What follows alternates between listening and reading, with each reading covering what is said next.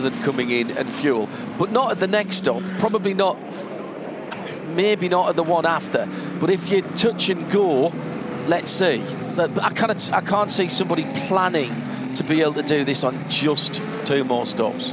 Yeah, I feel like we're 45 minutes to just over an hour away from critical decision time. Yeah. And there'll obviously be a lot to play out over the next 3 hours and 45 minutes.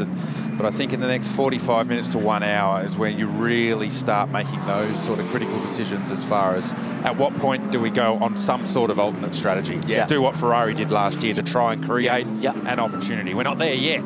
Yeah, and at that point, if you're on the lead lap but you're 10th, that's when you might go, do you know what? Let's have a crack. We've got nothing to lose because we don't have track position, and we're probably not going to win the thing because we're at the front of the field. Once you reach turn 18. So the other thing is, we've been talking about 80 seconds, of course. That's only if you change driver and put the fuel in. If you change tyres, is that your 80 seconds as well? So if it is, okay. But it's only going to be about fuel. Yeah, I don't think tyres play a role, to be honest with you, because on that last mandatory stop, the 80-second stop, you put tyres on, and then so there you go. Yeah, there's no advantage in not putting tyres on at the end because of the pit stop time that covers it. So, yeah, it's all about fuel, and you need go faster, you're going to burn more fuel. So ultimately, it's about getting to the end of the race as quick as you can with track position, burning the least amount of fuel. We say it's about fuel and not about tyres, but I wonder who's got the tyres left. We only get 12 sets for the day, and there's been an awful lot of pit stops. Yep. Yeah. The Audi. Oh, no. So that was a wave-by car. Maybe it wasn't. Maybe it wasn't a wave-by car, and they're putting themselves back. It was 13th on down. No. Hang on. Not to know.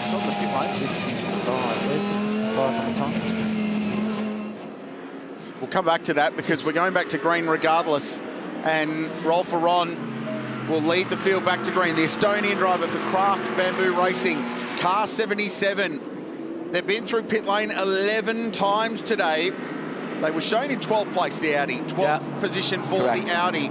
So I wonder if they've done what Corvette did earlier and blazed past. We'll get confirmation for you on that. Regardless, Rolf Aron leads the race. Lucas Stoles is back behind the wheel of car 75. He's in second. Maro Engel is in third place. He stayed behind the wheel of the GMR number 888. Marvin Kirchhoffer is next in the McLaren, fighting a little bit further back. Nicky Katzberg trying to put a move on Lauren Heinrich, Porsche versus Corvette. Then it's back to Matt Campbell. And there's the Jamek Racing Audi, Christopher Haase behind the wheel. 13th, including 13th on down, is what race direction said. They were 12th. They went, then stopped.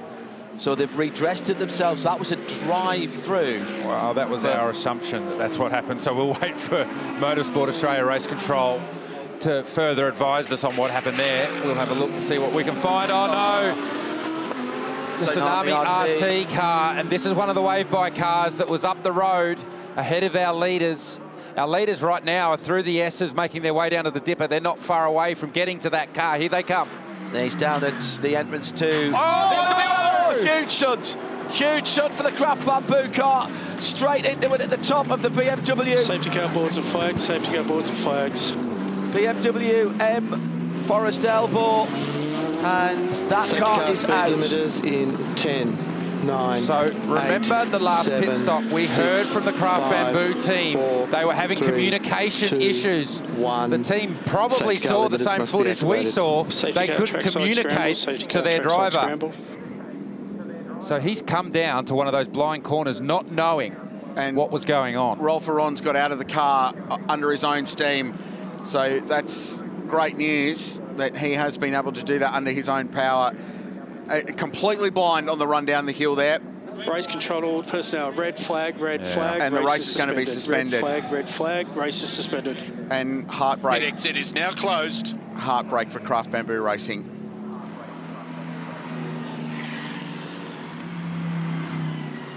It is one of those spots, isn't it, Garth, where vision Race down the control mountain to all teams, just all not there. Teams, all cars to stop on the grid, please. Single file on the grid. So there's the Tsunami RT team, Maxi Goats from Craft Bamboo. What could have been for that team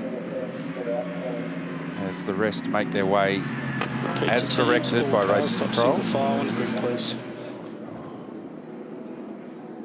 And Rolf's out of the car and climbed out under his own steam at a blind section of the racetrack. And Lucas Auer and Maxi Goats watching on from pit lane. Absolutely nothing that they can do. So race suspension. It's only happened a couple of times in Meguiar's Bathurst 12-hour history. Last time was 2018, and that was with 40 minutes to go, and the race ultimately didn't resume. Clock has stopped at this point at 3 hours, 40 minutes and 48 seconds. And that's for driver time. So the driver time under a suspension doesn't count. So it's vital that that element of the race is preserved, because the whole day is based on what amount of time behind the wheel a driver can do. So that's why the clock stops under these conditions. And Johann Ziegler, was behind the wheel of the Tsunami RT Porsche, has also climbed out of his car. So huge impact at the top of the elbow. So if you've just joined us, the 79 car was part of a group of cars, waved past the safety car. They were rejoining the back of the field. It spun. We don't yet know the circumstances of how it spun, but it spun at the BMW M elbow, and it was then collected by the race leader, Rolf Aron. Well, as you can imagine, a lot of emotion down in the pit lane. The relatively good news is that both drivers got themselves out of the cars. Rolf Aron clearly taking a big hit there. I want to reiterate, John, sorry, that Rolf got out of the car under his own steam. Correct. And walked across the track, and clearly then needed a little lie down on the side of the road, which is completely understandable. Massive impact. Just no view there. No, there is no view. I've been caught up in an incident there in the past where you come around the corner and there's literally nothing you can do. And it's faster than people think isn't it? It's fourth gear in a GT car. It's moving, so it's a completely blind corner. It's Maxi Goats and Craft Bamboo team. This team have been coming here since 2014 when they were an Aston Martin squad, and they've been on the podium a couple of times. They came within 10 seconds of winning this thing in 2022 with a staring drive from Maro Engel. And they keep supporting this event year and year again, and they rock up with amazing liveries and incredible support, and an operation with people all around the world contributing to get them here, and some of the best drivers. And they were leading the race within the final third, and unfortunately now are well and truly out of contention for this one. So too Tsunami RT. So just confirming, the race has been suspended. The clock has stopped, and all of the cars directed by Motorsport Australia Race Control to pull to a halt on the pit straight behind the safety car. And directions essentially from there will follow. And as they're pulled up, this is how they stand. Oh, there's a flat tyre there for the Aston Martin number 14. That's the Volante Rosso Motorsport car. So the spin happens first, and right in front of the Penrite 100 car. The Tsunami RT car goes around, does a really good job of getting on the middle pedal so that they don't roll back, and they left some room for people to go around. There's two cars there, the Volante Rosso car's there as well, and that was hiding the other car. So the Volante Rosso car is trying to get around and leaves no room. What an avoidance as well by the 888 and Maro Engel, who somehow managed to get that satin red car through a gap that didn't appear to be AMG GT wide. Race control to all cars, please just form in behind the queue that's already existed. Form in behind the queue that's already existed. We will sort the field when we go into the restart componentry. So that's the orders from James Taylor, Motorsport Australia Race Control, and he'll be getting messages on the LAN and from team manager contacts complaining about race order and things like that, that right now that's not the priority. The priority is to get the racetrack under control and to manage the situation at the top, get the cleanup underway, and then worry about getting the race restarted. So there's Maro Engel. What a drive it's been from him so far to haul this car with his compatriots Mick Grenier and Maxime Martin. And yeah, I'm, as you said, to squeeze past as he did, there's an element of luck involved in motorsport, and I think he's just used a bit of it. That's your actions preceding your thought there. That's instinct that gets you through that, Crillsy. And pure instinct. Your point to the Aston Martin being there, I think, is apt, because you'd be easy looking at that car going, okay, well, that car's on the left, so I'll go right. But that was where the stranded car with the Porsche was parked. Yeah, just a little bit further around the corner, Crillsy. Would have been slightly unsighted as they came through there. Chad down in Elfoyle's pit lane. Almost on the racetrack, actually, John. Grab Lucas Stolz for a quick chat about this one. It feels like an unusual time to be chatting to drivers mid-session. That looked pretty serious up there. Can you tell us what you saw? Yeah, first of all, I hope everybody's okay. I couldn't really follow.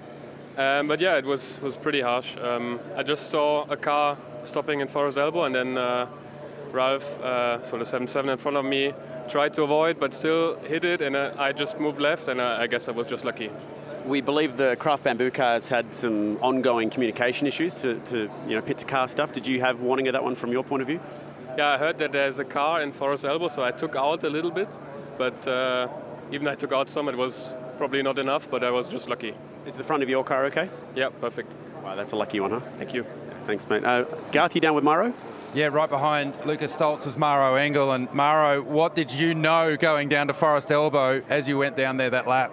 Nothing. I just saw the yellow flag, so backed off, but as I came around, cars stopped and cars everywhere, and just crazy, and don't really know how we got through there without any touch. Must have been a centimetre or so, but yeah, first of all, hope that Ralph and all drivers are okay.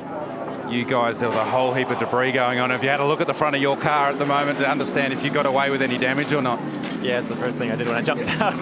So, yeah, it looks like no touch, nothing. I think I just rolled over a bit of debris, but yeah, crazy. It's a crazy old race, this one. You know it more than anyone else, how crazy it can be. You guys started last. You've worked your way back into the game. There's been a whole heap of strategy stuff going on throughout the course of the day. Do you feel like you've got the car once we get going again to get the job done?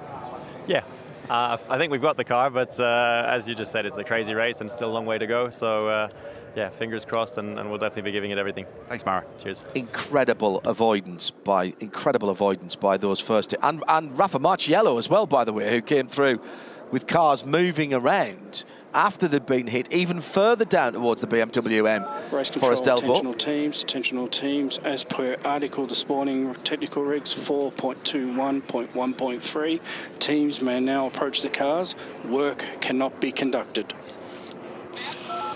Thank you, JT. So that just saying that the teams, the cars are in a park for May condition, and what that means is that you're not allowed to touch them for fear of fiddling with them or making tweaks on changes. But race control then gives teams permission to go to the cars and plug in things like essential systems, like external batteries if they need them to get them fired up, things like that. So that's why they're given that order from race control. They can go out and make sure their cars are okay visually, and then there'll be further instructions from there. Chad? Just watching Matty Campbell. The team are giving him some direction at the moment, maybe just switching things off to save battery power down here. 7 years ago, that was the very spot where he pulled off the race-winning move. Did a good job avoiding that one. Matthew, can you tell us about that one? Yeah, obviously not what you want to see. Obviously quite a large accident. I'm just lucky to sort of make it through. Got a call just as I sort of start to enter the corner, and started to see stuff flying. So definitely not ideal, but I think we made it through okay. A lot of debris everywhere, so hopefully none of us have a puncture or anything like that. But never what you want to see. The team have come out to inspect the car. Have you had a bit of a walk around it yourself? Yeah, had a little look. I mean, the car's pretty clean so far. It's a it's pretty challenging at the moment, you know, just racing and trying to get clean air and different strategies and so forth. I think we have a really fast car. We're probably just struggling a little bit to follow and get sort of close enough to make a good move. So at least we know we have a fast car. Maybe we can pull something off on strategy and try and, you know, jump a few cars. But yeah, we just still a long way to go. Yes, there is. Thanks, Matty. Thank you. As generally happens in these red flag procedures, drivers congregate and start to debrief themselves what actually took place. Jordan Pepper, I'll grab you first. You're in the third. Which one are you in? 32. The 32. Tell us what you knew heading down to Forest Elbow on that lap. Yeah. Sorry, just eating a banana, but it was a bit weird. There was like flashing yellows like coming through up the hill from the cutting, and then there was green flags, yellow flags, green flags as we came over Skyline, and then it was green. And then I just heard the engineer on the radio. He pretty much saved us because he was screaming like, stop, stop, stop.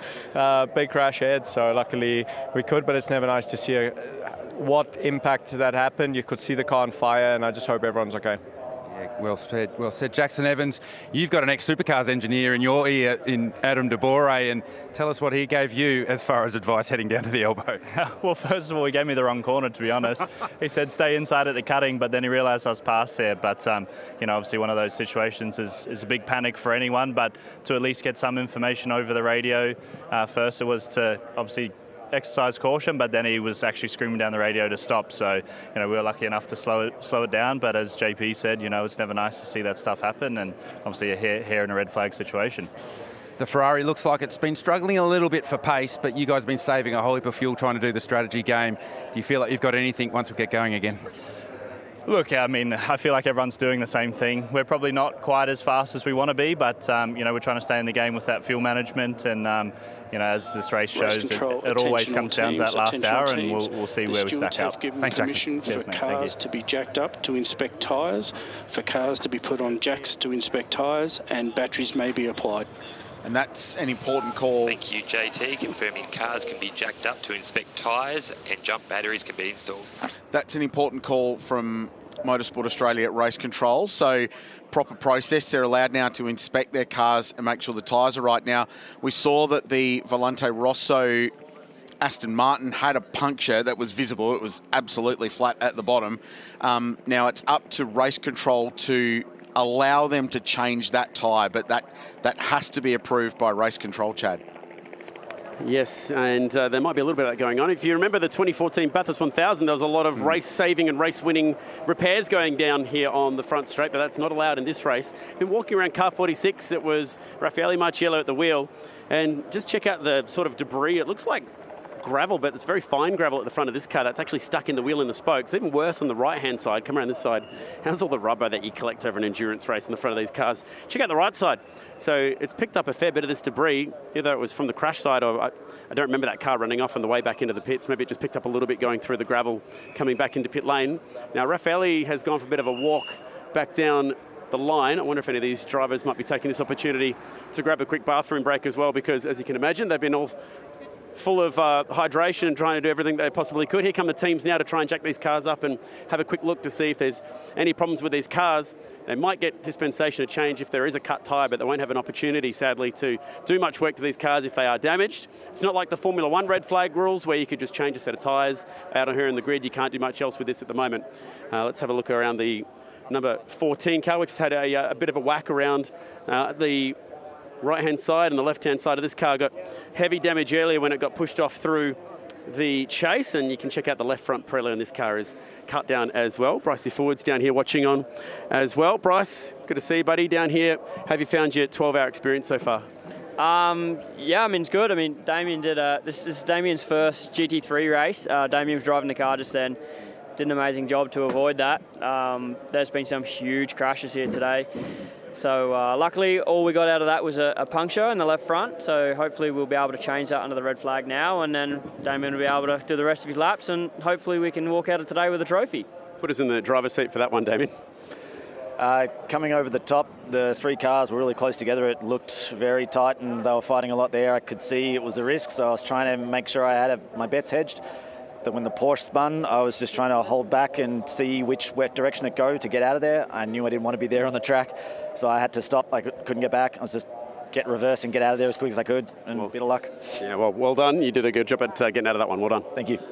I think that debris on the wheels is probably the oil dry that's at the top of the hill. So this is earlier in the lap. This is the Tsunami Porsche.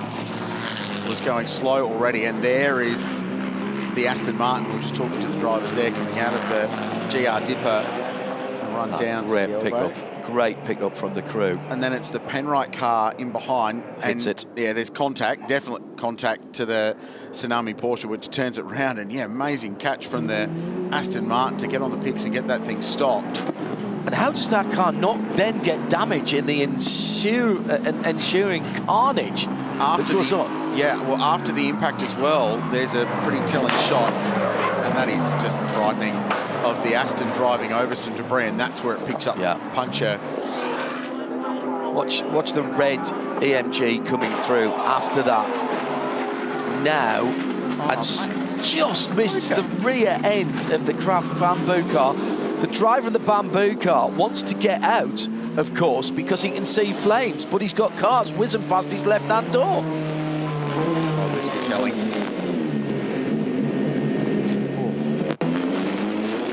GT. Here with Christopher Haase, who's aboard the 55 JMEC Racing Audi. Chris, you were right at the end of the lead lap cars at that one. Tell us what you saw going down to Forest Elbow. You mean the incident? Yeah. So basically, we're far away. Luckily, I have seen the yellow flags far before, and I have seen, the crampy face from the marshal. So I knew, okay, there's something's going on heavily. I slowed down. I was lucky that nothing happened. But I mean, nothing. I think Schul was who could do something different. You cannot see a car like that. It's impossible at that position. So yeah, very unfortunate for them. I want to take back to the restart before that lap. You ended up somehow parked on the inside of the chase at the restart lap. What happened there? Unfortunately, we struggle all the way with radio connection somehow. So sometimes it's there, sometimes not, sometimes not clear. A very unfortunate situation. So I thought, okay, I need to pass. But then it started to work again. He said, no. At the end, I tried to redress the mistake, let's say. I stopped, I let all them pass to show them, okay, we have seen that, we want to clear that again, and yeah, that's how it happened. How's the 55 feeling today? You got super speed across the top of the mountain. That's what the Audi is known for. Do you feel like you've got a car that's fast enough for the end of this race? Definitely when we are in the position, we need to be a bit further, then we have the position to fight. We have to be, let's say, into the slipstream window where we get pushed from behind and then catch the other cars on the front. On top, we are extremely fast, it's true. In straight line, when we are alone, we are a bit slow. So, yeah, we never give up. Good luck. Thank you. Garth Tander talking to Chris Haase. I mean, you're a chance when he's driving. There is absolutely no doubt. We're just unpicking what's gone on here, and we've been getting reports from around the circuit. And photographer Jack Martin, one of the team that shoots for the event, and a Gun Motorsport photographer, has a shot of the Tsunami Porsche against the wall at the top of the mountain at McPhillamy Park. So as you're just before you crest the hump and turn on past the McPhillamy Park gates onto Skyline. So we picked the car up going slowly through the dipper. Process of elimination, we're working our way through this, that it actually crashed a little bit earlier in the lap. That explains why it was limping and going so slowly, that ultimately built up to what happened down here at the BMW M elbow. Standing by alongside number car 100, it was Kai Allen at the wheel. He's taking his helmet off, and at the front of this car, they've already been doing a bit of work on the front splitter, so it's really hard to know which damage might have been from this incident and which damage might have been from earlier, but I can show you there are some holes in the front of this car, but like I mentioned, very hard to know what's new and what was from earlier. In front of them, they're just jacking up the 222 car, the STM entry as well, Scott Taylor Motorsport, and we'll see if we can get a few of the drivers for a quick word as to what they saw as a part of this one. And Kai, who's leaning on the fence. Hello, mate. That all looked pretty scary at the top of the mountain. Can you tell us what happened from your point of view? Yeah, not really sure, to be honest. We obviously got let through on the wave by, and Cam managed to get past that really slow Porsche, and Dean and I were just trying to get away, and there was an Aston and the Porsche either side just going like really, really slow. So I was very concerned of us getting ploughed up the back, considering the leaders would be coming through soon. And yeah, very unfortunate. I really don't know what happened. It just, was trying to go around him, went really slow, and he just broke and just hit. Basically, I just accidentally hit him. So, yeah, I really don't know. It was, yeah, very weird situation, and very unfortunate to see that massive crash. Hope everyone's okay. Yeah, absolutely. Have you found your 12-hour experience? Yeah, it was really good. It started off really good. My start in the morning was pretty fun. Like, it was crazy in the dark, but yeah, I've been loving it. Obviously, we've had some issues here, and the boys haven't been giving up. We've been going there, and I've learned a lot in my stints, even though we're not on the lead lap. So, yeah, the Penrite AMG's doing a good job. We just got to keep chipping away, and yeah, it's all about learning for me, which I'm enjoying. Been enjoying watching you drive the thing, mate. Thank you. Thanks, Chad. I'll pop over here because I noticed that a few of the... Oh, actually, never mind. Garth's with them. Who you got, Garth? I have Cam Waters and Chaz Mostert. It's great that you could make your way back from the chase, Chaz, that you went down just to wave at Cam Waters. Did you see him down there? I did, yeah. I wasn't impressed. Why were you not impressed with your teammate? He was down there cheering you on. Well, last time he was there, he was having beers, and if he's down there having beers without me, I felt a bit left out. So I thought, come back, support me, and we'll go down there later. Well, there's still 4 hours left in the race at that stage. He probably has to get back in the car, so he couldn't be having beers. Chaz, why did you go down to the chase?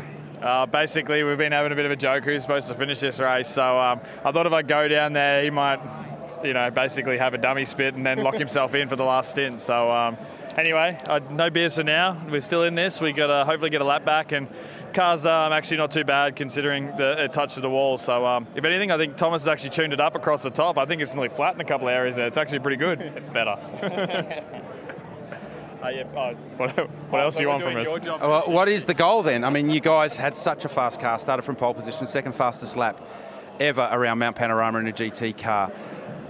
Obviously now, a race wins out of the question. What's the goal for the rest of the day for the Triple Two? Well, tell us more. Oh, that's a bit rude. How many laps down are you? We're one now, aren't we? We're about to get another one back, hopefully, so we'll be on the lead lap. Car's pretty speedy still. Bit slow down the straights, but we'll put Chaz in to finish, and he'll do a bit of magic around here. Do you feel like you've got a car that's going to be fast enough to do this? I'm still just a bit dirty. You just ripped me off, so it's good if replacing Scafey, but you're kind of talking like him. That's all from these guys. I want to pick up on a couple of things that I heard earlier on, particularly one from Chris Harzer. He was being interviewed. He said, I could see on the marshals' faces how serious it was. Great pickup from the replay crew to see the Tsunami RT car in the wall. Now, part of the confusion here, Craill, is this is the cars that were let through, and normally you wouldn't be allowed to overtake until you've come past the line. And I think there's some hesitation there from Damien and the Volante Aston Martin as to whether he goes through or not. Yeah, maybe, but also it's single file down there, so it's very, very difficult to pass regardless. Everyone's stacked up behind. There are the two characters in the STM car having a little laugh with Garth Tander, and then incoming at high velocity will be Rolf Aron. And he's absolutely no warning. We should emphasise that our understanding was that that car was having some radio communication issues, which would explain that, because everyone else got at least some warning based on what they've been saying. Another example of how strong modern GT3 car is. Now, Valentino Rossi coming on the scene and picks his way through nicely, actually. If the Aston's the only car to get a puncture out of debris from that, it's remarkable. Yeah, totally. Down with Marcel Zalou, who's just got out of the Gaia Valmont Mercedes. Last year was an amazing story of triumph for you guys after a pretty serious incident in the midway part through that race. And unfortunately, Bathurst hasn't been much kinder to you guys this year. I don't know what it is, but Bathurst doesn't seem to like us at the moment. But you know what, we charge on. We're clawing our way back, which is good. And you know what, we've been having plenty of fun out there today. We've been pretty quick. It's a shame we lost, 36 minutes early on, but we've been, this is the fastest I've ever driven around here, which is pretty exciting. But it's wild out there, and I'm keen to finish my stint and hand it over to the pros. Yeah, what was your take on what you saw up there?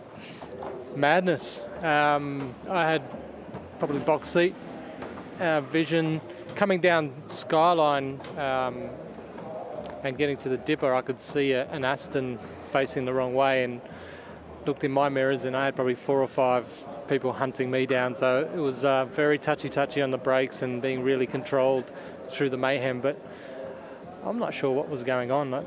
They do say safety cars breed safety cars, but that was insane. There's still 4 or 5 hours left. I hear you, mate. Well, hopefully we'll get some more racing back in here pretty soon, but I appreciate the chat. Thanks, mate. Cheers. I've got Dean Fiore, who was aboard the number 9 Hallmark Audi when just in behind all that went down for the run down to Forest Elbow. Dean, give us your point of view of what took place. Oh, it was crazy. We're obviously on the lucky dog, so we were going quite hard. And then we've come through the dipper, and I'm right behind Kai, and there was a staggered sort of situation of 2 cars going slow. So Kai had nowhere to sort of go, and they were really doing like 40, 50 Ks. And yeah, Kai's obviously tagged him, and I managed to slip through before he's rolled back into me. So it was dangerous, to be fair. I don't understand how we can be out there going full blaze, and there's people doing 50, 60 Ks in that tight zone. It seemed like a perfect storm that we ended up with a lot of cars in a very small part of the area. Sharing the car with Lee Holdsworth and Mark Senior, you guys have been doing this for a very long time. You come back year after year after year. Tell us about your day so far. Mate, but day's been strong. We're just chipping away, and I think Mark's done his time. Lee's super quick as usual. I'm getting more comfortable. I actually even said to Mark that I found like half a second out there. I said, if we can do this for another 10 years, I might actually get good. So it's a great weekend, mate. Every year we come here, we just laugh for 4 days straight. So it's a pleasure to drive this car around this track. You guys currently in position 20. What's the goal for between here? We've got just over 3.5 hours left in this one. What's the goal from here to the end? Mate, we're not concerned about outright, to be fair. We just want to be as high up as we can in our class. So it's just a matter of getting me done, and then Mark and I put our feet up and watch Lee do his thing. Have fun. Thanks, mate. Here with Italian star Antonio D'Alberto, who's just got out of the glorious Italian Stallion Lamborghini behind us. You were somewhere up on the top of the mountain. Yep. Tony, what did you see up there? Yeah, it was just starting to unfold as we were sort of approaching the elbow there, so I sort of caught it early, slowed right down and managed to get around it without any damage at all. And then coming down Conrod, they called the red flag, and I said to my engineer, it didn't seem too bad. But I didn't see the second incident, so yeah, massive shunt there, unfortunately. So no good. Hopefully everyone's okay. We don't like to see damaged cars. We don't like to see injured people either. It's been a pretty eventful day, as you've seen. It's been an eventful weekend for this car. Let's come back this way a little bit. We'll still be able to see the car in the background, but I think we're just a little bit under the bridge here. This Lamborghini, it's just about to be put out to pasture, so to speak, in terms of its lifehood with a new one coming through. It's been pretty quick this week as well, and it looks like it's been a lot of fun having Marco in the team. Yeah, it's been great to have Marco and some support from Lamborghini. It's amazing the difference they've made to our team this weekend. So Marco's super, super fast, DTM, factory driver, so you don't get much better than that to compare yourself to. And just the little tricks of the trade, they know how to set these cars up. So the thing's been on fire. To put the thing in the top 10 for our little team is amazing. So today hasn't rolled so well for us, but we've still a few hours to go. We're pushing as hard as we can. All right, I hear rattle guns going off, so thank you for the chat. Thanks, guys. Cheers. Nice work, Chad Naylon, Garth Tander down on pit straight as it is now. So we are under a race suspension at the Meguiar's Bathurst 12-hour. The clock is continuing to tick. What gets suspended is the driver time. So if you've just got in the car and you've got 60 minutes of driver time you need to roll out, then that will continue when the race resumes. So the driver time is paused now, but the clock continues. So there's 3 hours and 11 minutes of the race left. In that 3 hours and 11 minutes, we will get as much racing in as we possibly can when they deem the track safe and ready to go racing again. And if you've only just joined us, wherever you might be watching around the world, it was a hefty impact up at the BMW M elbow that sees us under red flag conditions for the first time in a long time here at Mount Panorama for the Meguiar's Bathurst 12-hour. And this is why, and it's a series of unfortunate events for the Tsunami RT Porsche. So coming up past the John Hintzman Vista, the top of the mountain at 200 kilometres an hour, having received the wave by from the safety car, the race was back to green flag conditions, hence the green flag. So we were racing again, had a crash, hit the wall, was going slowly. Contact from Kai Allen in the Penrite racing car. It turned around there. Everyone squeezed through. Traffic jam, blind corner. Difficult radio comms for Ralph Aron. We understand no radio in the Craft Bamboo car. Massive impact from him. Lucas Stoll squeezes by Murray. Engel squeezes by Kirchhoffer, and all of the leading cars managed to squeeze their way by. The net result is that the Porsche is out of the race. The race-leading Mercedes AMG is out of the race, and we understand word through that Rolf will be taken, obviously, for precautionary checks, but he did climb out of the car. Both drivers climbed out of the car under their own steam. Chad. Yeah, well surmised, Rich, and we hope that they're doing okay. Now, you may have heard I said that there's rattle guns going off down here. That would be unusual, right? Because you're not allowed to change tyres. Well, race control, in conjunction with Pirelli, have decided that there are so many cars with debris in their tyres up and down the entire field that in the interest of safety, they are going to allow teams to change tyres on the grid. Some teams are electing to just wait until they put them on, maybe even getting a little bit of heat soak out through the outgoing tyres, but that's the latest down here at the moment.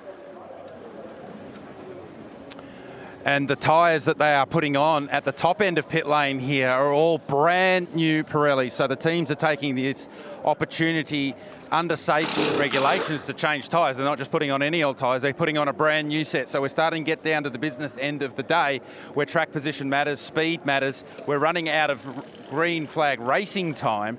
So now it's time to put your best foot forward, and lots of brand new Pirellis going on, all these top 6 cars up this end of the pit lane. That's a good point that Garth Tander makes there, because we had half an hour of safety car at the front end of the race and 3 or 4 more interventions, 4 or 5 more interventions of the BMW M safety car in the meantime.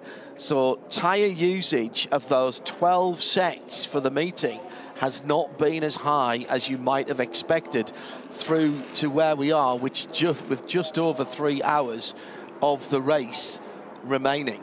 And therefore, use them if you've got them.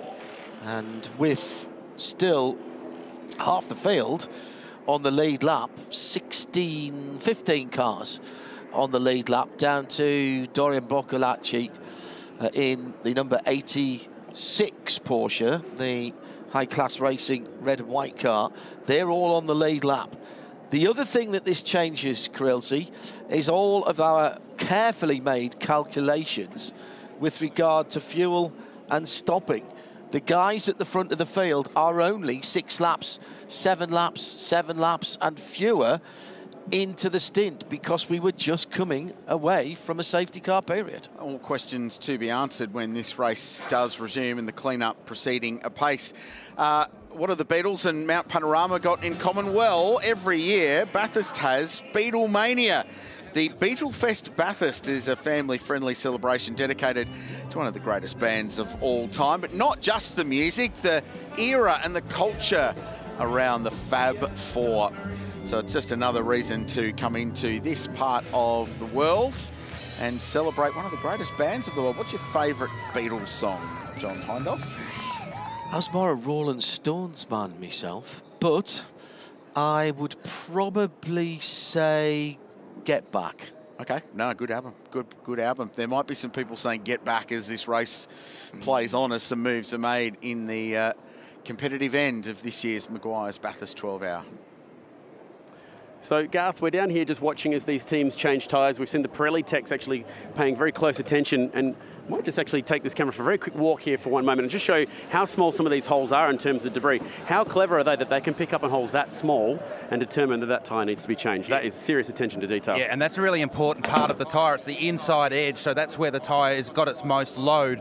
So if there's been any construction damage to that tyre, then that's when you're going to see a tyre failure. So I think it's a really smart move by the race organisers to allow all the teams, not just a couple. It's like, okay, if there might be damage to the tyre that you can't see, just change the tyres, take that out of the equation. I think that's a really smart play. Now, what does this mean for the race? Now, this is going to sound funny, but a 12-hour race is time certain. And I don't mean that as in you have to get 12 hours of racing. It's time of day certain as to when this is going to finish. It's going to finish at 5:45 local time. Yes. So that means that we have substantially fewer racing laps and time left in this race, and everything that we talked about, and John was just hinting towards this up in the commentary box a moment ago, completely changes whether this becomes 1, 2, 3 stops, safety cars, who knows? Yes, that's correct, because we've been hypothesising about how many stops and all the rest of it, all that's gone out the window. They have been able to change tyres at this red flag. They haven't been able to put fuel in, and that's a critical part, and the fuel's still going to be a critical factor when it comes to strategy to get to the end of the race. So realistically right now, track position becomes far more important.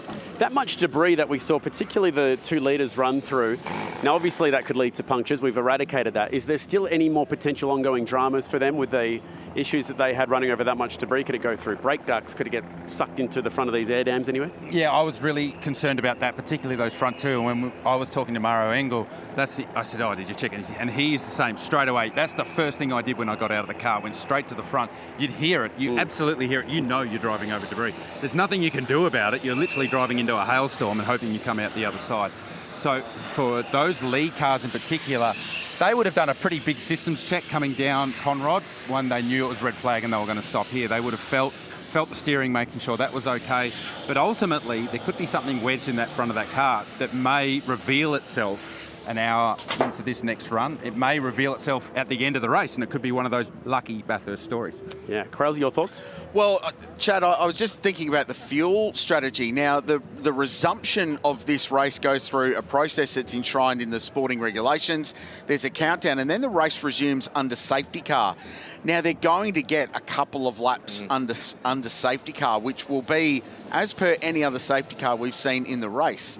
So what that means is, Garth and Chad, and feel free to jump in, they're going to have an opportunity to pit and put fuel in. So they've got the tyres on the grid, but do you now stop? In the knowledge that you stopped 8 or 9 laps ago, do you pit now under this safety car? The race will resume under safety car. Do you pit now, fill the thing up, and then work your way back? Or do you let this stint play out now, knowing that you've probably got, 20, 25 laps maximum on a tank of fuel, given the recent round of pit stops wasn't that long ago? Oh, that's really dependent on how long there is left to 5:45. So you guys got the monitor in front of you. 3 hours and 3 at the moment. Okay, so that's what, an hour and 32 and a half. So that's still not enough to do it on one stop, even if you stopped right now. So there's still a 5-minute process to get the race going when race control deems it ready to restart. So that's going to be the critical time. When we get going is going to be the critical time, and then when we go green will be the critical time. I'm not so sure you want to give up track position right now.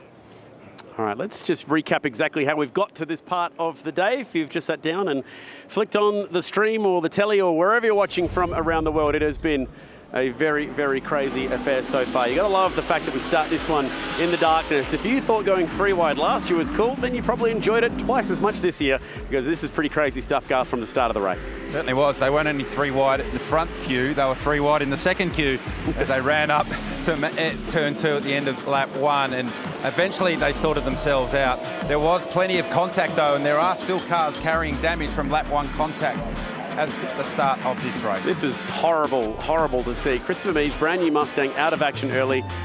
Serious incident with the kangaroo. I'm sure you've seen plenty of that on the socials today. Christopher thankfully okay, although he felt very, very ill. That was a scary one. Danny Studdard in that car losing the rear wing at a very high speed. Yeah, the worst places you can have that happen. It's the end of Conrod Straight. Corvette started to show their hand early and they made their way forward. They got to the lead of the race, but they had plenty of speed as they started to go forward. Yeah, there's been some late moves down there at that part of the racetrack, diving under brakes down at the chase. We've seen some late moves also with the fake to the right and then the jink to the left, very F1 style, relying on the ABS, relying on all of the incredible aerodynamics that you have, and sometimes a little bit illegally as well. That was the doctor. Bit of a heart-in-the-mouth moment for Cam Waters as he tried to go around the outside of Valentino Rossi down at the chase. Ultimately, he got it done at turn 1 and got up the road. Now we've had some serious incidents. This was the first. Rylan Gray got away with what could have been a worse one, but sadly, that car, which seemed doomed from the very beginning of the race, unfortunately had some issues in race control. Finally out of the race there, and one of the big heavy hitters, maybe not completely out of it, as we've recently learned. Yeah, it's a curious one for Thomas Randall. Spun going over the hump at the exit of the cutting. Significant damage to that car, but the Scott Taylor Motorsport crew have gone to work with that car and they've got it back operating and they feel like they're in with a chance. Man, it's hard to know which has been the bigger of the crashes today. Jimmy Golding and this absolute monster ride for his Audi BRM team. Thankfully got out of that car okay. How was the flame that came out of the side of it? Yeah, big contact with the outside wall. The exit of Reed Park. It was great to see James get out of that car okay, but yeah, big fireball as it made contact with the wall. Thankfully everyone was safe, but that Audi, it's very, very hurt. Yeah, James did a good job at getting out of that one. And then this one, which brought about the red flag, and that beautiful Tsunami Porsche turned around. We've seen this in many, many endurance races here at Mount Panorama. It started there and it finished here with the race leader. Oh my goodness me, I don't think I can watch that anymore. It doesn't get any easy to look at. A nasty shunt taking Craft Bamboo out of this one, and incredibly, they were the only cars to be taken out of race contention. A number of drivers, including the drivers in second, third and fourth, listening to the word that they got from their radio to say caution, caution at the elbow and avoid what could have been a much, much larger shunt. Maxi Gertz, thankful that his buddy was able to get out of that car. And that is where we are right now. A stoppage to this one now. Shay has a bit of news on the drivers. The good news is that Ralph is stable. He is being transported to a fairly local hospital up in Orange for further observation. Maxi Goetz is still with him inside medical, and I'm waiting for official word from the team as to how his attitude is, how he feels, all that sort of thing. But what we can tell you for now is that he is at least stable, and he's going for further evaluation. Thanks, Shay, Adam, and that's positive news and reinforces just how tough these race cars are, and the medical response is first class at this venue and indeed around all of our racetracks in Australia, and Team Medical Australia, the absolute best in the business. So the drivers having a little debrief while we wait to launch into the restart procedure when they're confident that the track is cleaned up at the top of Mount Panorama. We've been talking about wildlife a little bit today, JH, and the dog's been let out down there. It's fine. He's fine. There's no cars out there. Drag him back in before they. He's not going to jump the fence, is he? So. He'll get under it down there. Not a problem. The Dashend. Never leave drivers alone without supervision. This could get very untidy very quickly. Under 3 hours remaining on the clock now. So that's an hour, and an hour as it stands right now.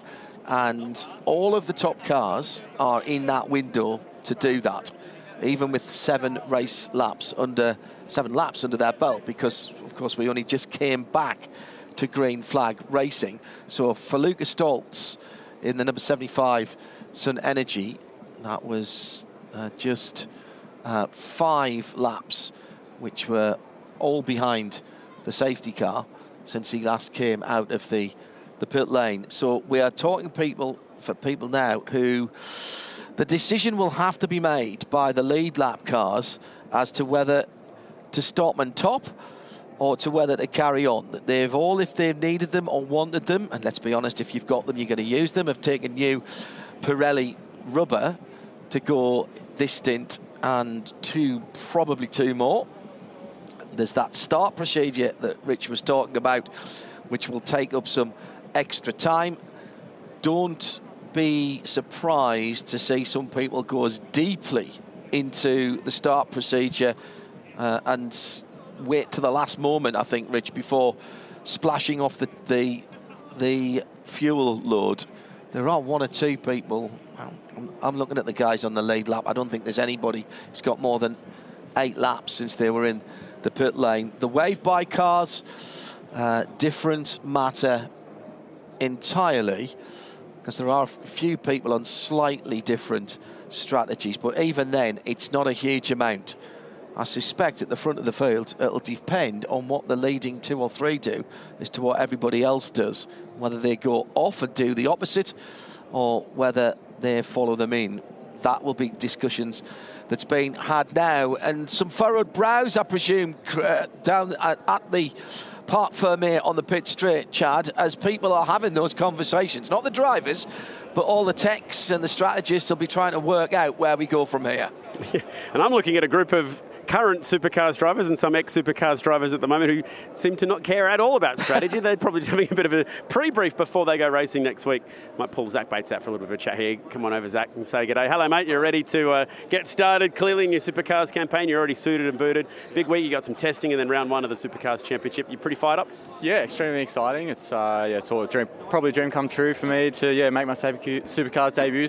And it's great to be here. Obviously, scary crash. I'm sure you've talked a lot about it, but nonetheless, it's great to get my first 12-hour start. We've seen what some rookies can do in the Supercars Championship, most recently with Kai Allen. So is the sky the limit for you this year? Yeah, exactly. Look, he's done a great job last year, and Woody behind me as well had a very decent start. So yeah, look, I just got to put my head down, try my best, man the Matt Stone crew. So yeah, see what we can do. All right, mate. I'll let you get back to the chat with the boys. Might get D-Russ out here for a little bit of a quick chat with us. David Russell, fresh off a podium here last time. How you going? You love the mountain, mate. And I think the mountain loves you too, because every time you come here, good things happen. How's your run here today been so far? Look, it's been a little bit up and down. We had these cars, when you change gears, they have a shift compressor and a little valve block there that controls all of that. It had enough early in the day. So unfortunately for us, that puts us about 10 laps down, and you're just going into circulation. Obviously, in a class as big as us, we're in bronze class, you're hoping that you can somehow go through, but at this point of the day, you're just circulating around, enjoying your laps around here. And look, James and Theo Konduris have done a really good job. They're sort of cycling through as well. I was actually just talking to Theo and said, mate, just go and enjoy your second stint. We'll get you out of the trouble, because obviously all these bronze drivers, the last thing they want to do is be perched in the middle of a field of pros where they're looking in their mirrors and doing that. So we'll cycle him through the lane, drop him to the back of the pack. He can go and enjoy his stint, and then we can press on for the afternoon and finish the race. Always appreciate the time to catch up with you, mate, and we'll see you back here soon. Cool, thank you. Take you back upstairs for a bit. 5-minute signal to resumption will be displayed at 14:55.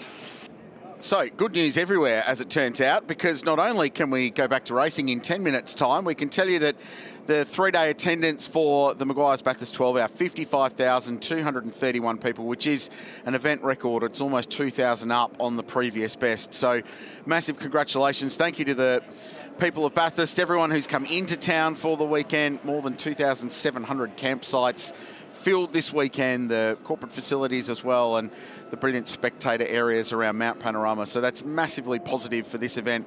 Largest ever event attendance for Australia's international endurance race, which this year, with 34 cars, 22 nationalities represented, is going from strength to strength. And the Camp Mud Duds are enjoying their time at the top of the mountain.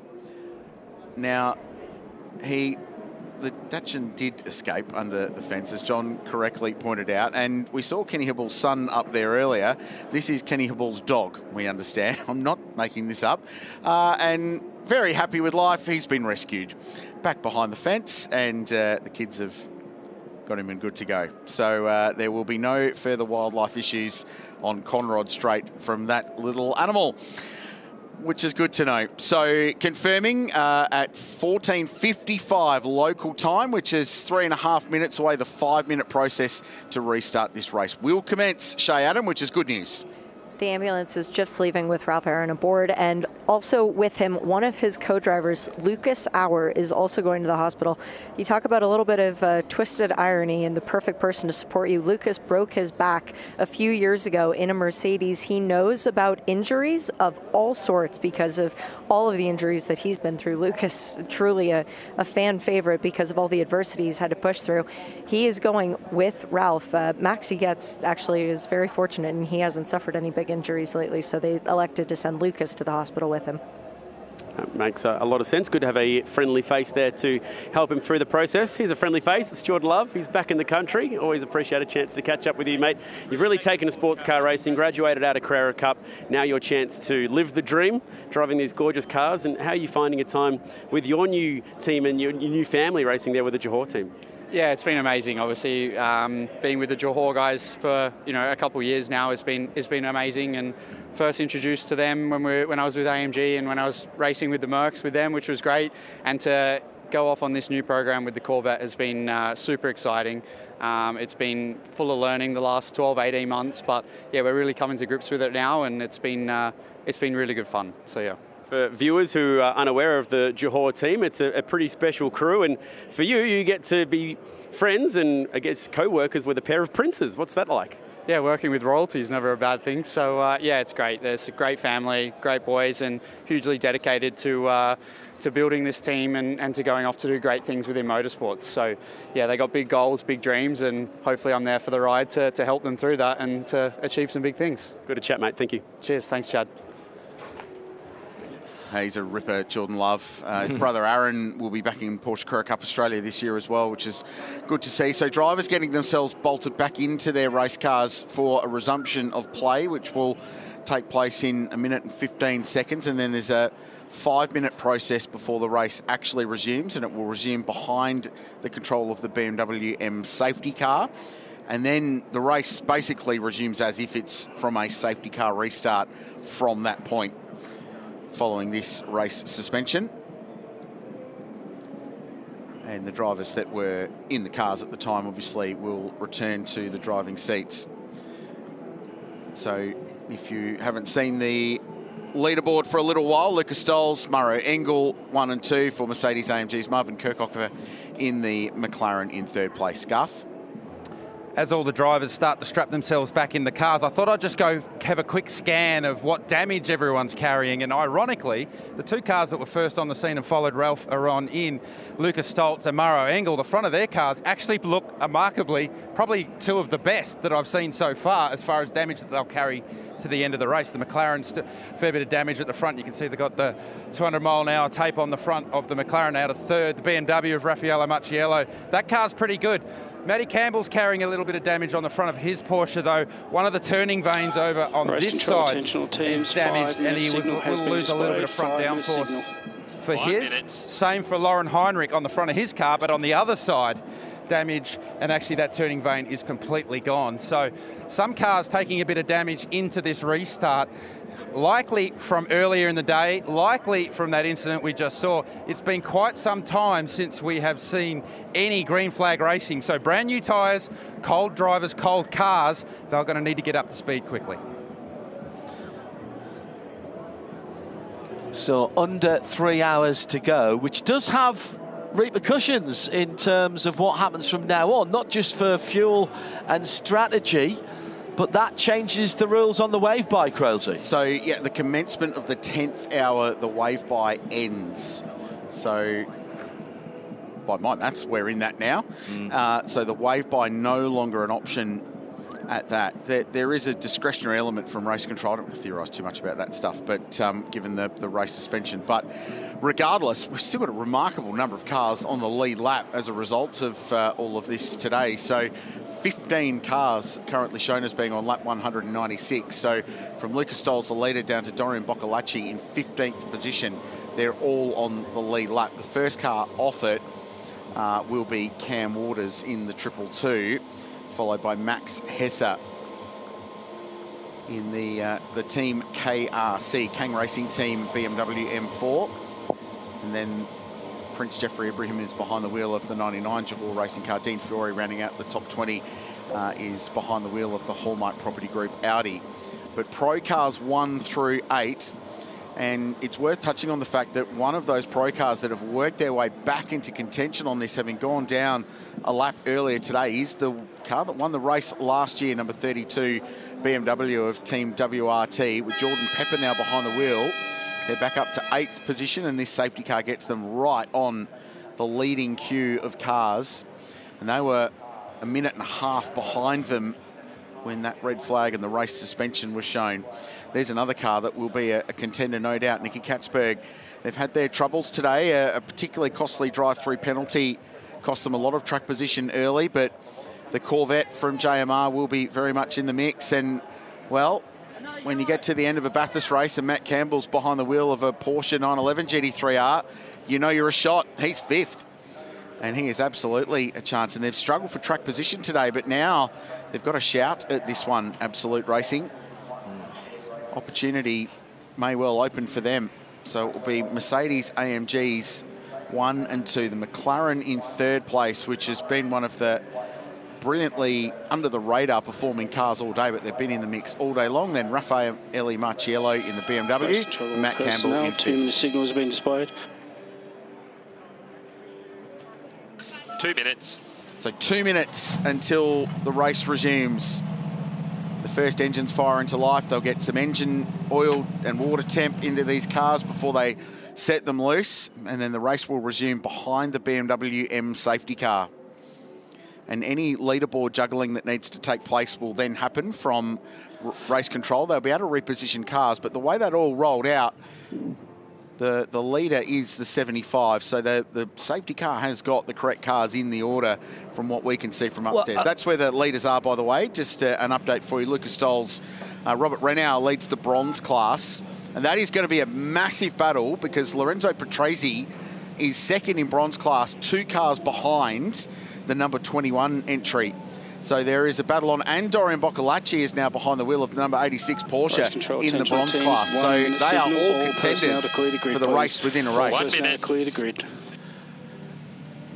where will they take that? Race control safety car lights on, please. Safety car boards and flags are displayed at all marshal posts. Let's just let the formalities go by. Race control safety car, lights are on for safety car. Where would they take that race order from, Craill?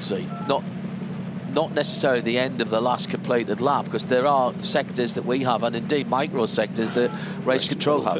It would be the point the race was suspended. 30 seconds. Would be where they will pick up from, because that's essentially what they're doing.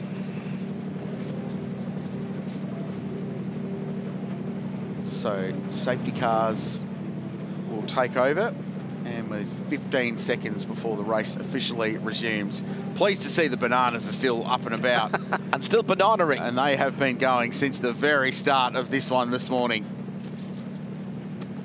So here we go. We're about to get back underway. Safety car proceed, green flag, safety car boards and flags, safety car start. And the noise of race engines rumbles around Mount Panorama once again, with just under 2 hours and 45 minutes remaining, which is a really interesting number, and we'll get to that in a minute from a race strategy point of view, with how this plays out, with how do you get to the checkered flag here with enough fuel so you don't run out in the final lap, but completing the fewest number of pit stops and having to go through pit lane. But we're now officially back under safety car. I think you don't want to run out on any lap, Rich, to be honest. But running out on the last lap would be the worst. Garth Tander has joined us back up here in the commentary box. An eerie sensation being in the middle of a race with there being no racing car noises. Yes, it's a strange occurrence. We've had it here a couple of times in the past, Mount Panorama, but great to see we are going again. A whole lot of, not confusion down there on the start-finish line, but just waiting for information. And you guys, when we were talking about strategy and how long to go, this is a critical number, the time remaining once we get going, and you said just under 2 hours 45. So the top cars, GT, 7 laps since they were last in the pit lane, hardly any green flag running there. 7, 8, 7, 8, 8, 8, 8, 8. And that's all under safety car except for one push lap. Correct. 3/4 of a push lap, if you like. Yeah. So where's your mind here with 2 hours and 43? That's an hour and 20 if you split it in half, but you can't, because you can't. Hour and 20 is not enough, because that's too far. No one's gone an hour and 20 yet. I'm not really thinking as far as once we turn the wick up to actually try and win this race. An hour and 15 is going to be enough. You're going to have to save too much fuel, give up too much. I agree with that. So really, if you split it in half, you need 2 hours and 20 left of race time, and that's a 22-minute delta to where we are right now. Which actually isn't too bad for those people who are on those on the lead lap. No wave by, we presume. We're waiting to hear confirmation from that, because it isn't the discretion. Once we go past the 10-hour mark, whether the race suspension may affect that, but let's for the moment say that it does not. So we've got 15 cars on the lead lap. Dorian Boccolacci in the number 86 Porsche for high-class racing, the distinctive red and white car, the last car on the lead lap. So each lap we do here under safety car is actually quite critical. It's manna from heaven, isn't it? Yeah. Well, no, but it's also as far as the green flag running once we get going, and that's effectively what you have to split into, is the green flag running once we get going. So watch the clock at the time where we go green. Another thing you need to keep an eye on is the circuit conditions. So not only here at the run down to Forest Elbow, we've had the most recent incident, but also still up at Reed Park where James Golding had his crash in the BRM Audi. That's almost what's triggered this whole process, because safety cars breed safety cars, and this is the secondary incident. And all of that treatment to soak up the fluids that you don't want there. You could see that all in the wheel rims when everybody stopped before they changed the wheels and Pirelli tyres in that Parc Fermé. Really smart from race control and Pirelli there to work together to say, right, you can change your tyres. Yeah, that was, I mean, the last thing we need now is a tyre failure with someone with debris and having an incident across the top of the mountain. So I think that's a really smart decision from everyone involved. Just change tyres, take that out of the equation, clean the track as well as they have. They've done a great job there cleaning the track up. Yes, there's still plenty of speedy dry, probably some slippery surface there. That will clean up over the duration of the rest of this race. But I think that was a really smart play to allow everyone to change tyre. Strategy's already starting. Exactly. Driver change suited. Race control to safety car. Please increase speed to 100 kph, please. Well, what you've just done there, Race control safety car, we're increasing to 100 kilometers an hour. you've taken nearly an hour out of the race, which doesn't count for driver time, but also you've put yourself into the next phase in terms of where your closers are. You're almost, you're 10, 20 minutes away from somebody being able to go at the end here. Yeah, that's a good point, because as long as they don't exceed the cumulative driving time, which will be hard to do now because we've taken an hour out of the race of competition time, as long as when you can't exceed, once you get the 2.5 hours left, you can't exceed the maximum driving time in one stint. Which might be why they're doing a driver change down here at Team KRC, and some running repairs as well. So Max Hesse jumping out, Maxime Oostin getting in the car. The Dutchman will take over. Chad? Just a thought on strategy for those competing in the other classes beyond the pro category. There is a rule that says your bronze drivers must do 1 hour of the race in the second half of the race. We just lost a huge chunk of that chance to get that away, so there could be a real mix of bronzes and pros out there. They're doing a brake change at this point on the number 6 Mercedes. Fabian Schiller is still behind the wheel, but it's just interesting that they feel like this car needs a brake. Oh no, it does need a brake change. The pads they just pulled out are quite worn, so let's see if this helps the number 6 maybe get back into some kind of competitive position. Thanks, Shay. Good point. And that was a car that has worked their way back onto the lead lap, and at times has had the pace to be competitive, but they've gone down laps early in the day, and it's taken them this long to work their way back into contention. Max Hesse taking out the dark green BMW with a whole load of tape on the left-hand front of that car where the headlight is. I think they might have learned from WRT about headlights falling out earlier on. It's got a different bonnet on it that started the race. It's got a different front facer on it that started the race. I think it's got a different front guard on it that started the race as well. It's got a whole heap of race tape on it that didn't start the race as well. So this car has been in the wars, as have many, and I took the opportunity to walk up and down the grid that were parked up there on the front straight. Nearly every car's got some form of damage, whether it was from the incident we've just had or general combat over the course of the race so far. Not the Tony Quinn Audi. No, actually, I didn't get to the Tony Quinn Audi, but they generally, to this point, touch wood, seem to have had a clean race, and certainly hope that they do that to the end. It's Maxime Oostin behind the wheel of the KRC BMW.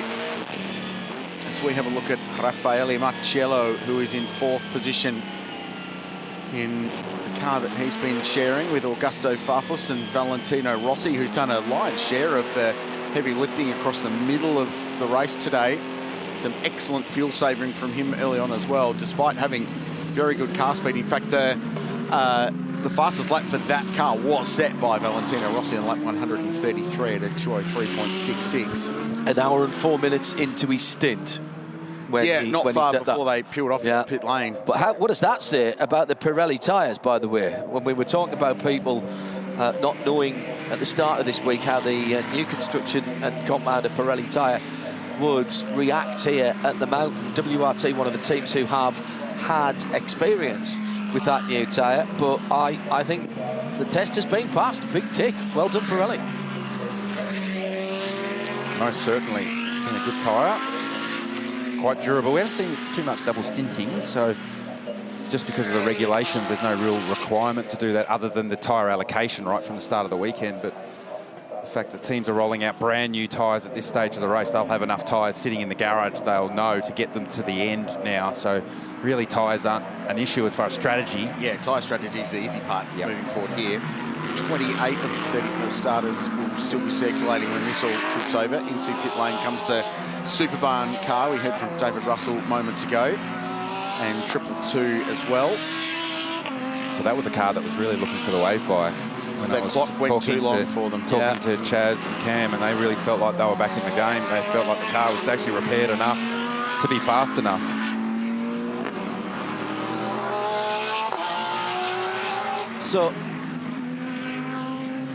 So we're waiting to hear from race control what the decision is. Please maintain speed at 100 kph, please. About wave buys. Control that car maintaining 100 kilometers an hour. 2 hours 36 to go. We're still not green. It's the green flag time to the end. 43 minutes after the hour and a lap after that. That was just literally a splash of fuel. But the 80-second transit time still in effect. That doesn't change. I don't mind this. I think it's smart. good. I mean, they didn't have track position, so they're not really giving anything up. Nope. They are still hopeful of the wave by. They're still waiting direction from Motorsport Australia Race Control on that. So why not be as prepared as you can be should it come your way? Yes, Get as much fuel in the car. Exactly so. At the moment, we're still counting down. Race control, attention all teams. From the stewards, the period of the race suspension, which does not count as driving time, was 55 minutes and 48 seconds. I repeat, the time was 55 minutes and 48 seconds of suspension. Understood. Thank you, JT. So that's all about driver time, that's Craill, isn't it? Because that time does not count towards any driver who's still in the car. Yeah, there was a few engineers up and down the front straight when the cars were parked up there going, oh, do you know what time the red flag came out? Yeah. Because that's actually quite critical. So Motorsport Australia Race Control clarifying the time, the duration, and now the engineers and the strategists can work out what they need to work out with regard to driving time. That's crucial. Absolutely crucial. So I've just been seeking a bit of clarification on the wave by. Now, the rule book says at the commencement of the 10th hour. However, because the race was suspended before that mark, they're going to do a wave by on this restart. I think that's fair. And I think it's sensible as well. I think that's fair and sensible. Good officiating. I don't know if the words force majeure are in the actual rule book. You could argue that this is 100%, yeah, correct. Pragmatic race direction, isn't it? Yeah. To get the best outcome, which is great. So there will be a wave by, and that's going to elevate 3 more cars up onto the lead lap of the race, including that 222 who have elected to take that pit stop. So they're looking smart now, aren't they? Well, we're going to get, at least we're going to have a couple of people having a swing at this from a different perspective than those leading the race, which is great. Cam Waters aboard the 222 right now. He's going to have to pass some cars, so that's going to be worth watching as well. Now, let's just remind ourselves what happens on the wave by. When we get that to clear, it will be on Conrod Straight driver's left as the safety car is coming round to the end of the neutralisation. The BMW M safety car will stay across to the right with the Crocodile cars behind it. Everyone else will go left, who is eligible, and then they will clear off. But no overtaking on that wave by lap until they come back around, Garth. That's correct. So it was actually the wave by lap that caused all this drama. I said before, I wonder as well that Aston Martin, faced with a car that he was coming to, knowing he shouldn't overtake, there was a little bit of hesitation there. Jamek Racing in pit lane. So from 10th position, Chris Haase in the lane. So they're going to have a swing at this as well to do something a little bit different than those in front. That's a lead lap car. Yep. Lead lap car. So Chris Haase.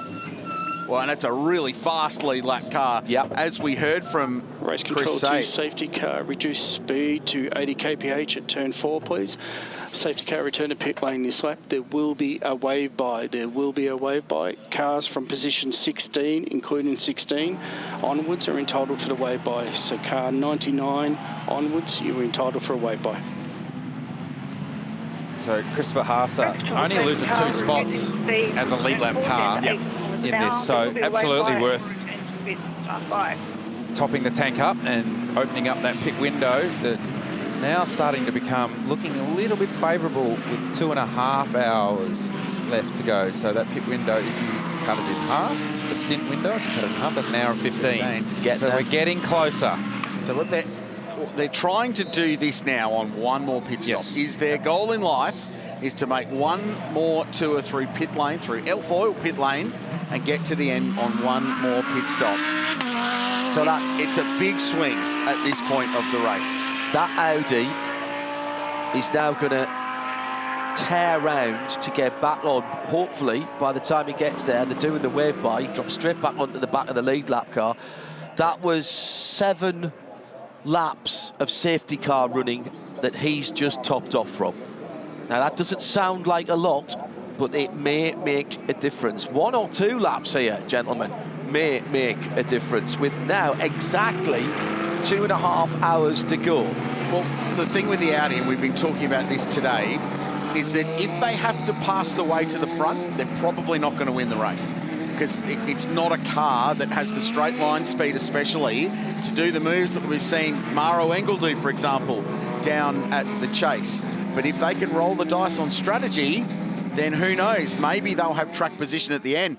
And I'd rather be leading and out of fuel than chasing and not being able to overtake, because at least you're having a massive swing at winning this race. So that's the scenario, and I love that NPC's rolling the dice. A short putt is always short, Rich, so you might as well hit it hard and see what happens. Well, do you remember right at the beginning of this race when we were saying it's a track position race?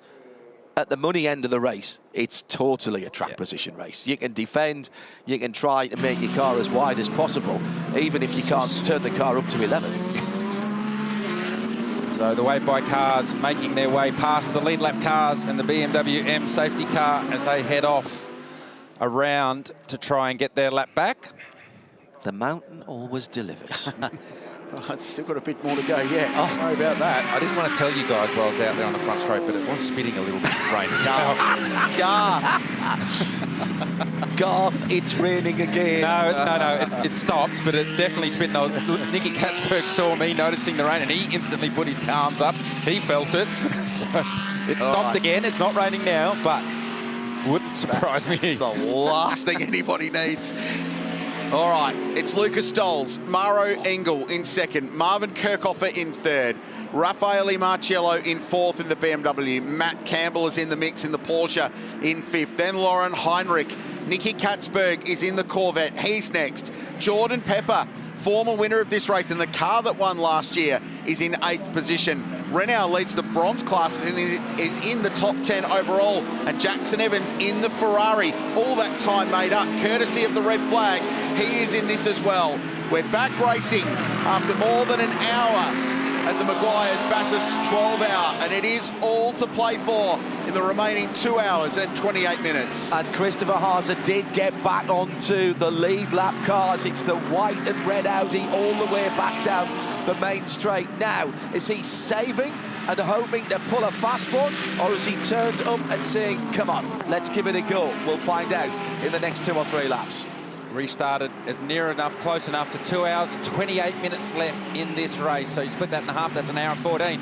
The McLaren under pressure from Raffaele Marciello in the BMW. Tries to go around the outside at turn 2. That's not going to happen now. He has a run around the outside of the cutting. You're not going to get that done either. So the McLaren defending hard. Now we're too wide going into the cutting. It was the Alabama Motorsport car, wasn't it, that got out into the grey, and I don't think it went forward from that point. No, it was Heinrich and Jordan Pepper going side by side through the kink and through the cutting. They come out as they went in, luckily. So the first real run across the top of the mountain after the clean-up. Stoltz has got up the road by 0.7 of a second. Off Brock Skyline, under the Expel Bridge and down to the Dipper. Another great restart from the Mercedes-AMG duo out in front.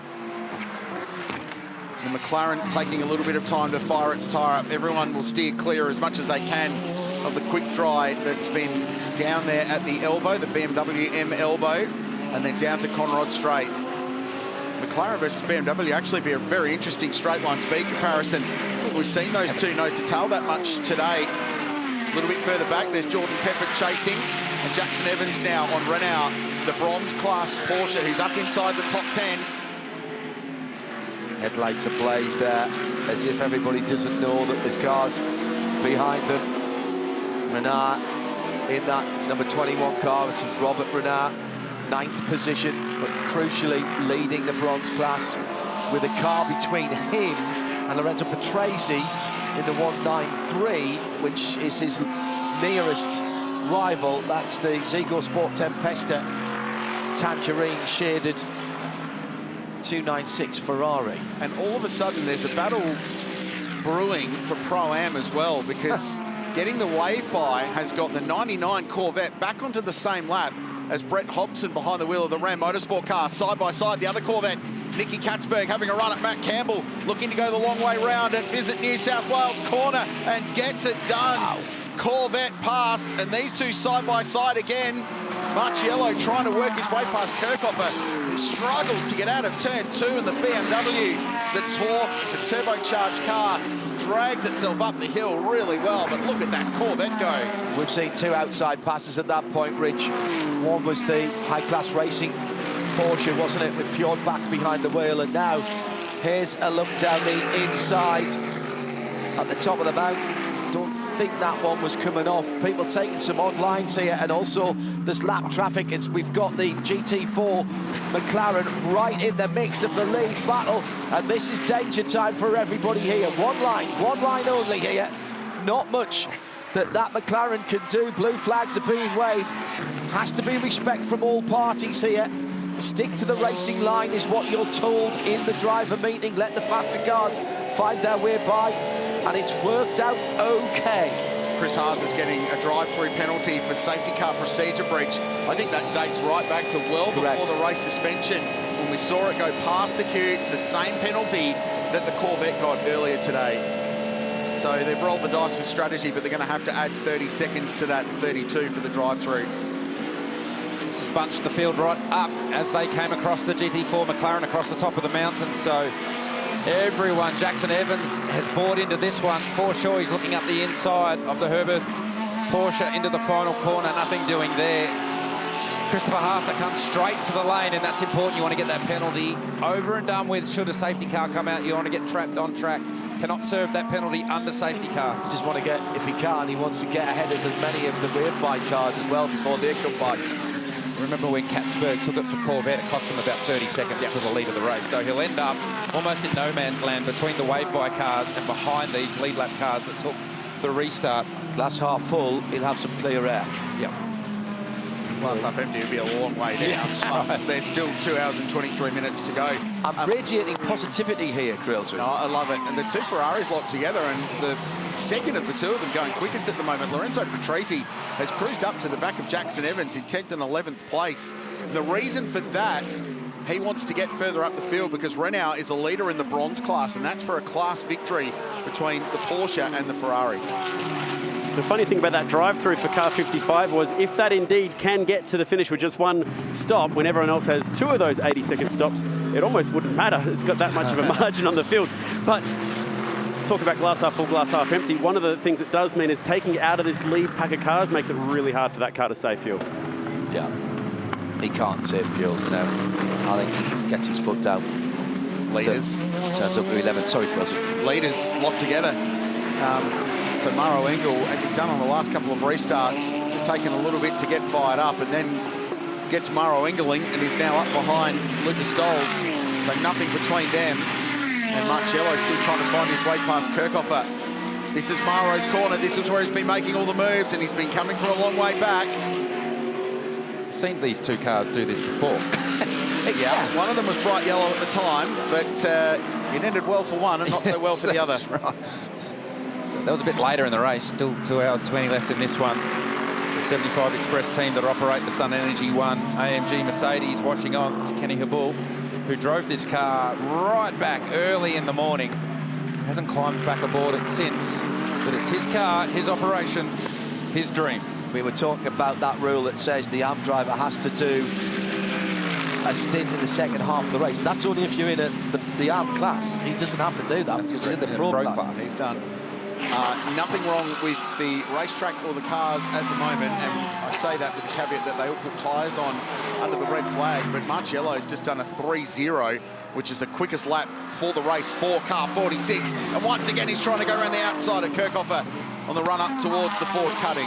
Either Kirchhoffer's not getting off 2 or Marciello is getting the run of all runs off turn 2. We're yet to find out exactly which it is, but Kirchhoff hasn't fell a whole long way behind Maro Engel, so I just feel like Raffaello Marciello, it's go time.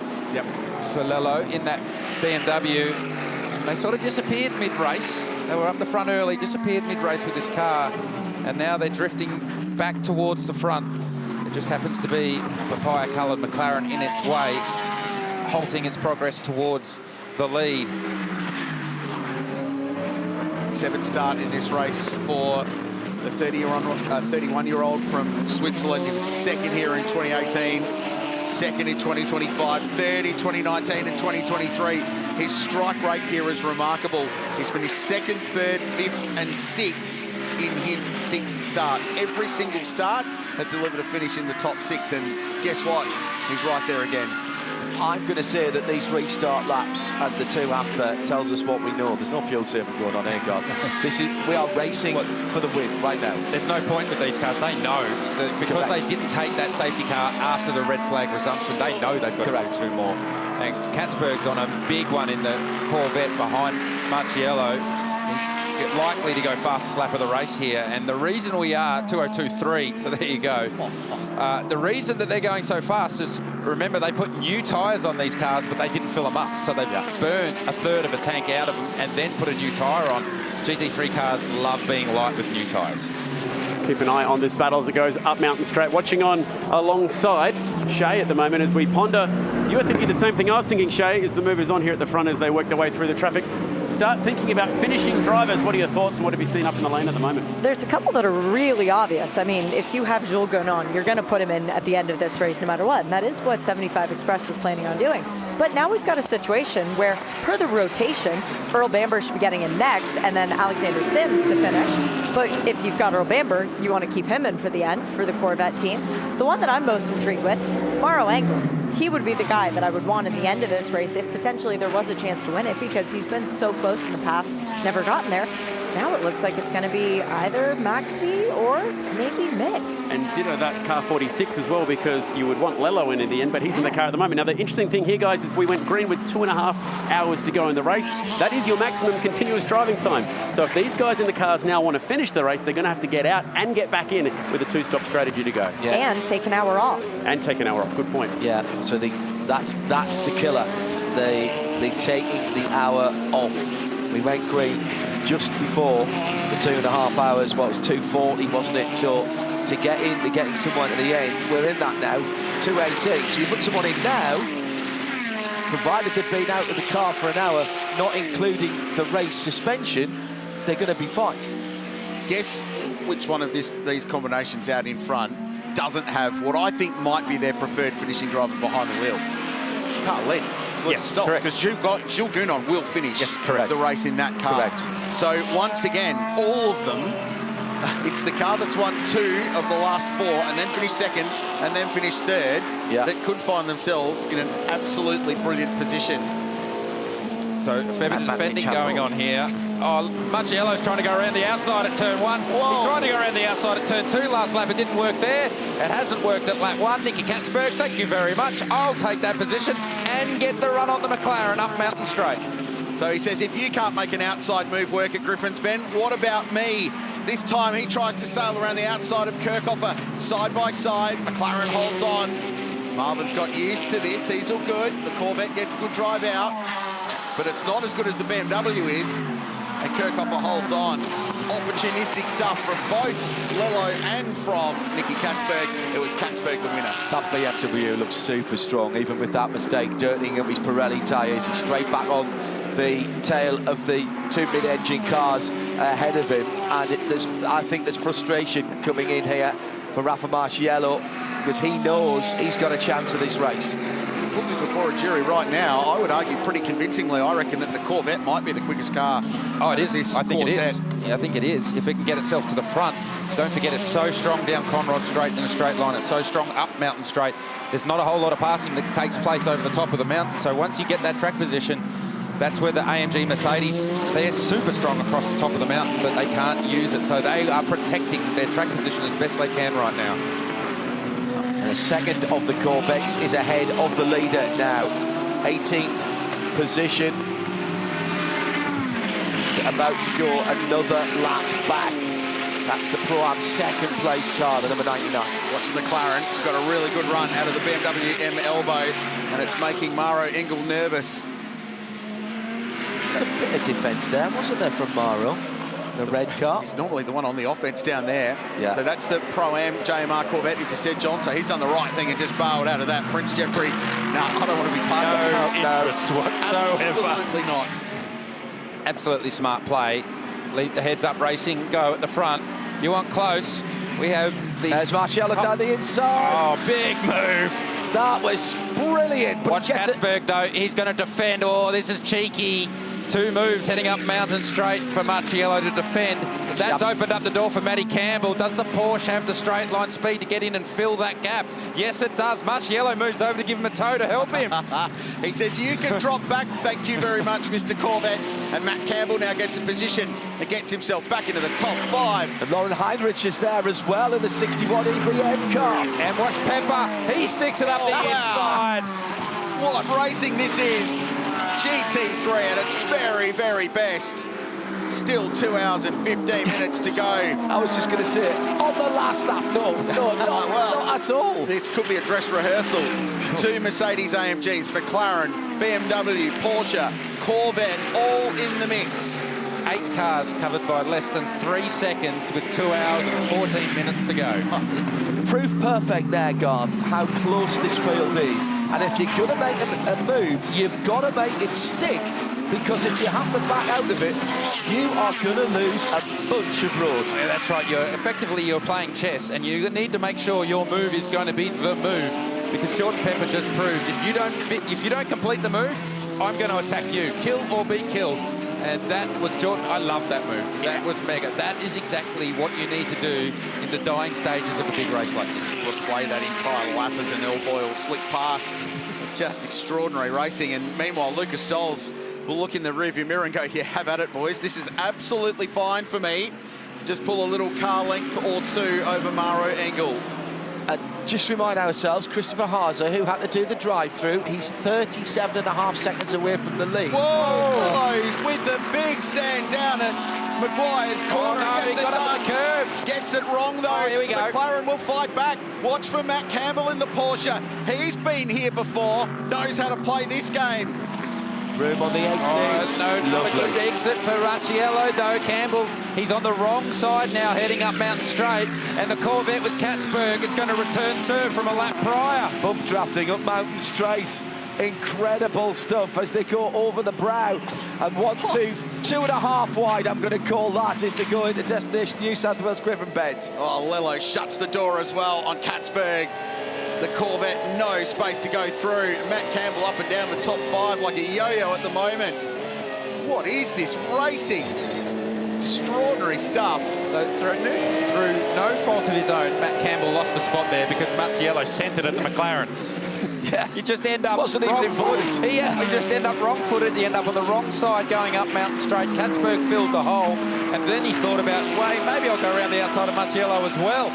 But right now, if you're a non-Mercedes AMG brand, I almost think you need to start colluding to catch up with the others and stop this friendly fire, because the 2 Mercs are just driving away from this field now. So through all that, they've put 2.3 seconds. The margin, Lucas Stoles back to Kirchhoffer. Kirchhoffer's been really solid here, but because that car is really moving around, it's dancing in the rear. There's nothing left from the McLaren. He's giving it everything it has, and now he's looking in the rear vision mirror and go, he's here again. Marciello's there. What's he going to do this lap? Where's he going to try and send it this time? The only thing he hasn't tried to do is extend the suspension and jump over the top of him. Fantastic stuff into the chase. Did you tell them there was 2 hours to go? No, I think they told them there was 20 minutes. Maybe they said they only had the 40 minutes of the 2 hours and 40 when we went back to rolling behind the BMW M safety car.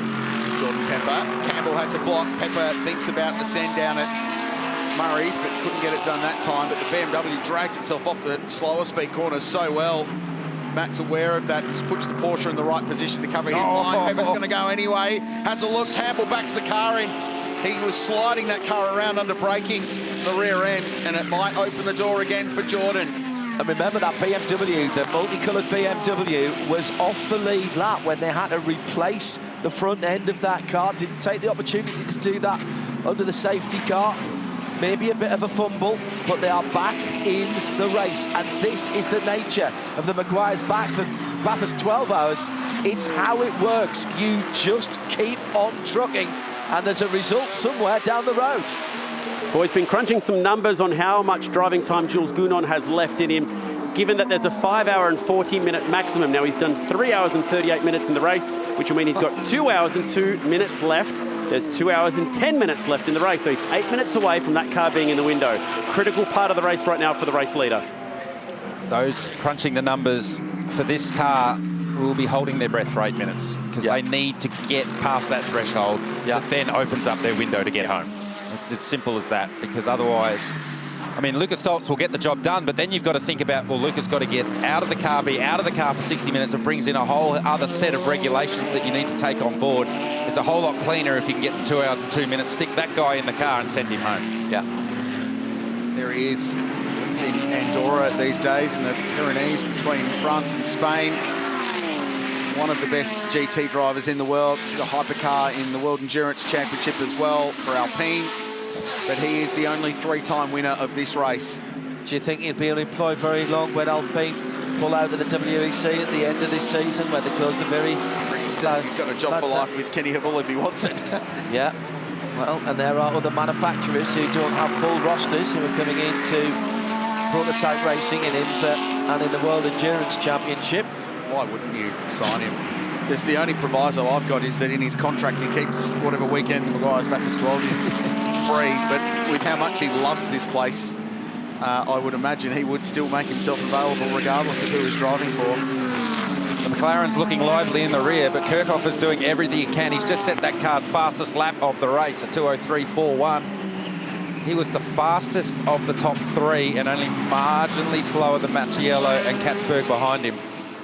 So it's starting to close up again. We've just gone into a little lull, everyone catching their breath after Macchiello went full Raffaello Macchiello for a couple of laps and scattered the pack.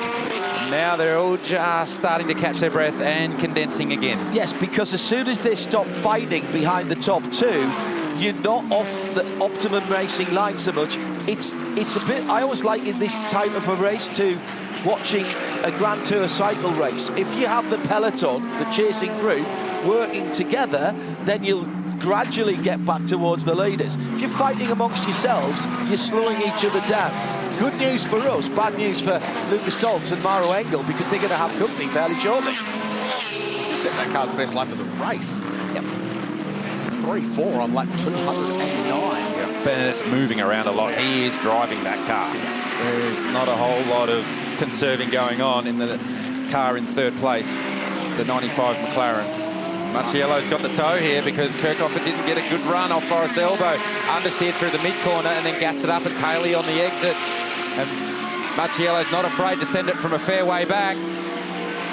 Not this time. Tell you what, Kirchhoff was confident there, didn't defend, came through the chase into the middle of the road, but was confident enough to take the full racing line. He's in the middle of the road again now. He'll dodge to the right-hand side at Maguire's Murray's corner. Often in GT racing, given they have ABS, you just brake as late and as deep as you can, and if the car behind passes you, good luck to them, and they make the corner. It's that simple, because if they come past you and you are at your absolute threshold and maybe then some, and they get through, great move.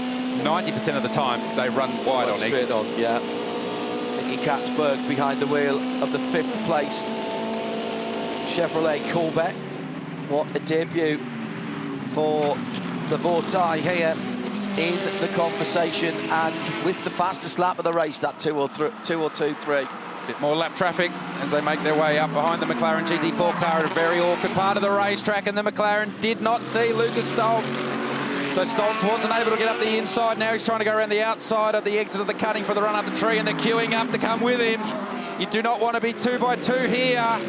And it cost Macchiello some time, and Katzberg is very interested in taking that spot from him. Matty Campbell was sniffing around there at the back of that line as well in the yellow and black Absolute Racing number 911 Porsche.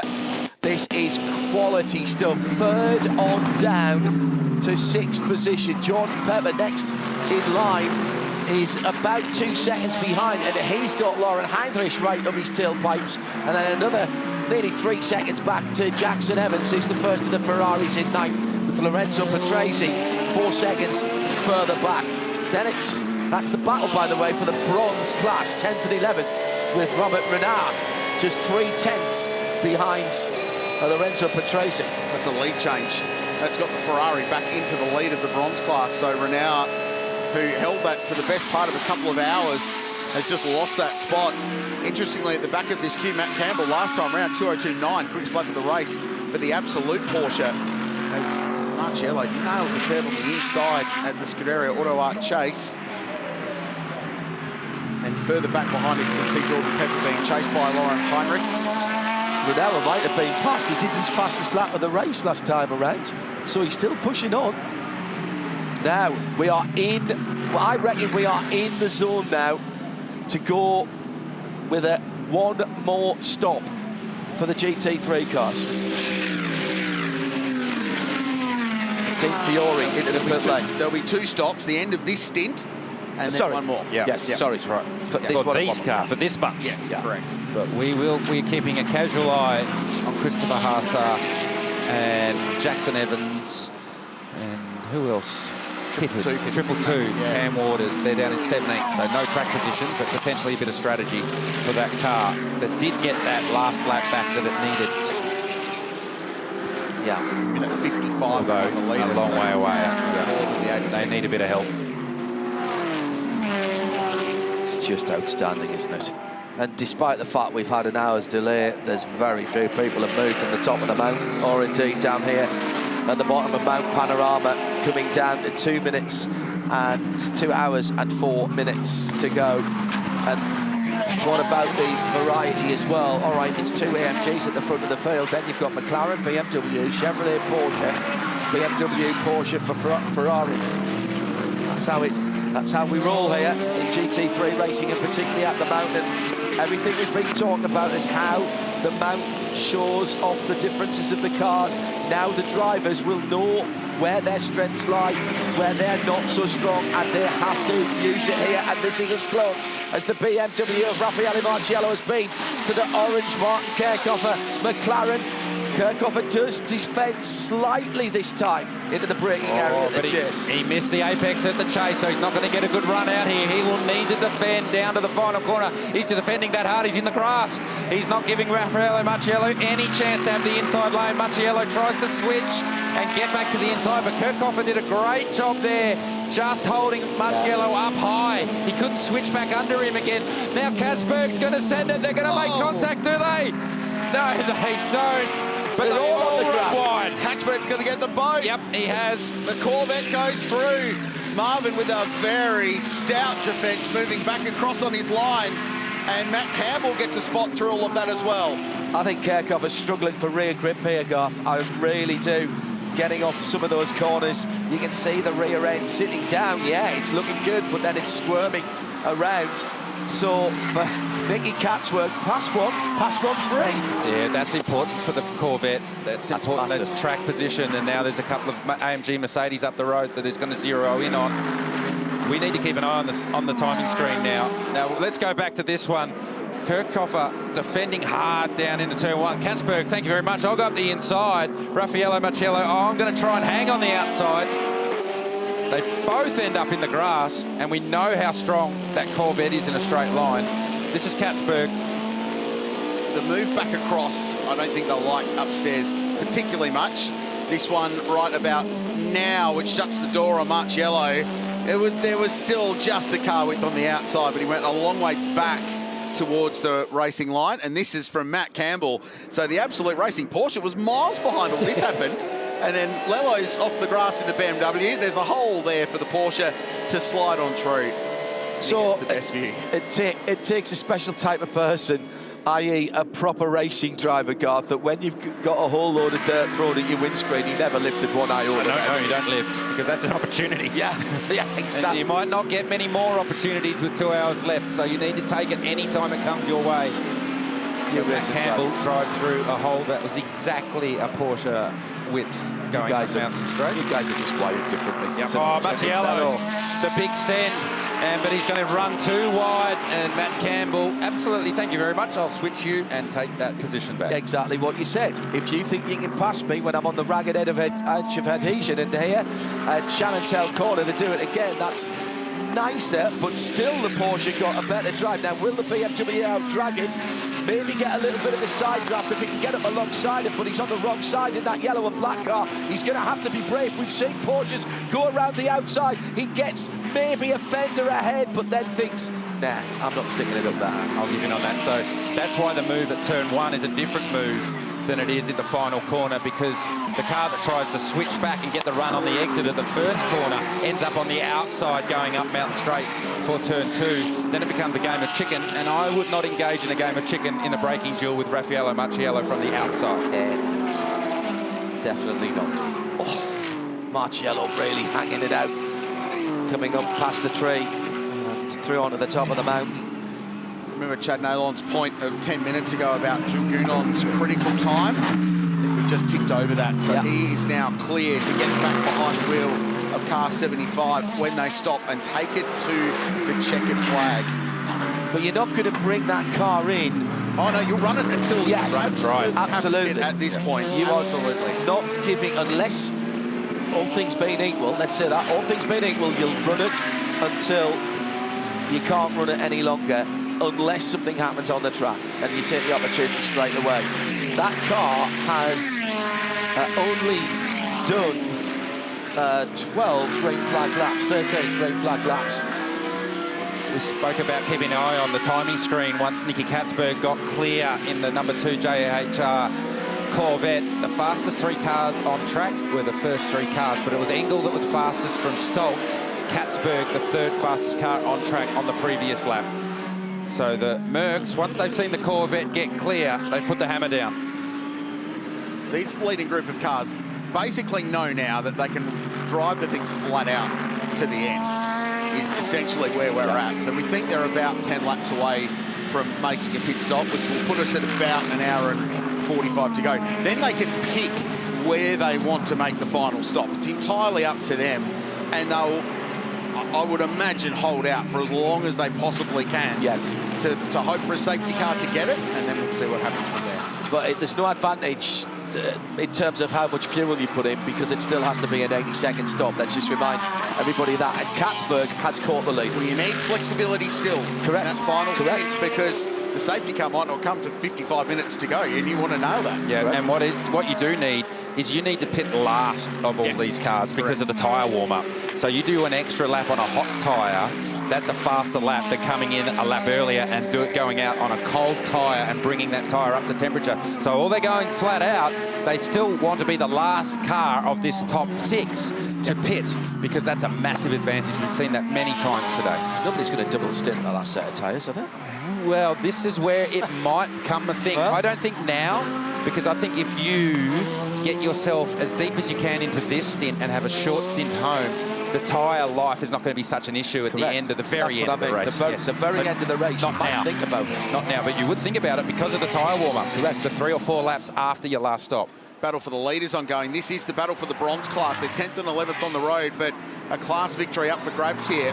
Patrese and Renault nose to tail, and just 5/10 Ferrari versus Porsche. Just age-old endurance racing rivalry continues apace. Just seen a note from race control. They extended the wave-by period by exactly the amount of time that we were under red flag, and we've just gone by that. I think that's super officiating.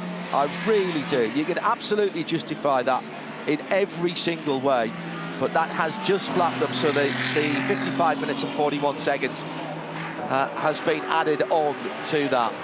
And pragmatic was the word, I think, that one of you two used earlier on. And I think that's common sense officiating as well. There's still a remarkable number of cars on the lead lap. And I've said it before in this race, as long as you're on the lead lap, there's opportunity. You've just got to get yourself onto the lead lap in the closing stages of this race, and opportunity may come your way. This is the Pro-Am class leader.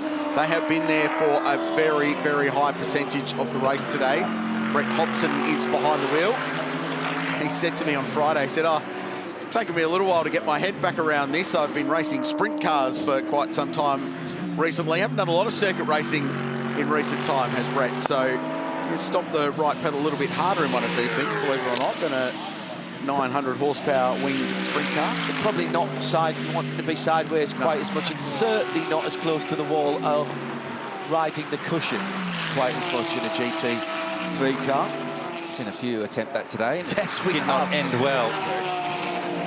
Here's that battle for the bronze class, and Robert Renard has, with a series of pretty rapid laps, including that car's fastest lap of the race 3 or 4 laps ago, closed in to the back of the Ferrari, and Lorenzo Patrese 10th and 11th on the road.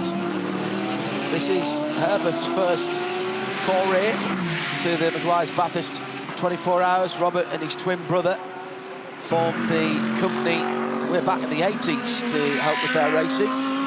This is for position. Nicky Katzberg has got to the back of Maro Engel. These are the 3 leading cars locked together, charging their way flat out towards the last pit stop. And last time round, the Corvette was 5/10 of a second, half a second quicker than Maro Engel. Choi 3.8 last time, 5 places. Choi 4.3 for the AMG in front. Said a while back we think this could be the quickest car on the grid right now, and it's certainly positioning itself well. Maro has to defend. And we've got the other Corvette right ahead of the leaders here. Not suggesting that there might be any team orders, but he's coming to a spot on the track where it's very difficult to pass, Garth. It certainly is. So Stoltz through the cutting. Engel, Katzberg. Stoltz still not yet back to the rear bumper of the second Johor Motor Racing Corvette. It's Ben Green behind the wheel of that car now. He's one of the pro drivers along with Jordan Love, so he's going to be rapid regardless. So the blue flags are waving, and we have seen race control be quite strict with that. But Stoltz not getting held up yet. Correct. You couldn't argue that he's at his rear bumper and getting held up. Well, and Ben won't, because he's quick enough to run with these guys on raw pace. Renauer not quite within striking distance in the black and gold Porsche to the orange Ferrari ahead of him. These two having a battle means that Fabi Schiller is closing in on them. He's not in the same class, of course, but that would just throw another consideration. And behind Fabi Schiller is Anders Fjordbach. These are all on the lead lap, and Christopher Haase is then 16 seconds. So there's the big gap behind the battle for the bronze class. Haase, remember, in that Audi, has the alternate strategy route to our leading group of cars. Just thinking ahead for that bronze class win, who's in those cars at the end. And I would imagine that if you're, as we see once again another move from Lello looking down the inside and squeezing past Kirchhoffer for 4th place. Kirchhoffer getting onto the dirt, coming out of Meguiar's Murray's corner, and here comes Matt Campbell. And there it is again, Garth. You lose a little bit of momentum, and all of a sudden you can be eaten up by a couple of cars, but that McLaren is very quick indeed in a straight line and very slippery. Certainly is. So now here's Katzberg having a look at Engel. They've lapped the team car. Ben Green did the right thing and got out of the way. Katzberg got a good run up Mountain Straight. Engel had to defend.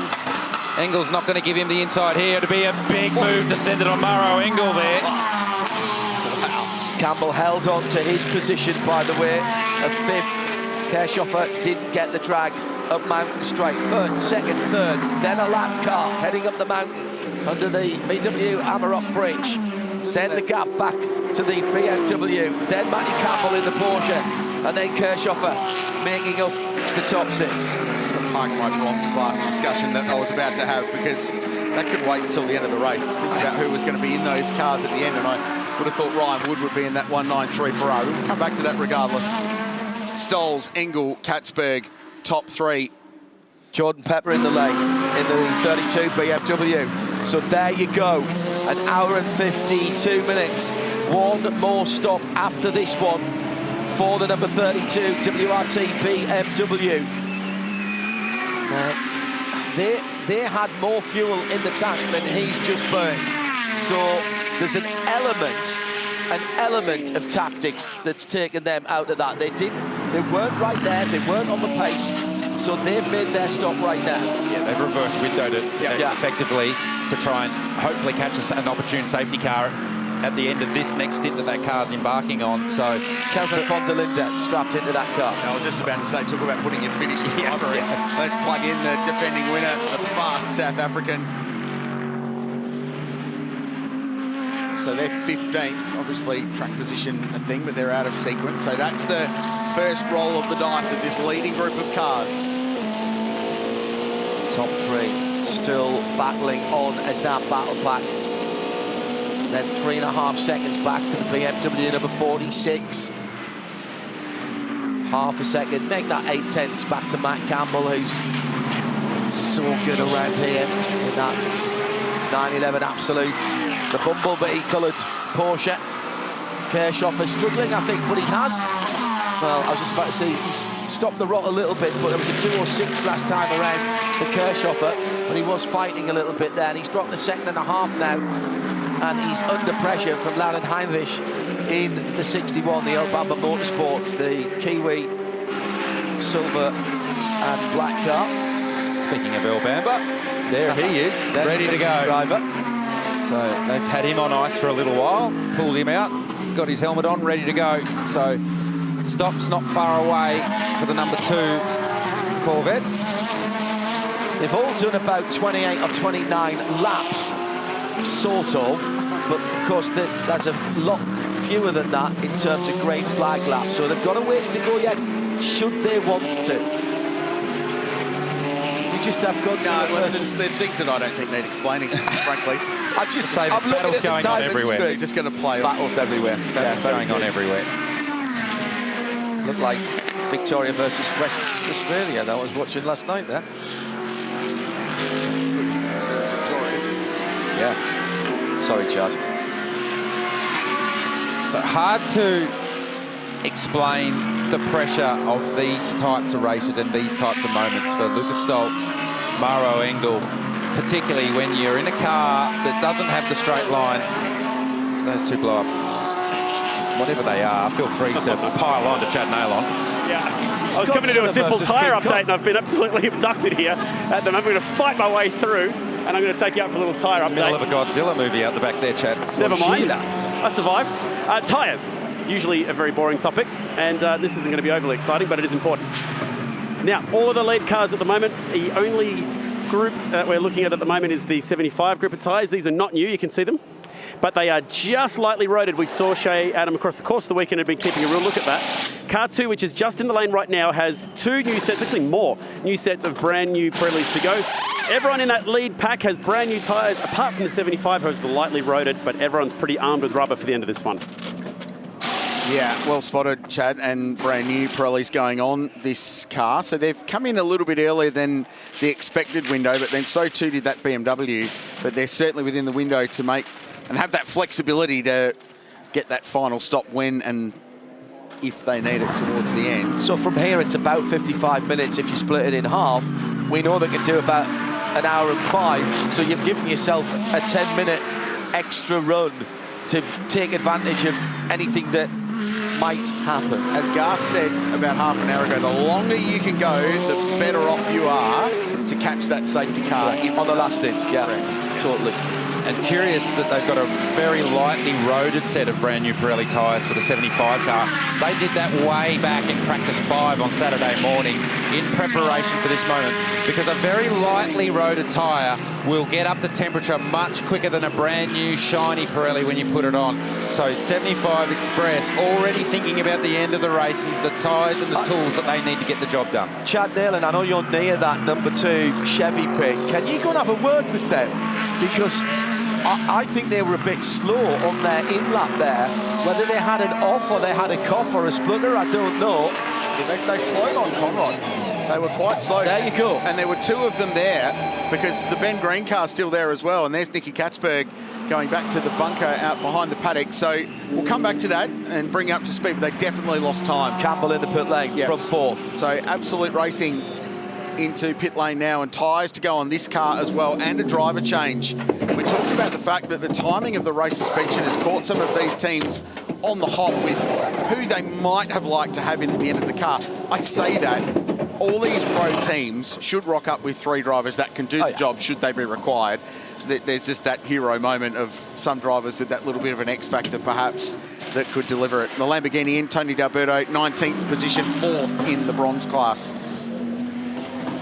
They're in the lane for their penultimate stop of the race as well, with an hour and 46 to go. That slight splutter or whatever happened to the number 2 Chevy Corvette, not necessarily disastrous. Chad, what was it?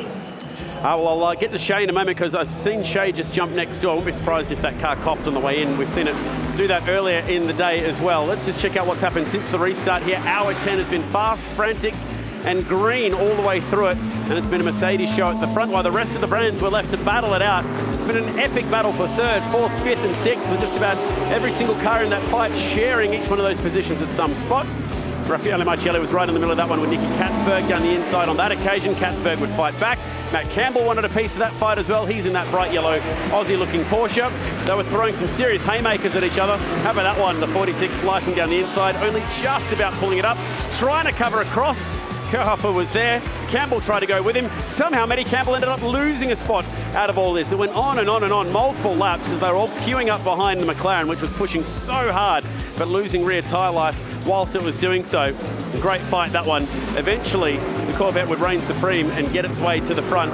It happened with a little bit of patience and a little bit of aggression as everyone ran off wide at turn 2. Finally, Katzberg was able to clear those cars and set his sights on the 2 leading Mercedes AMG cars, which are doing a wonderful job at the moment. Further back, Marcelli still wanted to get past on that McLaren. So it's a Merc show at the front. It's looking pretty good again for Gounon, who's getting set to hop into this car, sharing it with Lucas Stoles. And, of course, Kenny Habul. Can they do it? We're expecting a couple stops to go for them. So that's how the race has played out over the last hour or so. And this is how it stands right now. Tiny margins up and down the leaderboard. Any one of these cars on this list could be a contender rolling into it. We are starting our final pit stop sequence though. So Matt Campbell just pitted. We saw the JMR Corvette just pit 13th, but that's not relative to where they should be in the leaderboard. Quinn are 21st and only 6 laps back, to be honest.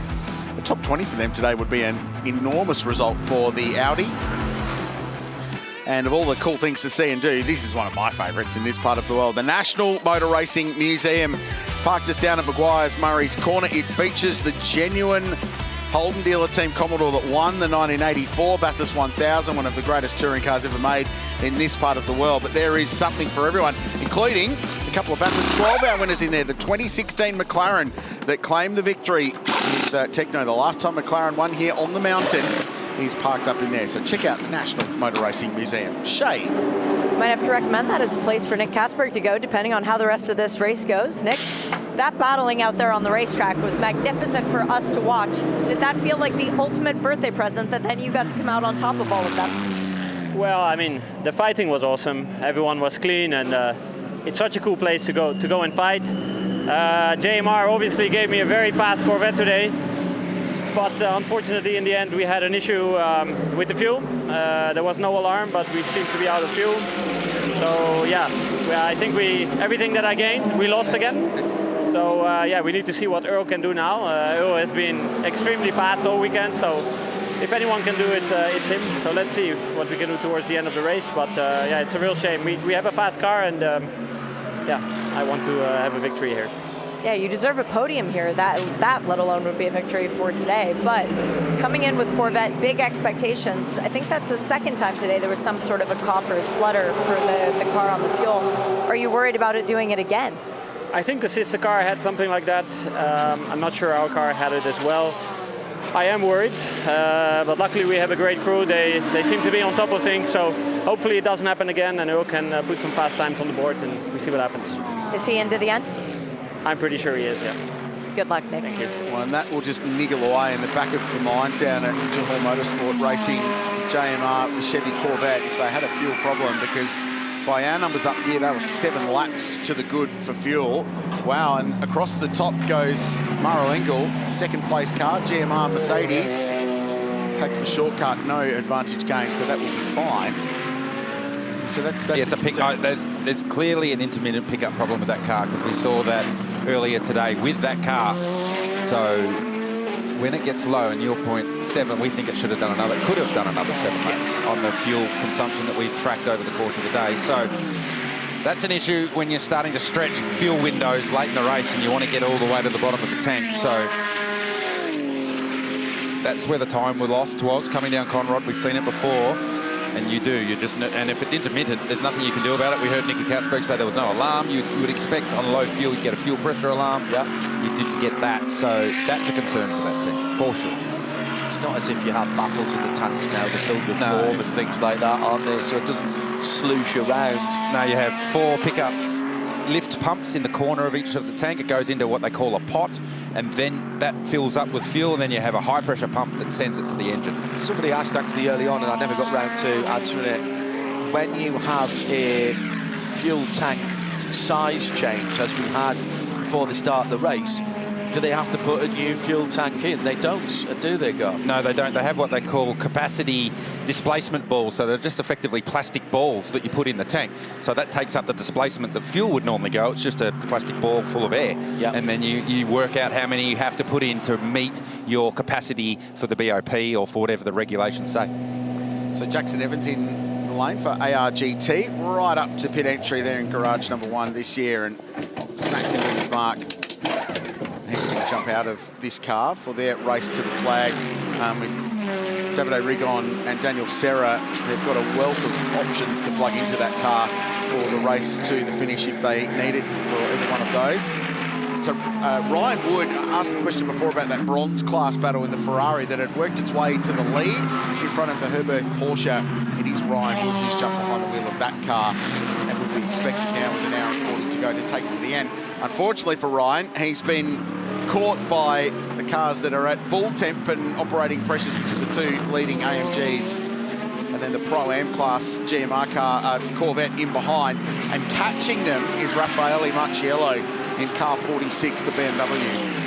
Now those two AMG GT3s, 33-32 laps respectively for the leader and the second place car, but 7 of those laps were under yellow conditions.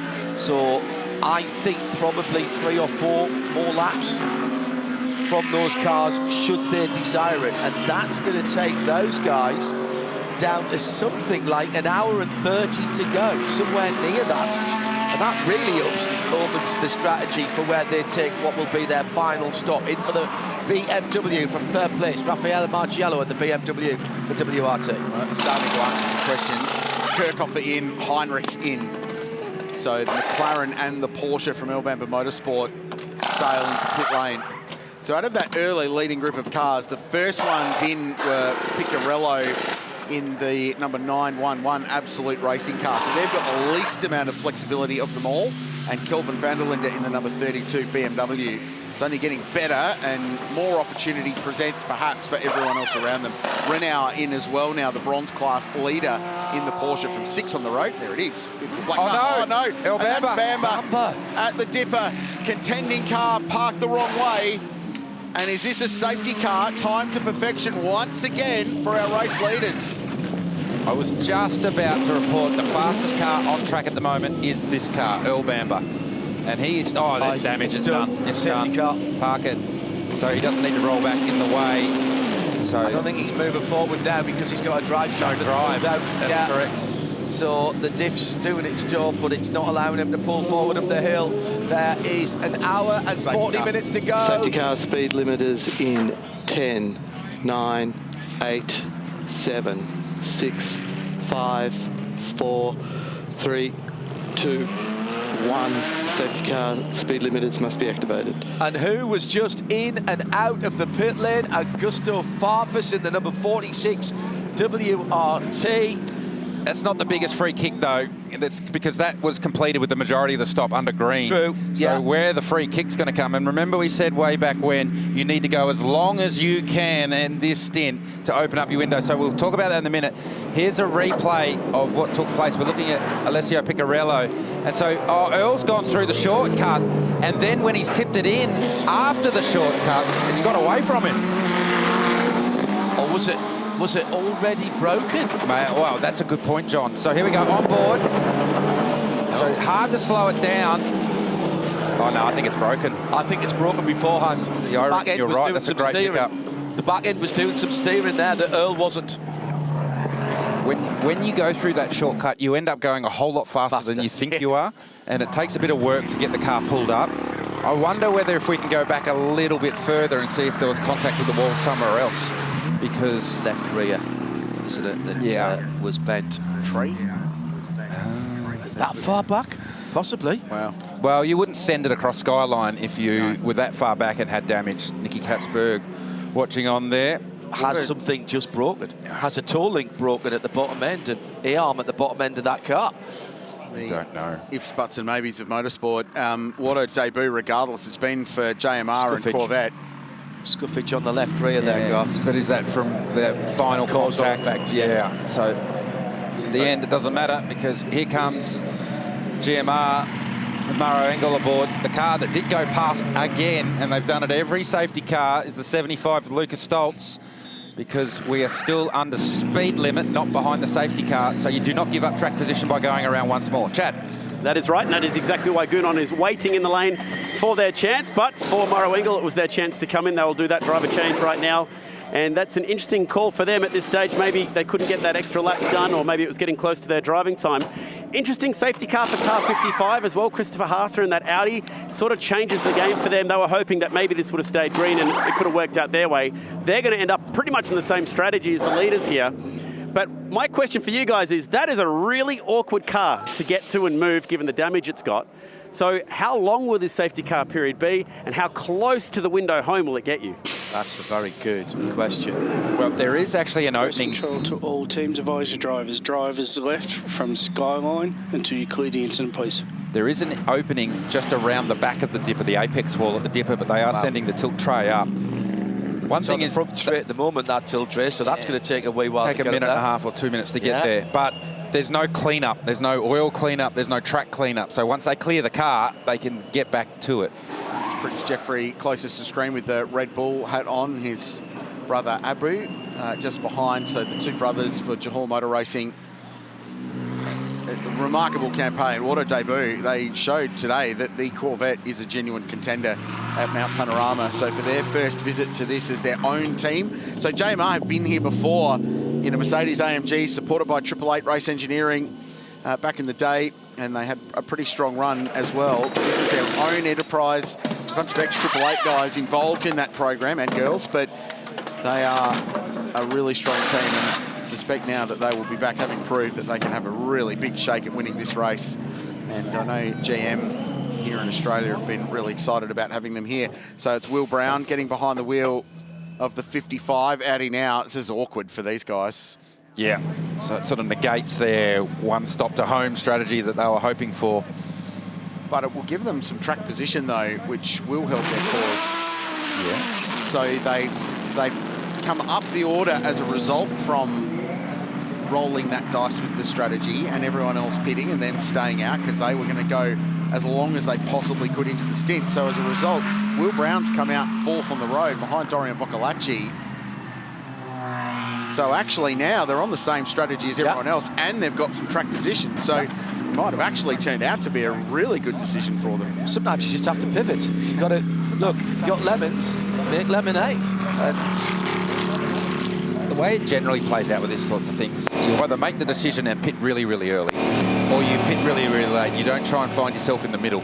Yeah. We've seen a couple of cars now find themselves in the middle. Yep. So those that pitted very early have taken advantage of that, the 55, and then the 888 AMG Mercedes of GMR Racing and the 75 with Lucas Stoltz aboard in the lead of the race, who's still yet to pit under this safety car. We're assuming he's going to pit under this safety car.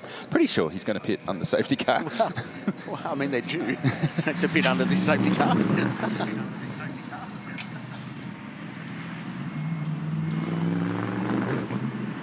So the chat down here with Jules Gunon and the team is that they're just waiting for the very last possible moment they think they can pit while the field is being arrested at this speed. This will get them as close as they can to that window home, but still a long way for these guys, obviously. But they are not going to be able to give up that track position. They have to lead from the front here on the way home. But it's the cars that are at the back on the lead lap that might have a chance at keeping topping up as close as you can to that green flag lap again, and then hope for a safety car, I mean, WRT won this race a few years ago with the Audi when it stopped early. You just never know. If you're still out there, you're still a chance. So watch for there's got to be at least 2 or 3 cars that come in top up and just hope. Yeah, and hope at this place can be a real thing sometimes, and it can pay off. Confirming leader 75 is pitted. I will advise new leader as soon as time can confirm. There's a very good chance that through this sequence, Lucas Stolz may not lose the race lead. Yeah, correct. 80 seconds away for pit stop. Maxime Martin would be the only one that could go past in the GMR car. So down towards Gilles Gounon.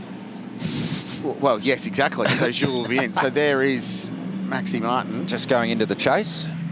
It's going to be pretty close. Yeah, but don't forget, at 80k an hour, the 80-second time is less of a penalty. Yeah, correct. So it effectively halves the pit stop time, if you like, real time, relative to cars at speed, if you like. So still will be close. We're at 45 seconds now in pit lane for the 75 car. They're going to be right together, aren't they? Yeah, they will be. Well, they pitted right together.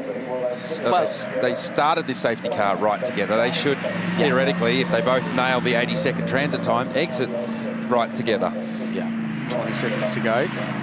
Here comes the 888 numbered car, Maxime Martin on the front straight now. It's 20 seconds to the pit exit, not to going. Chad? Just watch this rejoin, and a quick question for you, Garth. There is that 80k limit, but are there places on this track where you'd be below 80k's in these cars, even at pushing speeds? No, not in these cars. This is going to be real tight, Chad, real tight. So don't forget. He's out. Oh man. Oh, wow. That's close. That is absolutely perfect. So don't forget, Gounon couldn't just flick the pit limiter off and go full speed. He had to flick the pit limiter off and go to 80k an hour. And critically, guys, is what happened in front of these two Mercedes. Another Mercedes passed them and stayed on the lead lap, or actually maintained the tail of the lead lap, meaning that they get to come back around and join the tail of the lead lap with the safety car, and that would be the 222, the STM car. Was it Garth or was it Chad who said that they were effectively out of it? Because this brings them right back in it. Oh, Chaz Mostert was giving me a hard time, so I just told him he was out of it. And maybe not. No, because they've got this lap back the old-fashioned way. Yep. And raced themselves into position at the tail end of, well, the first car effectively on the lead lap. Look at how close that was as well. Because they're, 50 metres, 100 metres up the road. Now, the big winner out of all of this is Dorian Boccolacci, who's shown in 3rd position at the moment. So they were... Oh, wow, yeah. Yeah, so that's been a remarkable turnaround for high-class racing. So not only have they rocketed up onto a potential outright podium, but they've rocketed, perhaps even more importantly, to the lead of the Pro-Am class. They were off the lead lap as well earlier. Well, and with Boccolacci behind the wheel, that thing's every bit as quick as the cars around him too. He is a superstar. So how did Renault lose all that time? Because they pitted at the same... I know, Renault pitted a lap earlier than Boccolacci, and they were battling for the lap earlier was a green flag lap. The lap later was a yellow flag lap, and that's the difference. So, Chad asked whether there was any parts of the track that you end up going slower than 80k an hour with the speed limiter, and there's not in these cars. But what trick you can do is you shortcut the track as much as you can. Because if you're going at 80k an hour and you want to drive it in the straightest possible line and the shortest possible distance, so you shortcut the track, you do not weave, you do not do any of that stuff. You try every bit you can to drive from point A to point B in the shortest possible distance at 80k an hour. And I wouldn't mind betting that Maxime Martin has done a very good job of that. Hence, it was very, very tight at pit exit between those two cars. You don't have to take the racing line. No. You're not drifting out in the you tighten up some of the corners. Absolutely tighten it. Yep. And some tracks where you can, you drive over curbs. All the rest of it, you shorten the track as best you can.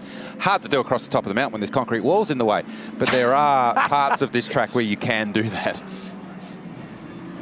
75 Express once again sitting in a good position to potentially win this race. Lucas Stolz, you were just out there for the bulk of that. Did you have any idea what sort of battling was happening behind you?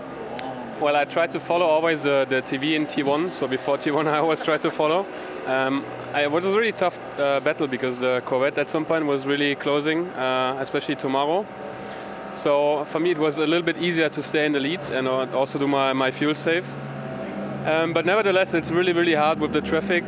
We saw 2 hours ago that it can be really tough and it can be over quite quick. So I'm happy we are still running and still going and yeah, fighting for the win. It's always a fight here for the win. Does it feel even more like you deserve it when it's a race like this and then you come out on top? Well, I hope we deserve it, but in the end, everybody who's there deserves it, and usually the best ones win. And I want to just jump in with Kenny really quickly because, Kenny, this has been a nerve-wracking race to try and follow. Where have you been following it from? I'm chewing Nexiums like Tic Tacs. I got heartburn. You know, you just don't know. Like, you see there right at the end, the speed, the Corvette come out of nowhere. You know, slow all weekend, then bang. And that was a real worry for us. So they're not there anymore. But for sure, Maro's car has a lot of top-end speed, which is also unusual, more than anyone else. So that's going to be really difficult. And you just never know how this plays out. So, I mean, Luca did an amazing job. Fuel saving, quick, stayed in front of Maro. And traffic did not go his way, you know, caught people at the S's and the Dipper and Forest Elbow and whatever. He still managed to use his brain and very, very clever tactically how he drove. So now we'll see. I mean, no one really knows, but I mean, our car's strong. I'll be worried about the straight line speed of the 888. You more than held your own too, my friend. Good luck the rest of the way. I did okay for an old guy. Yeah. Thank you. Well, kudos once again to Jeff and the EVS crew and Nathan and the rest of the team up there. We've been back as far as we could do on the number 2 at Earl Bamber, and we can't find him anywhere near a wall or another car. So all we can think of here, Garth, is that was a breakage. Yeah, well, no doubt when Earl Bamber gets back to pit lane, either Chad or Shay will grab hold of him and get confirmation of what took place. But yeah, our production crew have gone back as far as they can on that particular lap and to see if there was any contact with any other cars or any concrete walls anywhere, and we can't find anything. So we'll wait to hear from Earl Bamber what took place. Chad? Just pondering some things on the timing screen, guys, and I think what we really learned from that last BMW safety car period that's still going on right now is how much disparity there is in sector times and lap times behind the safety car. Now, we might not get another one in this last run home, but it's likely that we could, and if we do, teams will have to come in and top up on fuel. We just saw how much time the 888 car made up on the 75 under safety car conditions. Could this race be won and lost, essentially, behind the safety car, nailing that in-lap at 80 k's an hour? It's a good point that you made, Chad, and I'm just looking at the timing screen, and although we are under safety car, but we were at the 80k an hour, the fastest car to do his 80k an hour lap was Will Brown, using all those tricks that the Supercars drivers have learnt using this procedure. So that is a very good point that you make, and it was very nearly a pass for position as a result of that earlier. So we're measuring the cars on GPS rather than the microsectors to give an average time across? A combination of both. Right. Combination of both. So when it flicks to safety car and the speed limiters are activated, you get a report. If someone's gone through a microsector too quickly, there's an alert. Right. Microsectors will be timed down the middle of the road, though, rather than the... No, well, it's just when you cross it. That's why when you shortcut, you still do it. So there's a margin, a reference of error, if you like, in it. Got you. Into the lane come Mostert. So now that the queue has formed behind the BMW safety car, the 222 Mercedes comes to the lane. They'll complete their stop, fill it with fuel. I haven't seen any tyres come out yet. Well, this is what we were talking about before. They're not going to do tyres, are they? Either going to leave him on... So that's important because... They're going to leave him on hot tyres. Attention teams, just to remind you, we are no longer undertaking wave buys. All cars not on the lead lap must comply with Article 4.20.3 of the Sporting and Tech Regs. Sorry, 4.20.4. Whatever that reg was that James Taylor mentioned, it means that lapped cars that are in the queue amongst lead lap cars must come through the pit lane and take themselves out of the queue. So it cleanses the field, if you like. So the Invitational IRC car, the GT4, the Penrite Racing, Mercedes, those three cars that are just going through shot now need to get themselves out of the way. So we get a clean restart here. 222 is rolling, and will come back around. That's a helping hand for the 222 and Chaz Mostert. It will mean that some of the cars that he would have otherwise fallen behind will now not be in the safety car queue when we come back to the restart. An hour and 81 minutes.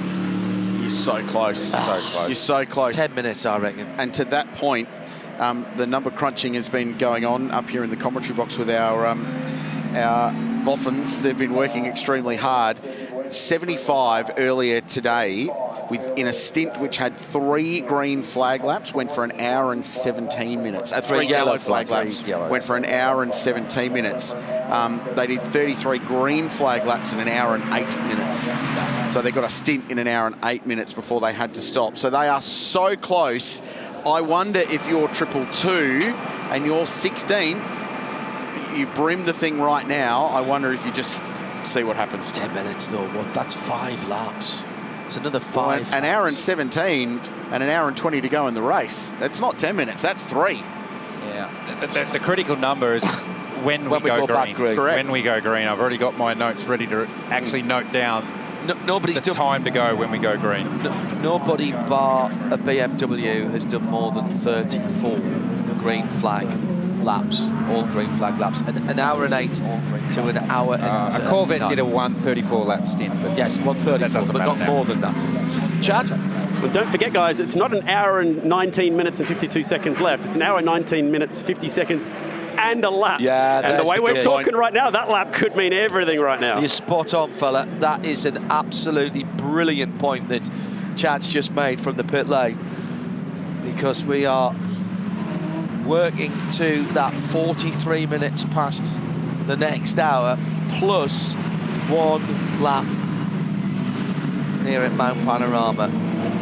Incident has been cleared. I still think, and it's not my money, so it means nothing, but at this point, and into pit lane again is STM, and interestingly the 32 BMW as well, with Kelvin van der Linde behind the wheel.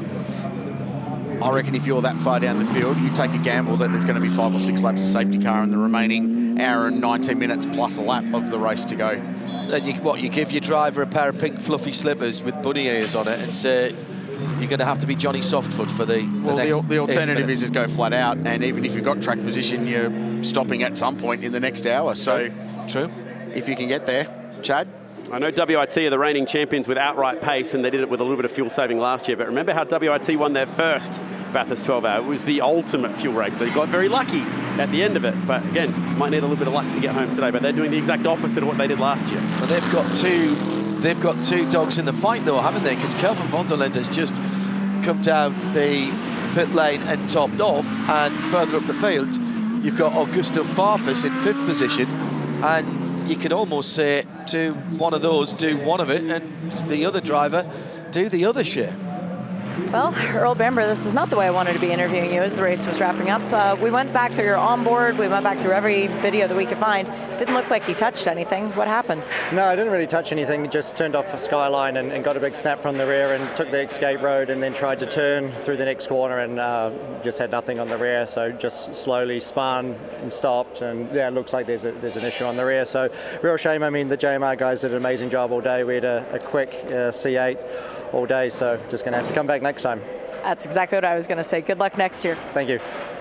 The beauty for Earl Bamber is that he can now take the Corvette cap off and just slide his way down the pit lane a little bit, because the Earl Bamber Motorsport Porsche, from which he has been banned from that garage all weekend long, is still a car very much in contention for this race, in 7th position with Ricardo Feller behind the wheel. So he can still win this race, if only as a team driver. Yeah, I've just done a quick calculation, and I think that countdown clock is counting down to 45, not 43. Safety car lights out. Thank you, safety car. Confirming lights are out. Get it from Motorsport Australia Race Control. Another restart in Meguiar's Bathurst 12-hour. They are right on the ragged edge of getting to the finish of this race, or will they have to stop again? It's up to Jules Gounon and Maxime Martin, and Dorian Boccolacci in the Porsche is the big surprise for high-class racing. Expect the lap cars to go through pit lane here as well to get out of the way. Tell you what, Crillsy, one more lap of yellow might have made it interesting. Oh, I still think it's interesting. Will Brown in 55 in the Audi is next. Then it's Augusto Farfus in 46. Ben Barnicoat in the McLaren, still in the top 6. There go the lap cars getting out of the way. And the order will be cleansed now as we go back to racing. 1 hour, 16 minutes on the clock. Good jump away by Gounon, plugged in to do the closer's job, but right in behind him. Maxime Martin, the two AMGs have jumped away from Brian Boccolacci in the dark red and white. Porsche in third. Will Brown right in the mix there as well. In fourth position, cresting the rise now. Here comes the BMW around the outside. Augusto Farfus having a look at behind them. Crillsy, even more going up. Ricky Fella, it's Ben Barnicoat behind the wheel of the McLaren. So that was wheel-to-wheel combat, and now Will Brown is having to defend from Augusto Farfus in the 46. So the Audi has found itself in contention all of a sudden. That was a passable position. Fella around the outside of Barnicoat at turn 2. We've seen a couple of Porsches do that today. Fella looks like he's got great confidence on this restart because he's got up the road away from the McLaren and closed in on the rear of the BMW of Augusto Farfus. Oh, smoke from the Audi as it tipped in to McPhillamy. So something we'll keep an eye on. What's strange, haven't seen that at all ever, if it was bottoming. So whether it's a bit of tyre debris that's got up in the guard and got out again, we'll keep an eye on it. Full tanks, low tyre pressures. We've seen it to this point so far this weekend. So almost looked like it was catching part of the bodywork there, Garth. Yeah, well, what tends to happen is if you get tyre debris build-up that gets caught in the guards, it creates a big ball and then eventually pops out. And when it pops out, it creates a lot of smoke. So potentially it was just that. Maxime Martin had a really good run out of the elbow and got some help from a tow from Jules Gounon and dragged up behind the 75 Express Mercedes AMG. They're concerned about the top speed of that 888 AMG Mercedes compared to the 75. We heard from Kenny Habul say that they feel like that Mercedes in particular is very strong in a straight line, more so than just the toe effect in a straight line. So if Martin can be close, then he's a chance. Further back, that's Alessio Picariello in the Porsche. He's got Renault behind him, so he stayed behind the wheel of the Herberth Motorsport car. And then we go back and find Chaz Mostert, who's lost that battle to finish the race, or won it in our eyes, to drive 222 to the flag, their 14th position. Around the outside, Farfus on Brown. Not able to get it done. Oh wow, the Audi's sliding around. Yeah, moving around a lot. So Brown having to defend from Farfus in the BMW. Boccolacci's done a good job here. We haven't seen him at the front end of the field all day, and right at the end when it matters, he's there and he's going toe-to-toe with the AMGs in front and Will Brown behind. So, and this goes back to the point we've been making throughout the weekend that it doesn't matter what class you're in a GT3 car. If you drive as a pro, you can challenge for the race win outright. And high-class racing have executed this brilliantly by taking advantage of everything that's gone on in the last couple of hours to get themselves some track position. And incredibly, they are the top Porsche at the moment. Of all the star names we mentioned earlier on, high class, with that bronze car as the Penrite 100 moves slowly through the Ford cutting. Their wars continue. Looks like the left front, that wheel is askew. So I think it's Will Davison at the wheel, just getting that car back as gently. You'll see the left front tyre hanging out the top of the guard. Rough day for the Penrite team, 24th position. Staying green with the leaders at the final corner. Yeah, 4 Porsches, to your point, John, in the top 10 at this point, the most of any brand. They're 3rd, 6th, 7th and 9th.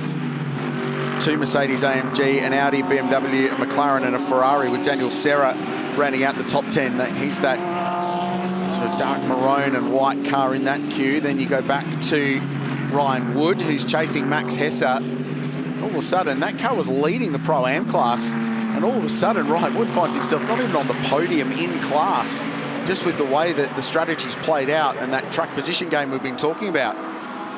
The other story here is Dorian Boccolacci is catching the two Mercs. He's pegged that margin back.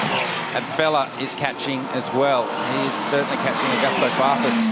Took half a second out of Augusto Farfus on the last lap. So Ricky Fella, the pro for this car, they're all pros in that car, but the gun, if you like, that they've strapped in for the final stint. The old Bamba Motorsport Porsche closing in on the top 5. Really impressed with Max Hesse.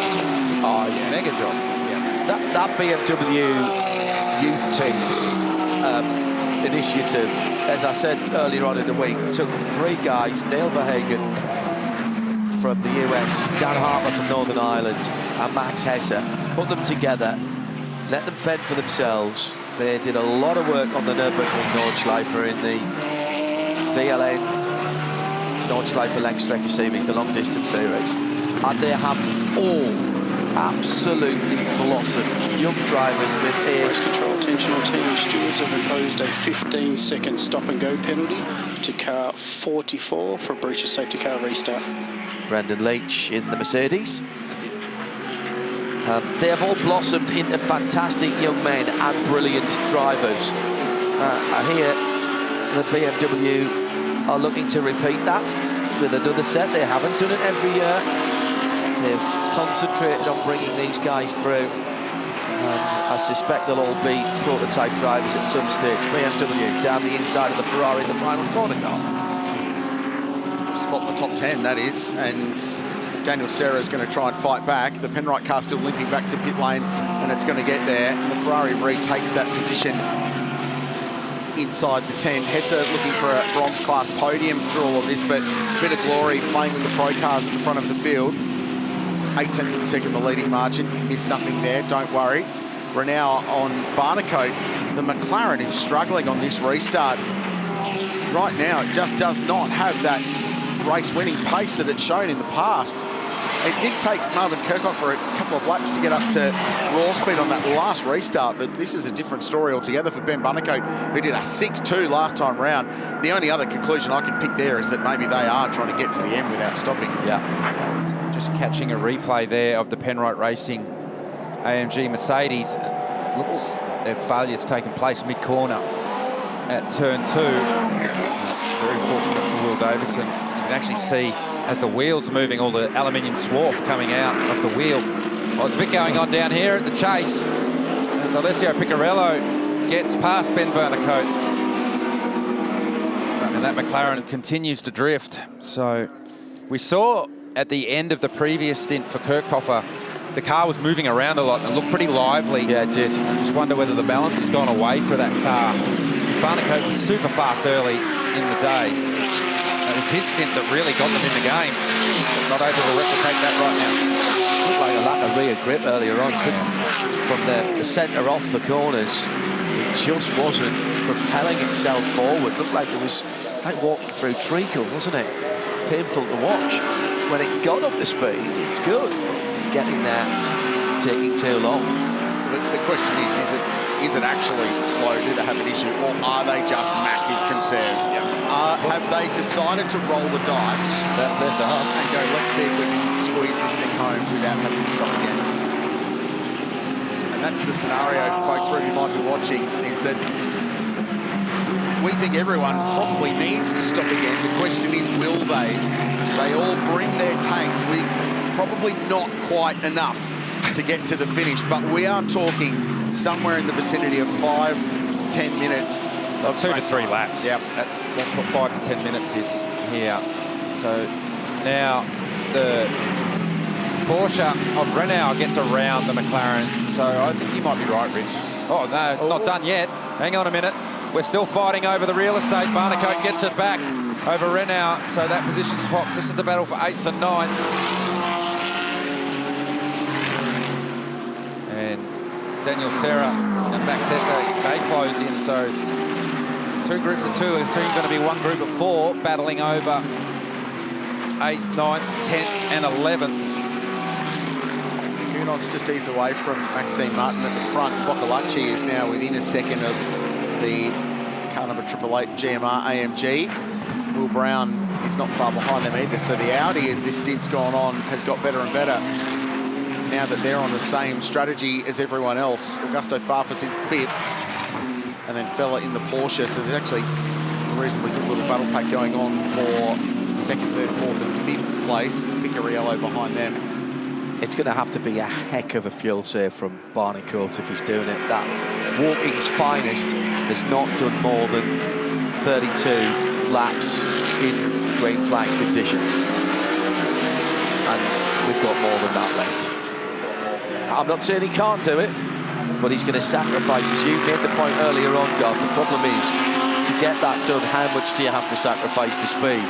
And does that balance off the other guys taking their 80-second pit stop? If you're losing 6-7 seconds a lap, then 10 laps, they've got a free pit stop. Yeah, and it's not only the time that you lose before these lead cars take the stop, it's the time that you have to continually lose after these cars take their pit stop to get yourself home. So then you become a bit of a sitting duck as they chase you down. So he's doing 6s. Yeah. So 2:06 consistently last couple of laps, 6:3 for Ben Barnicoat. 2.5 to 3 seconds off the pace of the leaders right now. Yeah, so in 30 seconds, in 30 laps, that's 90 seconds. That's 10 seconds more than a pit stop. Yeah. That's the simple maths don't work. Yeah. With a fastest car on track last lap by was Ben Green in the 2nd JHR Corvette. Here's Max Hesser and Daniel Serra continuing to fight, and Hesser around the outside. There's nothing wrong with the braking stability of that BMW, because we saw Raffaello Macchiello having big sends on braking duels in that battle earlier. And Hesser gets around the outside. Good racing from the two of them, give each other just enough room for that pass to take place. I was making the point about the remaining Corvette. That was the fastest car on track on the previous lap with Ben Green driving. So the car certainly has the speed at this end of the day to get the job done.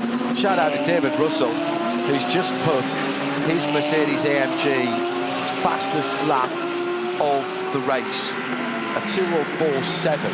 That car at the moment is the frequent flyer pit lane visitor, 15 times down the pit lane for the number 47 from Supercars Tigani.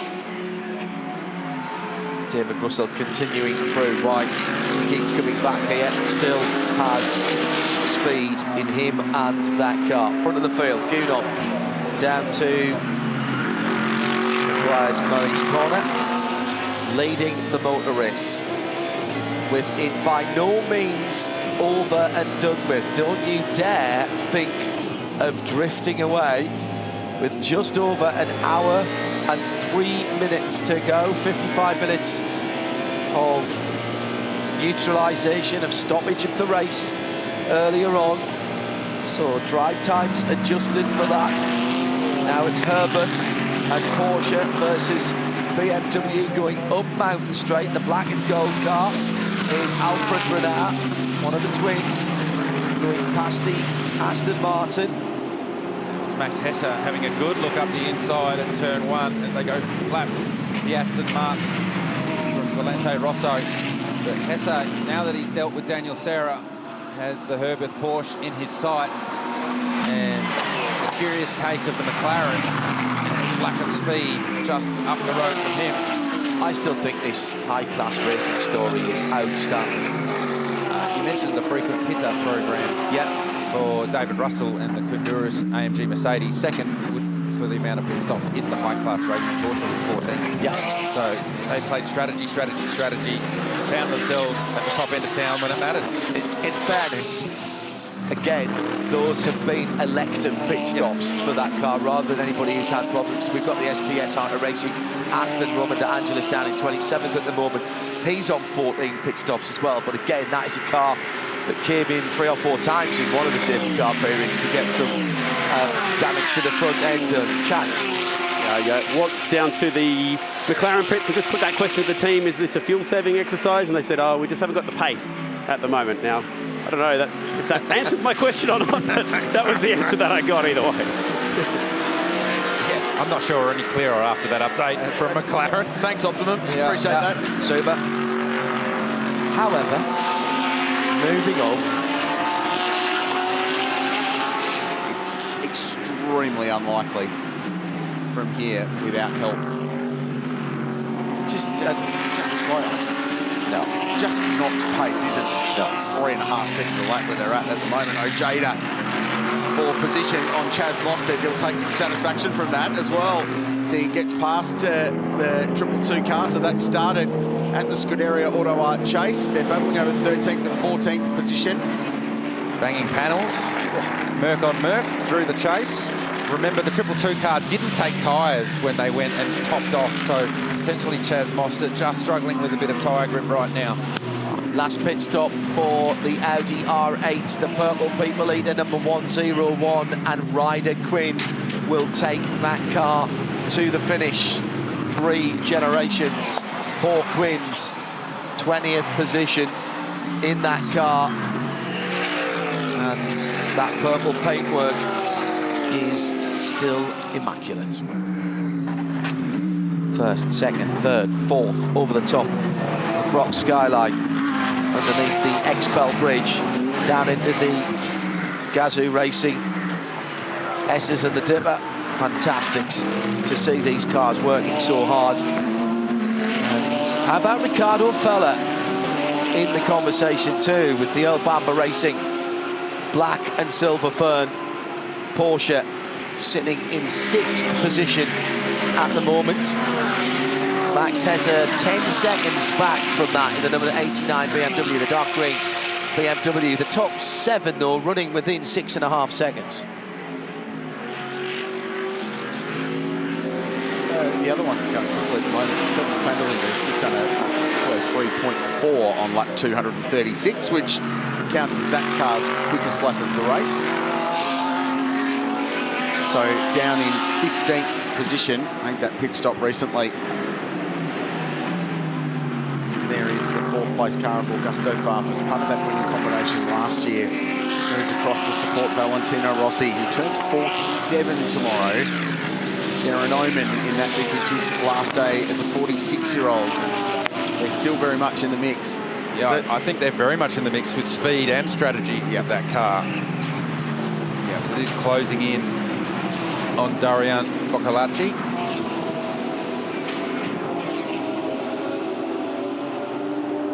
There's Max Hesse, who's up to 8th. He's going great guns. Yeah, that's going FC car. Fast.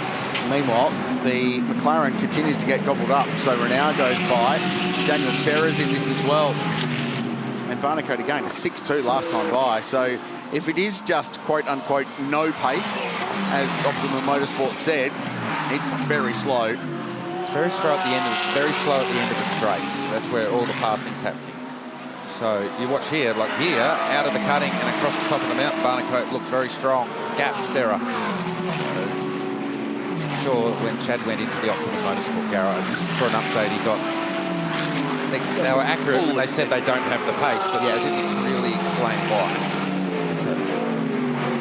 Pro-Am class leader remains Garth Walden, who is behind the wheel of the 45 car. He's been sharing that all day with Brett Hobson and Dylan O'Keefe. They have led for a vast majority of the race, aided by the fact that the JMR Corvette got put a lap down early on and just hasn't been able to challenge. Certainly had the pace to do so. Their quickest lap's actually 1.8 seconds quicker than the GWR car, but track position, as we've said, everything in this race.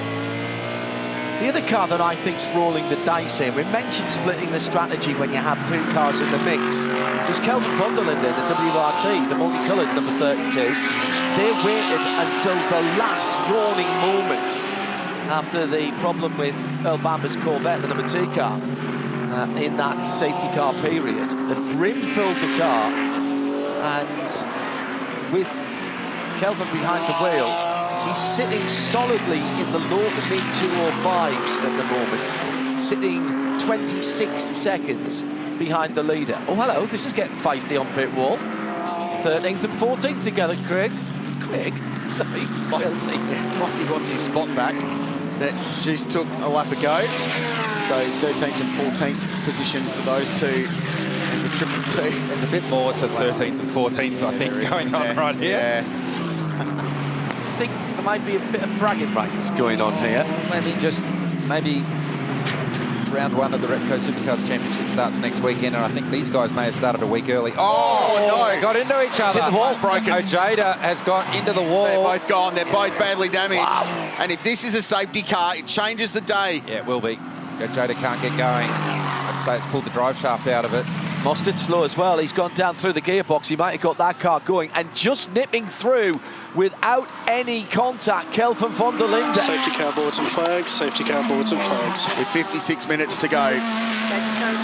Hey, Shay and Chad, you're going to be busy in a minute. In 10, 9, 8. Because you can pit now and you can 6, get to the 5, end. 4, 3, 2, 1. Safety car speed limit must be activated. Right. 2 points I want to make here, guys. I was standing at WRT when that came out, and the cheer and the celebration here at BMW was huge. And I reckon it's because they're thinking they've just played the 32 back in. I wonder if we're going to see those cars maybe try and stay out and take the extra fuel that they'll save under this safety car period and finish this race without stopping in this period. So that's one thing. Watch out for both of those BMWs pitting. That's one interesting point here. The other one I wanted to raise is we talked about time that you can save on this in-lap, remember, even though it's 80 k's an hour. The other thing we haven't talked about yet as we check these replays out, and these two Supercars boys having at it, we'll just quickly talk you through this. It was all the way to the exit of 2, both bouncing off each other, both doing damage, heavy damage, and no chance of getting those cars back. Just van der Linde sneaking on through. Remember what that pit stop limit time is in pit lane? It's 80 seconds, yes? Yes. Yeah. Now, does anyone want to be brave enough and try and do 79 seconds? Because if you can save that second, it is legal. You cannot go a millisecond under 79, but it's so close at the front. Maximise that in lap under the safety car, pinch that extra second back. That might be enough to get you to the lead. Yeah, that's a really good point. And by the way, Kelvin von der Linde, on that lap where we went to safety car, had just done that car's fastest lap of the race in the 32 to get a bit of track position. So you've got 2 cars in the fight. The 46 WRT is in, will be fueled, turned up to 11. No tyres. Is it going to be tyres or no tyres? There's tyres for the Absolute Racing Porsche, pitted ahead of it. Can't quite see what's going on at WRT. And they're putting Matt Campbell back in the Porsche for the finish. Yeah, Did do tyres, I'm hearing. I think you would do tyres, given we're under safety car, so you can bring the tyre up to temperature under safety car. Given how tight it's going to be, you're going to want to have everything at your disposal to fight. So, it looked like they dropped the 55 Audi before the wheel was done up, so hopefully that's all okay at JMEC Racing MPC. Did you say Matt Campbell was going back in? It was a rhetorical question, did they shake? Did not see for that pit stop, but more interestingly, down on the other end of pit lane, guess how many Mercedes have dived into the pit lane? That would be 0. Was there true to form, they'll wait till the next lap and come. That's been their modus operandi so far. So here we go, this is the replay of, so they've dropped it. You can see they took the air spike out and the wheel wasn't even close to on. That was really dangerous. So thankfully, no issue for the mechanic there that was swinging the wheel into position. So here's the replay. Jaden Ojeda in the lead car, Chaz Mostert behind. Ojeda not giving Mostert the inside. And then Ojeda carries a huge amount of entry speed into turn 2 and understeers wide, ends up getting up on the curb and then bounces it out of the wall and then comes back in and collects Chaz Mostert. So it's right there on the curb, bang the wall. Mostert's got nowhere to go. They make contact. By that stage, Ojeda's car's over and out with the rear wheel hanging out of it and then damage to Mostert's car as well. And this is Barry Ryan just going down to the Tigani team to have a little frank discussion about life and how that all played out. I don't think... It's a Bastian Boost, just to answer the question and put a full stop on the Porsche thing, Bastian Boost is behind the wheel of the 911 Porsche. That's because Matt Campbell, even if he had time left to give, he couldn't get in. He'd been only out for 51 minutes. 51 minutes. So they were 9 minutes short of being able to potentially put him back in. Good clearance by the team on top, and the 222 is out of the way, Chad. And Bastian Boost, guys, they lost 3 seconds in that pit stop somewhere as well. Check it out, they went 83 seconds. Everyone else is pretty much on the button at 80. Check out these sector times. Boccolacci, he went a full second quicker just about than the race leader through sector 1 behind the safety car, and he's just done it again. He just got 2 seconds back on this lap. Yeah, and the delay, Chad, was that Porsche exiting its pit box. There was a hesitation getting out. It was very tight with the car that was parked in front of it. So there was a hesitation. That's where that 3 seconds disappeared for Bastian Booth. Just a quick chat about what do you make of that situation that happened out on the track? Look, it's just disappointing with Ojeda. He's a factory driver, and there was another AMG trying to pass him, and he's blocking with that much time left in the race. And we had 2 laps on him, and we could have just made it. We were really trying to save fuel to get to the end without another stop. It's just disappointing that a guy like that does something like that. He's a really good driver. He's a factory driver. He should be looking after the other AMG teams. And it's just disappointing to see that. What you guys proved here this weekend proves that you belong and that you're at the front of the field for a reason. Does this just make you guys all hungrier to come back next year and set it right? Oh yeah, I feel sorry for Scotty. You know, we got pole and we had a car that was pretty good, and yeah, just a couple little mistakes today, but then getting taken out like that, it doesn't feel good. But the whole team, SRO Motorsport and STM, deserves everything they got this weekend, and they come back stronger next time. Hopefully you're a part of it as the Mountain Whisperer. Good luck. Yeah, hopefully. I don't know, I shouldn't get so angry, but anyway, you got to win. So if they reckon they could go, other people who stopped at the same time would be Max Hesse at the same time. Here's the blocking that Barry was talking about there. So that's up into turn 1, and Ojeda then straight out of turn 1 for the run up Mountain Straight. Stays on the white line, so the inside all the way up Mountain Straight, and then we saw what happened earlier at the exit of turn 2. Chad.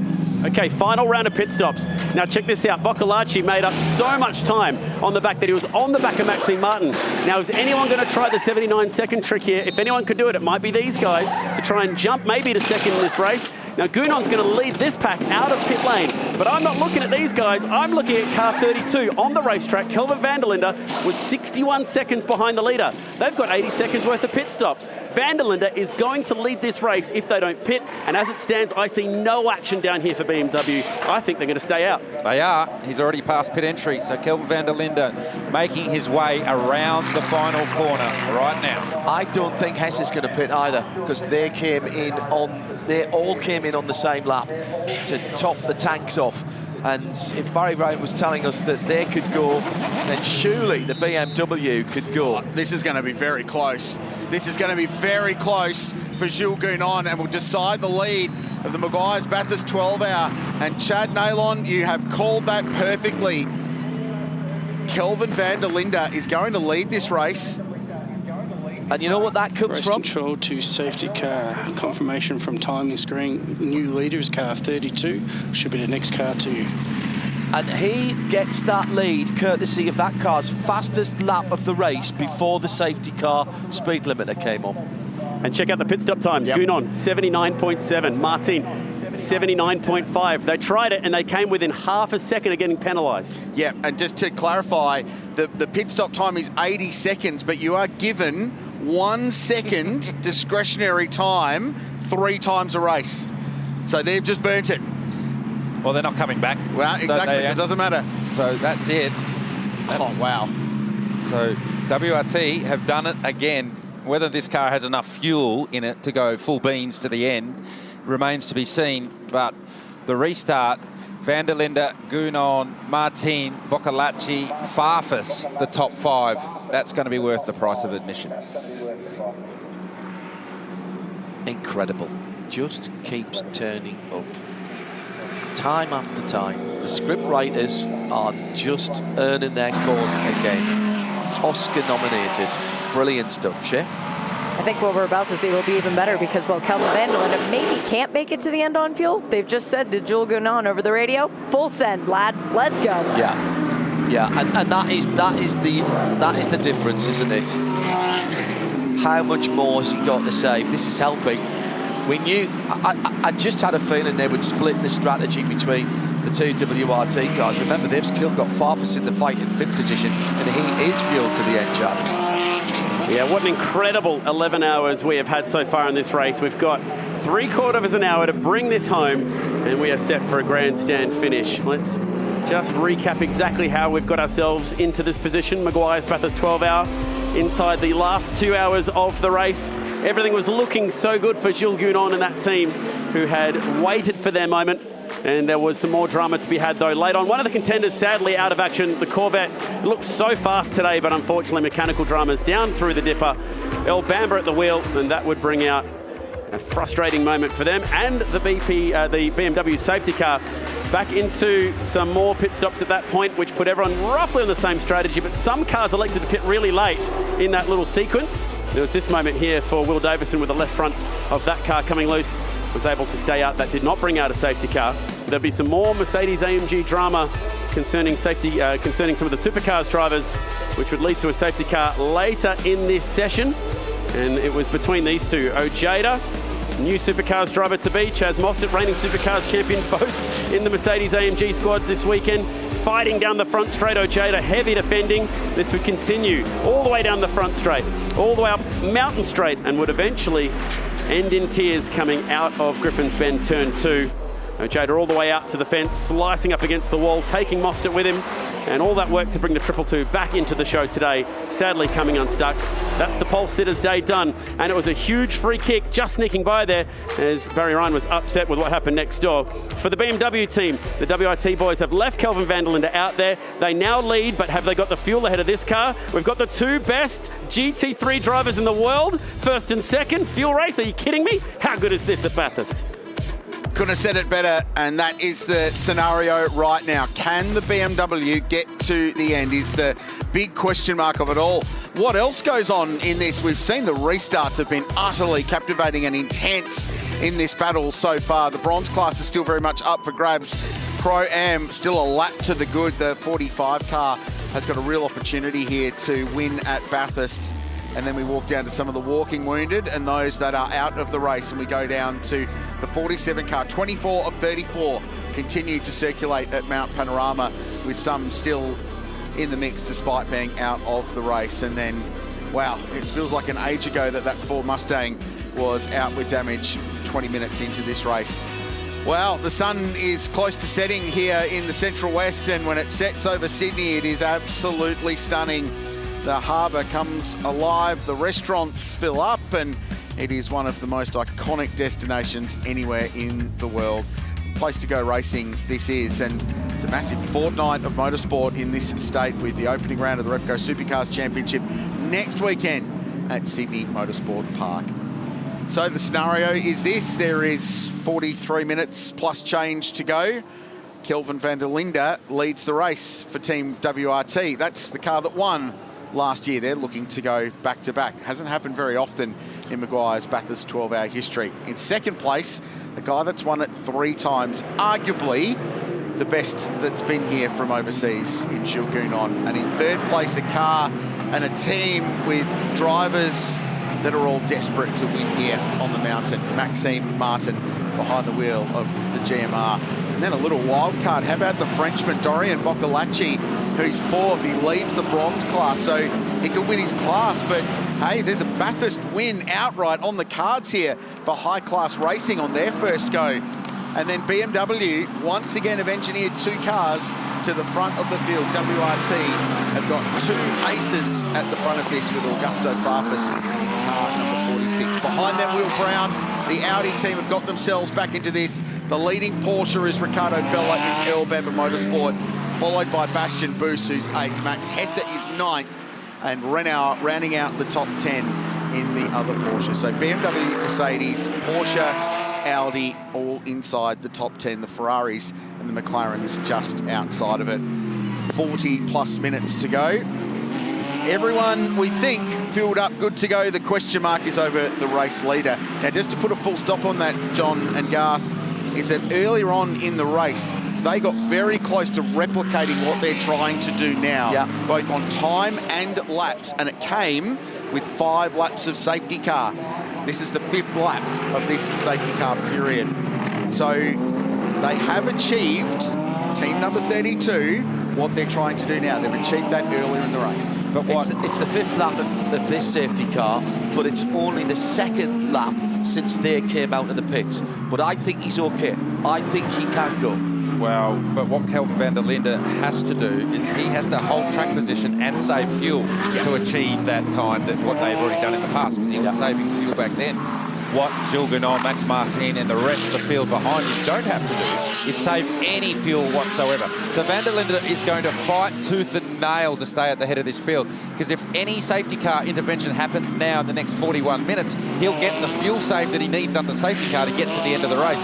So don't give up the track position now by saving the fuel. Oh, yeah, absolutely. Fight tooth and nail to stay at the head of the field. Gounon's going to get that and disappear up the road to create some safety so he doesn't get attacked by Martin behind. So it is going to be on when we go green. Yeah, and this is all sort of back of the envelope sort of thing, but he has done 9 green flag laps. Kelvin van der Linde has done 9 green flag laps since he came out of the pit. So that's something over 18 minutes, not quite 19 minutes, and we've got 41. We've got 41 minutes to go. Confirming lights are off on the safety car. We've got 41 minutes to go, so even I can work out that's going to be somewhere near an hour and 9 minutes, and I think that's doable. I really do think that's doable. If there's one thing we've learned over the last 4 years since WRT first turned up to Mount Panorama with the BMW, is that they are extremely good at winning major endurance races. Chad? There's all the small issue as well. Those 9 laps mean 9 laps extra on those tyres as well for Sheldon van der Linde. He has to hold off the very best in the world with not enough fuel potentially and a little tyre disadvantage too. This is box office. I wonder what Sheldon is thinking. The brother who teamed up with Kelvin last year to try and win this race, he'll be watching somewhere from the couch, watching his brother go to work. Van der Linde, Gounon, Martin, Boccolacci and Farfus. The fight to the finish in the Meguiar's Bathurst 12 hour for our 9th race restart. The BMW M safety car disappears, and it is a shootout to the finish on Sunday afternoon. Who wins this? Is it BMW? Is it Mercedes? Or is it a wild card? Is it someone else? Here goes Gounon. Contact between them. Van der Linde push wide. Martin goes through and gets them all. Contact. Triple Eight leads the race. Over the airborne for the 61 and Ricky Feller as he avoided the schmozzle in front of him. A bit of blocking, a bit of chrome horn there. The race direction will be looking at the beneficiary of all that is Max Martin. Well, it's not done yet now. Van der Linde racing with Will Brown as they exit turn 2. Gounon got a great restart off the final corner, slightly better than Van der Linde, and Gounon absolutely sent it. They'll argue whether there was moving under brakes and all the rest of it, but ultimately at the end of the day, the guys that were leading at this restart find themselves in 4th and 5th, both with damage. And the C's parted for Martin. I think the front split is coming apart on Gounon's car. It looks to be some smoke from the right rear as well, and the back of the BMW starting to blow. This car's already had one black and orange mechanical flag earlier on. Remember, we questioned why and how that wasn't done under safety car. Looks like the 75 Express car's got damage at both ends. It's rubbing the right front Pirelli, isn't it? I mean, they've just got to drive this thing as hard as they possibly can now, and if it gets worse, race control will give them the mechanical black flag and they'll have to pit to fix it. If it stays as it is, it may be okay. How about Boccolacci to 2nd and Farfus to 3rd? The 2nd of the BMW is running a different strategy. Kenny and Bull, we would not be able to put a microphone under his nose for what he's saying right now. You don't have to be a lip reader to know that Kenny's not very happy. Well, this is busy. Van der Linde on the outside, sending it down the inside. Will Brown and Bastian Boos, former Porsche Super Cup champion in one mate racing. And Hesse in the KRC BMW fighting into this one as well on his Bathurst debut. And Ricardo Feller for Elbamba Motorsport is there as well. Wow. Big moment there for Boos, having to go to the inside. Hesse's going to go to the outside here and might get this. The Porsche will go deep. The BMW, we know, has got good twist off the slow speed corners. He'll go side by side. It's going to be on the wrong side though, but clears the Porsche. So great exit by Hesse. He gets up to 7th place now. He's had great form at the end of this one. And the field has lit up. Look, Hesse has actually had a look at Van der Linde now. So Van der Linde, that rear bumper and rear guard hanging off the car, So it's going to have no straight line, a huge amount of drag in that BMW, the 32 car. The 89 is the other car. Max Hesse's car is the other car that stopped on the same lap as Kelvin van der Linde. And therefore, I think he is right in the window to go to the end. It might depend when we go to the last lap and how far we have to go. Remember, it's time plus a lap.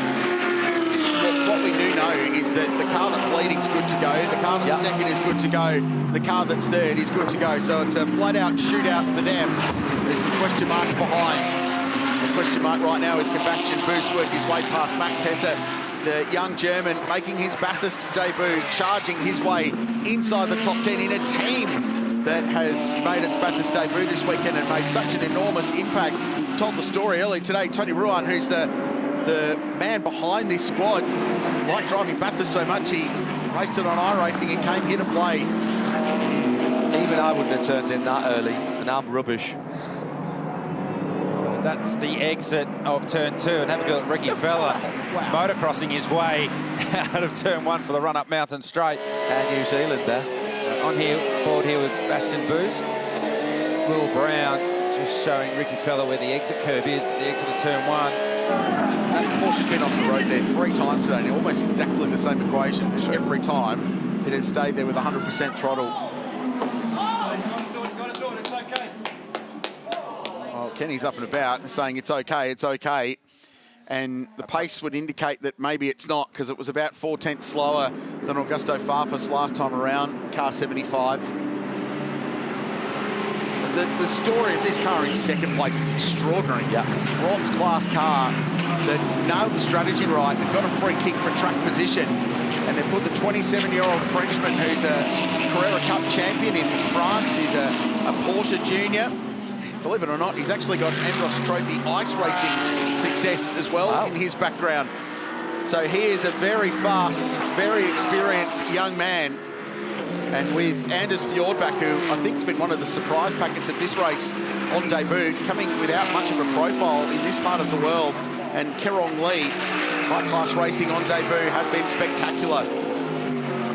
And right now, they're second in Australia's International Enduro, but he's got to deal with Augusto Farfus, and he's going to have to hold him off for 34 minutes. And at the front of the field, the battling is great for the bronze category.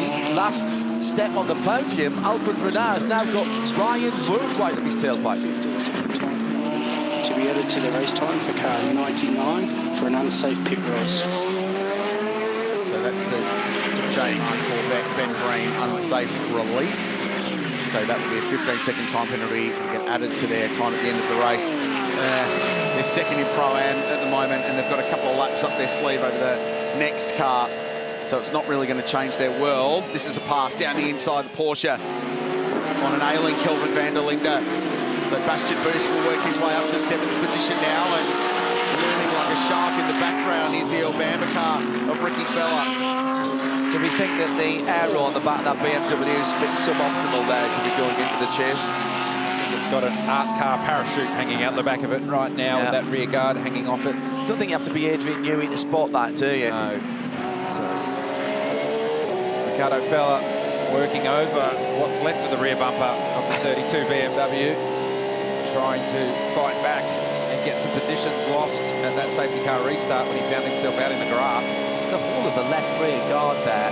That's a big piece of bodywork for that to come free. You can say this about a bunch of teams today, but it feels like a missed opportunity for the Works Pro Porsche teams this weekend. Chad's making friends. It's very easy to get to know and like Chad as a mate, and he's just found a new one down there, making friends in the paddock down at WRT.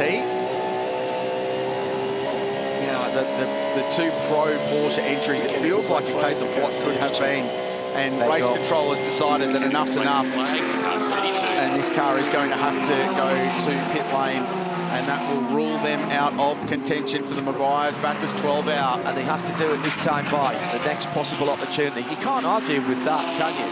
A big piece of bodywork like that could potentially end up on the racing line.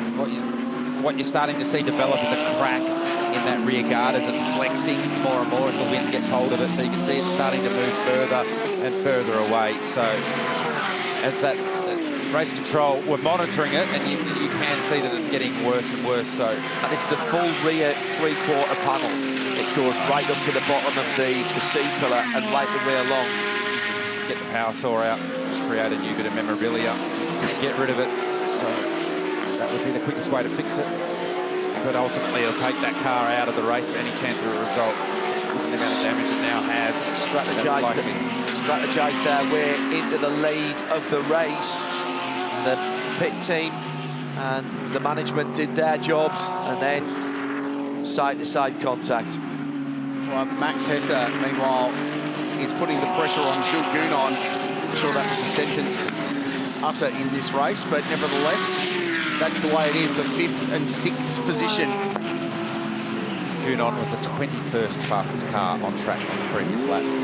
Max Hesse was the 4th fastest car on track on the previous lap. So there he goes, straight through. So Gounon knows that he's fighting with one hand tied behind his back right now. And Hesse continues this march forward in this KRC BMW.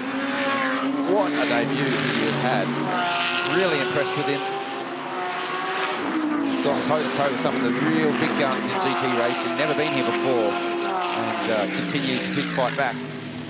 See, I told you they'd just cut it off, John. Yeah. It's like literally all gone. I think they've just pulled the whole thing off.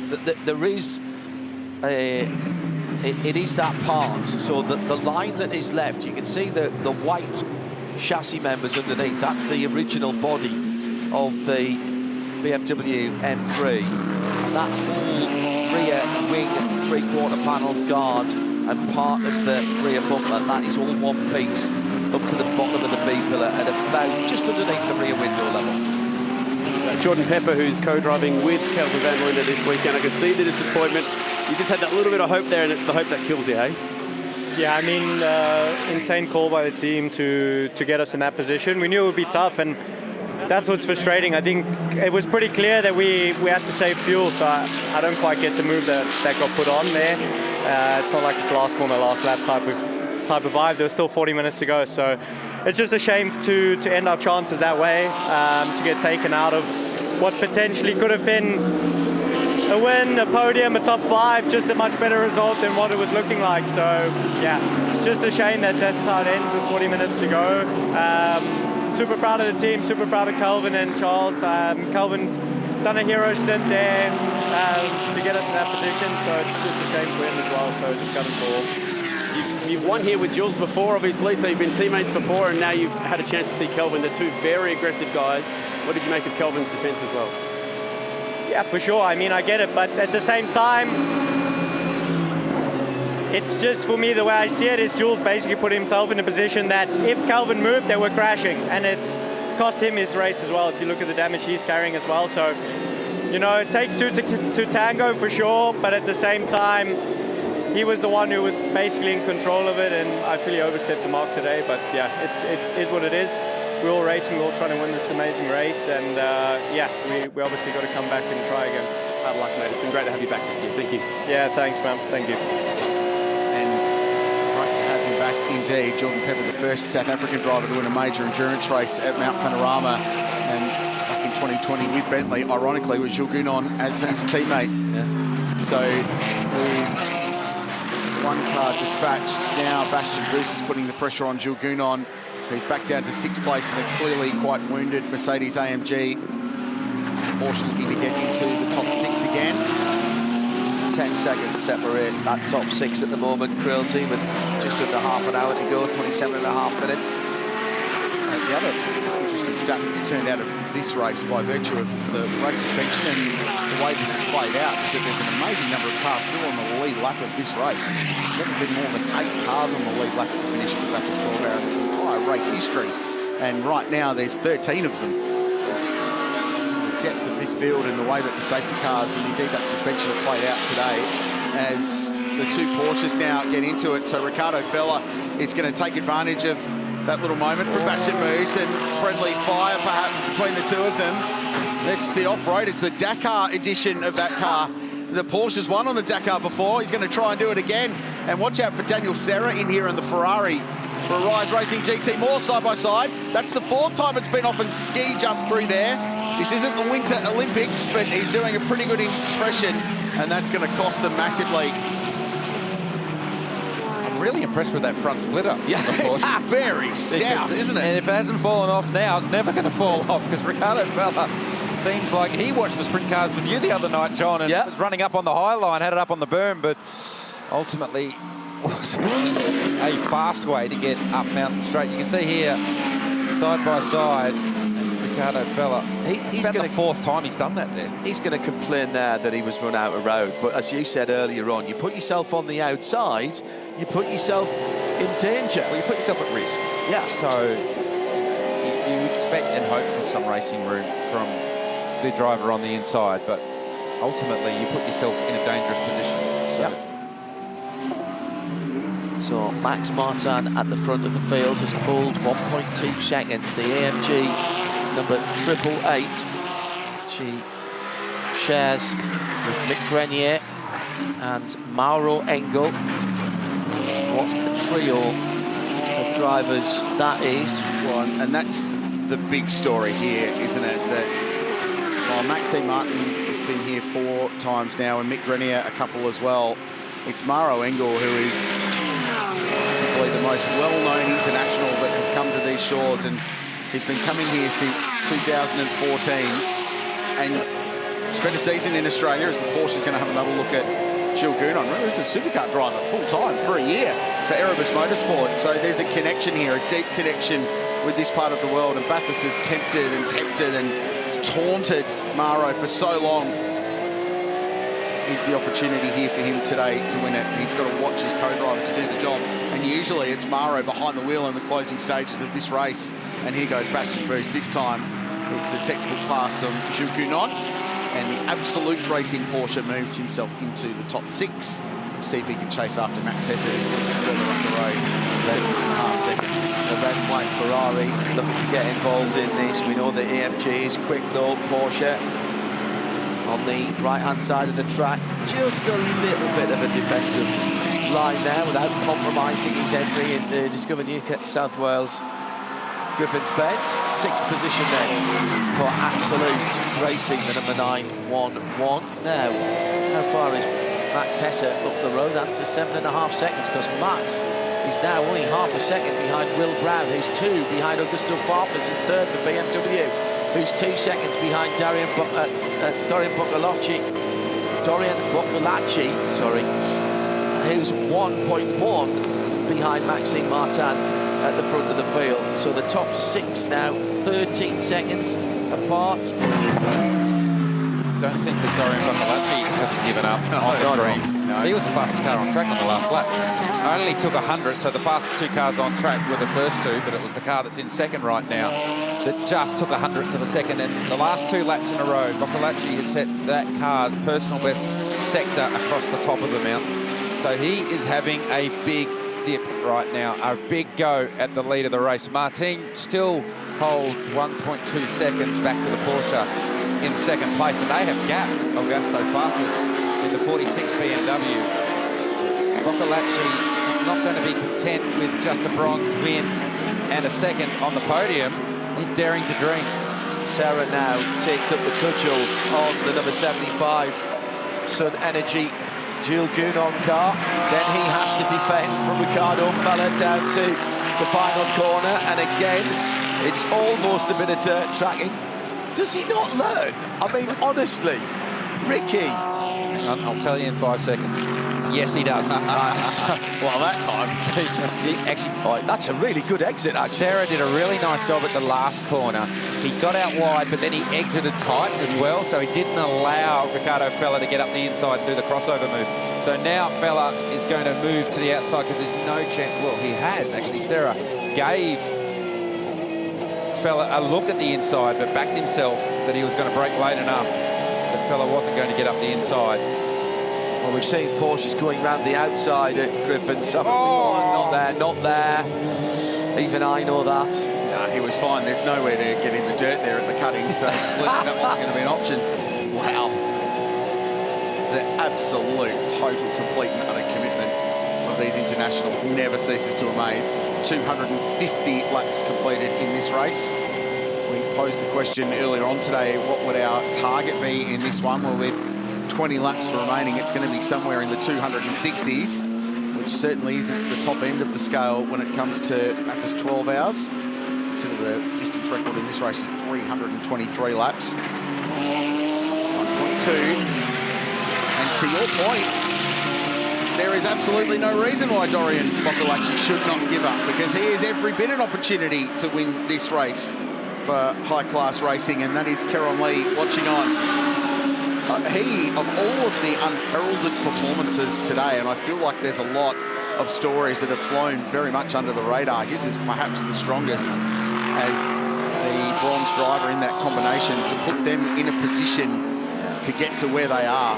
Anders Fjordback was in quite a bit of action inside the top 10 on quite a few occasions today. And then Boccolacci's got the hero stuff going on at the end, but full credit to that team to get themselves into that position.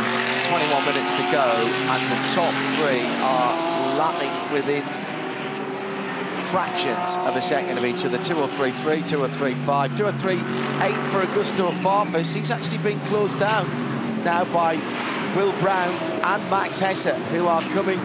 They're about a second and a half behind the third place. That third step on the box, guys, is far from secure. Well, and to that point, there's history around that too with Team MPC, because a couple of seasons ago, an MPC Audi with a bronze driver and two pros, one of them Christopher Haase, very close towards the end of the race, scored themselves a top three outright finish. So it is definitely not out of the equation for Will Brown to get car 55 onto the outright podium. And meanwhile, for Augusto Farfus, he is hoping that Dorian Boccolacci can engage with Maxime Martin for the lead of this race so he can draw himself nearer, because right now he's 4.2 seconds off the race lead, just drifting back a little bit from those two race leaders. Can I rewind everybody back to the start of our coverage, in fact the start of our broadcast on radio as well from here on Thursday morning, when we said the bronze cars are bronze because of the drivers, not because of the potential performance levels of the cars. Two bronze class cars in the top five with drivers who are moving forward towards the front of the field. Paid off absolutely perfectly. That means, by the way, that they have done their strategy and that their bronze drivers have, Garth Tander, done exactly what they needed to do. Yeah, absolutely. Heralded the fact that if they play their cards right and keep themselves clean, keep themselves on the lead lap using whatever methods they need, whether it was the wave bite or just outright speed, that if they put the right driver in the car at the end of the race, there are red hot chances to get on the podium. High-class racing, they've done 15 pit stops to get themselves to where they are right now on the second step of the podium. And so a whole lot of strategy, topping off with fuel, buying track position in the mid part of the race, where we didn't actually take a whole lot of notice of what they were up to, and then all of a sudden they cleansed themselves to the top of the field, and Boccolacci has done everything he needed to do to keep himself there. Yeah, and they've done everything right in making sure as well that they've got their fastest driver in the car at the very end, and a pro driver who absolutely has belief that he can go with the best in the world, and that's who he's racing at the moment. So Maxime Martin, a guy who's won all of the big GT races on the planet. Dorian Boccolacci's a one-mate Porsche champion, and touched on some of his success behind him. Repco Supercars champion Will Brown is one of the best in this part of the world. And then the young gun from BMW, Max Hesse. They're the two leaders. That's Farfus. That's Will Brown. 1.1 seconds the difference between the two. Is there a twist in the tail for the Audi team? Let's jump on board with Will Brown and a tour of Mount Panorama, Garth Tander.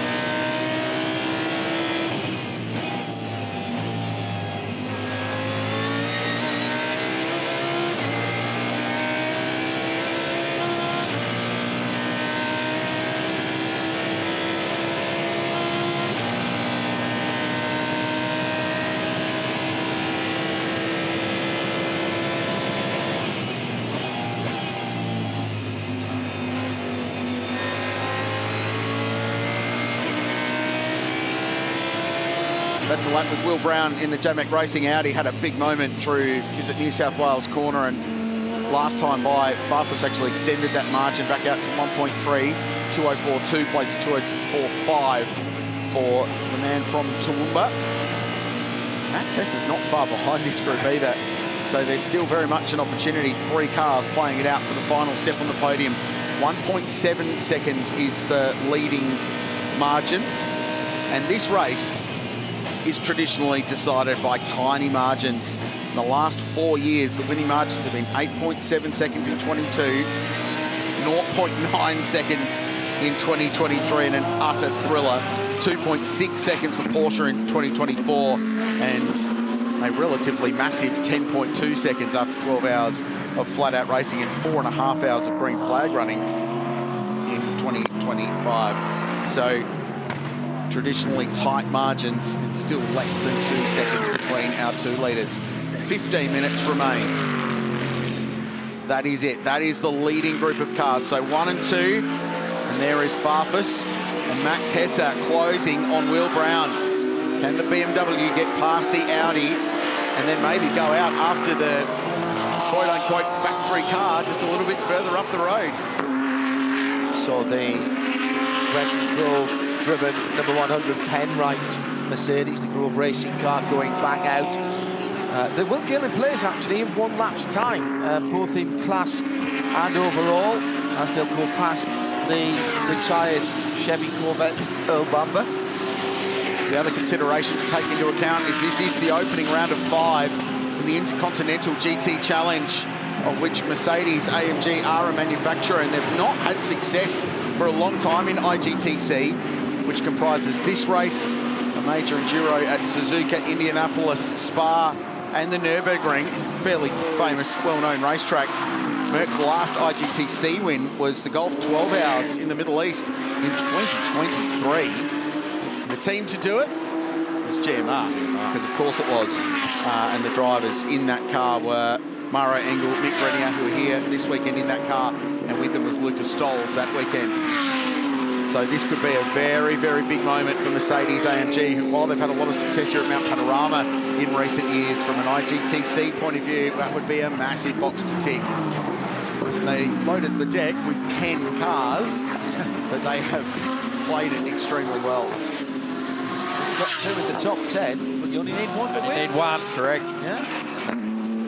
One of those 2 is right where you want it to be, right at the head of the field. The gap, Maxime Martin back to Darian Boccolacci. There it is on screen, and that's what 1.4 seconds looks like as they head down Conrod Straight. The gap back to Augusto Farfus, 4.3 seconds. And here's the battle pack with the wounded Jules Gounon battling Daniel Serra and Ricardo Fella. This is 7th, 8th and 9th. Serra still hasn't been able to get past that wounded EMG, albeit with Gilles Gounon, who is very difficult to pass. Is this the opportunity? Gets a good run through the chase, goes to the outside. Is he going to get racing room?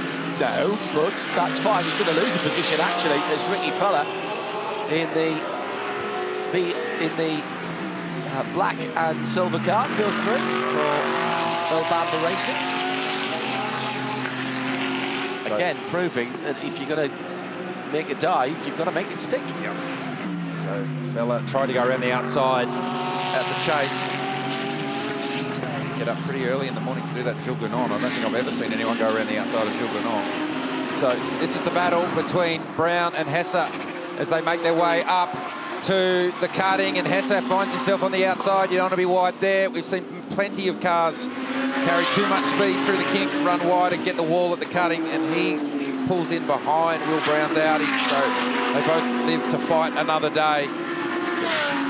Just over 11.5 minutes left in this one. I feel like this spot inside the top 5 is the one that is still up for argument. Well, they've dropped back just a little bit now from Farfus. As soon as they've started fighting, of course, that's cost them a wee bit of time. And it was just under a second. It's gone up to 2.1 seconds as Augusto Farfus is by no means coasting. 2:03.9 last time around, 2:03.8 for the second place. Dorian Boccolacci. Maxime Martin in the lead with a 2:03.7. Top three are 6 seconds apart. There is a second and a half between first and second. Happy wave from Valentino Rossi and Raffaele Marciello, who should be finished on the podium. He's 5th from 7 starts at this racetrack in this race, which is just an amazing strike rate. Yet to win, of course. Who knows? Still 10 minutes to go. Here's Shugin on 7th. Ricky Fella in the Porsche next, and Daniel Serra. So the Ferraris have crept up a little bit in the closing stages of this, and a good stint from Ryan Wood has elevated the Kayo Sports Tempesta car back into 3rd place in the bronze class. So they would be able to lift a trophy on the Rise Racing GT, partnering up with that international operation this weekend. He did that a little while ago, and I expected once he got past Alfred Renard that he might pull away. It's been hovering around a 1.7, 2.4 seconds. It's the battle for 10th and 11th, but as you rightly say, Craill, it's the battle for 3rd in the bronze class, and Renard is not letting him get away. 2.3 seconds sounds an awful lot, but round here, that is literally one braking point missed. Do not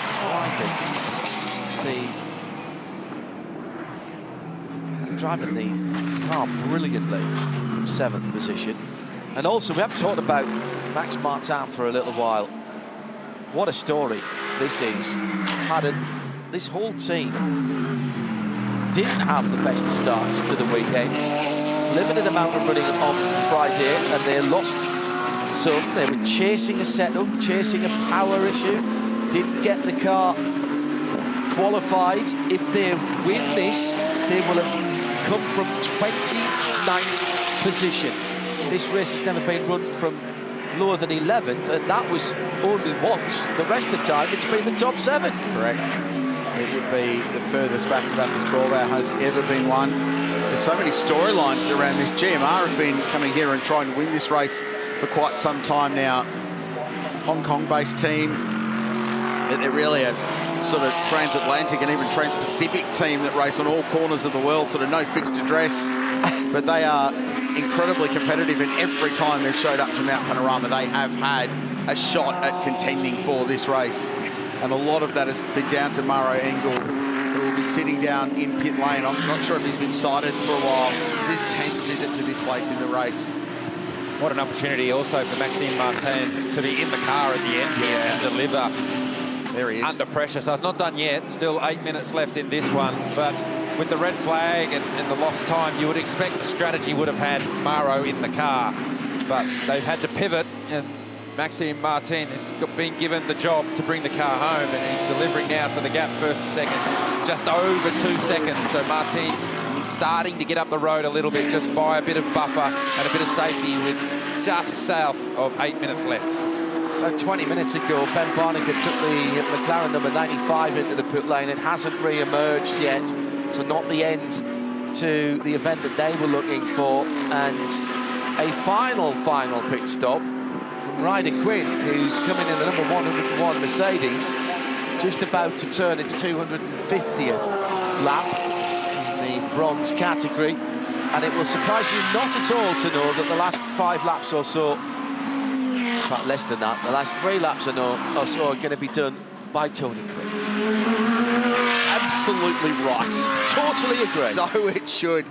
I tell you what, they're making a documentary about this, and a colleague of ours, Greg Rust, is helping piece it all together with Ben Sale and a very small team.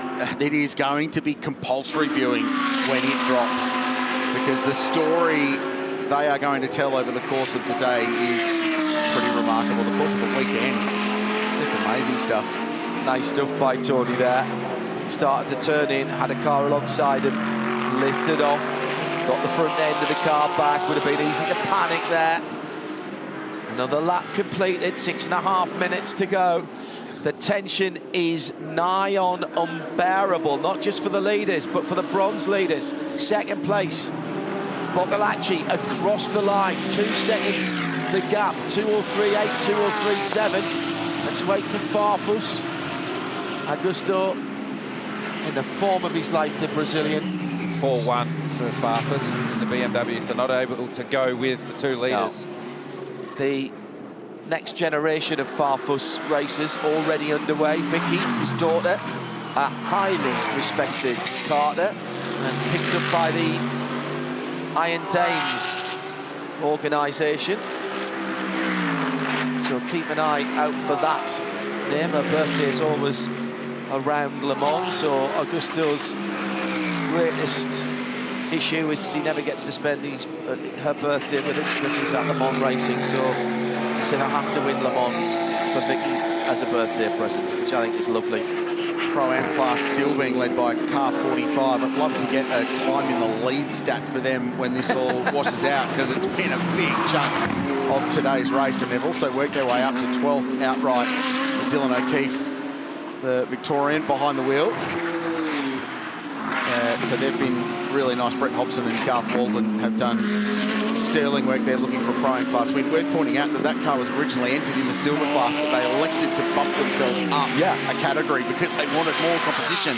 There weren't that many cars entered. Kerrong Lee watching on. His teammate is in second position. The margin has crept out now over to 2 seconds for the first time in this race, in this final little battle to the flag. Porsche chasing down Mercedes AMG. Both brands have won this race before. Mercedes AMG on 3 occasions, Porsche on 2. And the Merc, it feels like a long time ago since 2023 when Sun Energy won their second race. Since then, Porsche and BMW have been at the front of the field.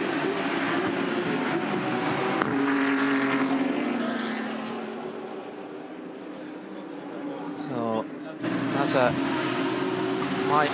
thank you, Nathan, our boss in the truck, for confirming my very rudimentary base 60 maths earlier on. Here we go. Max Hesse having a look. 4th position. Looks around the outside at Griffin's Bend. Will Brown has had plenty of laps around this place.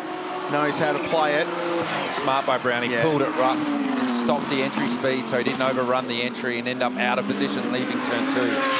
So just to confirm, that countdown clock, I mentioned this about half an hour, a little bit more ago, that 3:36.543, that is to 45 minutes past the hour. And that would be the 12 hours up. Race control will give us a last lap board after 43. So 43 plus 1 lap is the calculation. It's 2 or 3 laps depending on when this gets to the line. Correct. Essentially about to complete 260 laps of Mount Panorama. That margin 2.1 seconds, and it's just crept back a little bit. The Porsche has been very good across the top relative to the GMR Mercedes. Thunders through the Scuderia Auto Art chase, the baritone of the AMG and the howl of the Porsche, and 2 normally aspirated cars, which is a rarity in motorsport these days. First and second, the turbocharged BMW in 3rd position. So 3 different brands in the top 3, 4 in the 4 when you count Will Brown in the Audi. So 2 laps remaining in the Meguiar's, Bathurst 12 out. And it's an utterly compelling story, this winning team, that have been coming to try and win this race for years and haven't quite got there. But more so the drivers. We talked about Maxi Martin and Maro Engel. We didn't talk about Mick Grenier. Grenier, the Canadian driver who first came here as an AMG driver with 888 Race Engineering and has just been rock solid. But he's not the 3rd wheel on this date. He has been a massive contributor to their success today. Leader heading into going up the mountain through the Ford cutting and now across the top. I'm just checking for any traffic that may yet be in the way. The next car along the road, which has made up that position, I said it would, is Brenton Grove in the number 100 Penrite AMG, 27th position now. And he is just heading through the dipper now as the leader, through the S's rather, as the leader comes down through the dipper.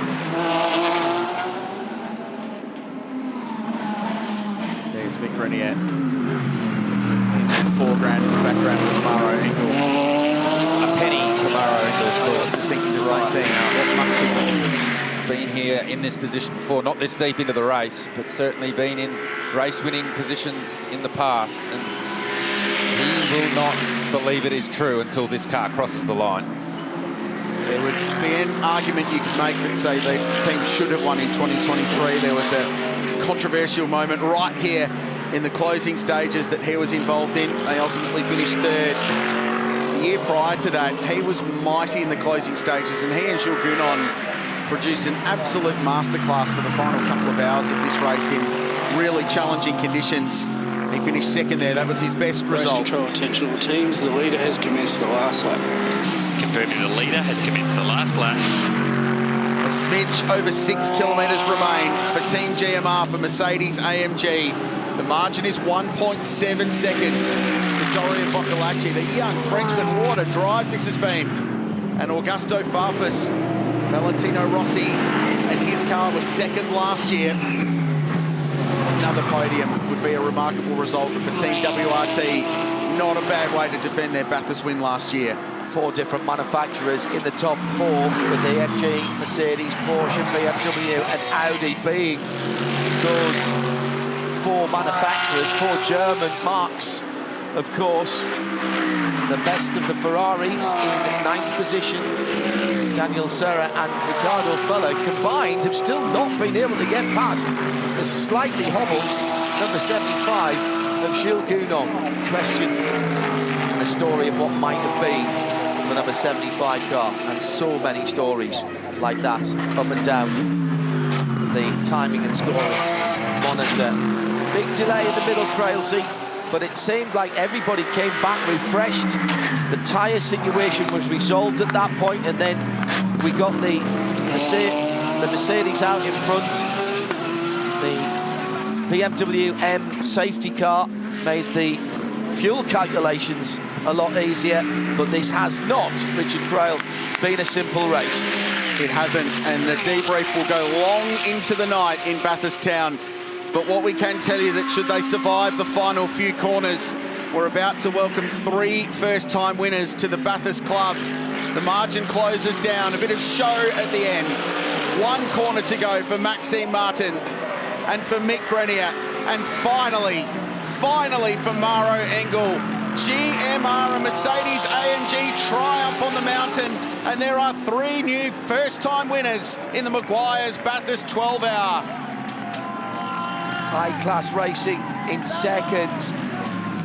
Fabulous finish for a car that was off the lead lap earlier on, and they take the bronze class in style. It's WRT again on the podium in third, ahead of the number 55 Audi. Will Brown anchoring that home. And a little word as well, I think, Garth, for the guys at Team KRC and that green BMW, second in the bronze class. Well, it started green, it ended the race black with a lot of new panels on it. So just want to point out the 2 cars that finished first and second started this race 29th and 30th from the 15th row of the grid. Plus 28 spots for both those cars. That's a mega effort. It's the furthest back anyone has ever won this race from at Mount Panorama. GMR is celebrating on the right of the screen. On the left, we're about to see the Pro-Am winner. The little team from Sydney that could, with Mike Sheargold, who's the Ram Motorsport component of this, watching on from the sidelines, cheering his boys home. It's a class victory, a Bathurst victory for Garth Walden, for Brett Hobson and for Dylan O'Keefe, who brings the 45 car across the line. The Mercedes AMG wins outright and wins the bronze class as well. Pro-Am class as well, so bronze going the way of Porsche. 3 different manufacturers in the 3. Audi home in 4th place. They might be retiring the Audi R8 at some point in the near future, but it is still a very handy GT3 machine. Waiting to see the number 101 of Tony Quinn coming to the Scuderia Auto Art Chase right now, and the family story has the happy ending. 3 generations brought together by a stalwart supporter of motor racing in this area of the world. They are going to the pit wall, as they rightly should. The most pristine looking car crosses the line in 18th position, and Tony Quinn has the legacy and has the memories he wanted. Finished in the top 20 in a world-class field. That is an incredible story. Team GMR for Mercedes-AMG. They win the Intercontinental GT Challenge opener as well. And Maxime Martin, it would be easy to argue this could be the biggest win of his career. At 37 years of age, the Belgian driver has brought the Mercedes-AMG home and has won Bathurst with Mick Grenier, and Maro Engel, on his 10th attempt at conquering Mount Panorama, has finally got the Bathurst win he so desired. This place has thrown everything at him, and on occasion he's thrown everything at it as well, and it's paid off today. What a race, what a day at the office that has been. Mercedes-AMG win the Meguiar's Bathurst 12-hour high-class racing. Kerong Lee, Anders Fjordbach and Dorian Boccolacci second outright and win the bronze class. Augusto Farfus, Raffaele Marciello, who scores his 5th podium finish from 7 attempts, and Valentino Rossi, who turns 47 tomorrow. He said if he won, he'd shout the town. Maybe he'll just shout the bar instead for a podium finish. The Pro-Am winners finished 13th outright in the end, with Dylan O'Keefe behind the wheel, just behind last year's winners. And getting to the end, 26 laps down, the Invitational class winning IRC GT car got to the line, and they will win the Invitational class. Let's go and celebrate this one. Shay Adam is with our winners. Oh, this is going to be a good one to celebrate, guys, because this is 3 first-time winners. They want to jump up on the car and do a group photo, and you know what? They've deserved it, so we're going to let them do this first. Mick Grenier, Maxime Martin, and Maro Engel, your Meguiar's Bathurst 12 Hours winners for 2026. Amazing drive from all 3 of these guys, and you can feel the emotion coming through. Now, I want to start with Max because he brought the car to the checkered flag. You got a little bit of a joke there from Raffaele Marciello saying, now you can stop crying about this one. How much does it mean that you're finally, with tears of joy in your eyes, crossing the finish line? Yeah, it's amazing. I mean, to be honest, starting the weekend, I don't think we were expected to win. But the last restart, I was just patient. They were quite hot, and yeah, at the end, my teammates, the team, we did 0 mistakes, fantastic race, and first victory for us 3, so thank you, everyone. And for Mick Grenier, when we talked at the end of practice 1, it wasn't looking so good. Did you ever think this was going to be possible? Yeah, I mean, we knew we would be in the game, but we never expected that, honestly, especially after qualifying, because we had something with the engine, and then we started, I think, almost from last, so we knew it would be a tough race. But we had some really good strategy call. Maro and Maxime were amazing, as always. It was a big fuel game the whole race, but we did it, so super nice. Yes, you did. And Maro, finally, we're here. We're standing under the podium. What does it mean to get this one checked off the list? Yeah, I've waited a long time for this, and it's every bit as special as I dreamt it would be. It's amazing. It's not at all the weekend and the run plan we had planned. Lots of improvisation, starting obviously with qualifying, but the end result, we won the race. So happy. Big thank you to Mercedes-AMG team GMR, to my fantastic teammates. They drove their hearts out, Mick and Maxime, and it feels really good. It's time to celebrate and make it official. Congratulations. Thank you. Maxime Martin, Maro Engel, and Mick Grenier, Bathurst winners. Records broken right throughout. The winners coming from the furthest back in the field ever, first and second, both coming from the 15th row of the grid. We've had more cars on the lead lap at the end than ever before, 13 for those of you who are counting, and we've had the first ever 3-generational driver squad from one family getting a finish in the top 20. I think Tony Quinn might have to add another chapter to his book, 0 to 60, and just get that legacy written down. Incredible, Grillsy. I think this is another book in its entirety. Just for this race? Yeah. Mercedes AMG Team GMR celebrate the 4th closest racing finish in Bathurst 12-hour history at 1.03 seconds. So pretty sporty race. Record 3-day attendance of over 55,000 this weekend here at Mount Panorama. 13 cars on the lead lap, as you said, which is by far an event record. On the flip side, it's the shortest Bathurst 12-hour in terms of laps and distance run since 2015. Oh, wow. Where we had about 300,000 safety car period. So that lengthy 54-minute race suspension in the middle of the day. Maro's going to celebrate with everybody in Bathurst tonight. He has been working towards this moment. Maybe he's going to shout the town. He might be shouting the town. It seems a long time ago in some respects when we got things underway in the darkness this morning. It was the usual bun fight up Mountain Straight. I'll say what you said last year. Guys, it's a 12-hour race. Yeah, they didn't seem to care, did they? And it was on very, very early. And as the dawn woke, there was dramas for the Ford. Yes, there was a Ford Mustang in this race. It lasted about 3 laps. And for Chris Meese, unfortunately, collected some wildlife in the early hours.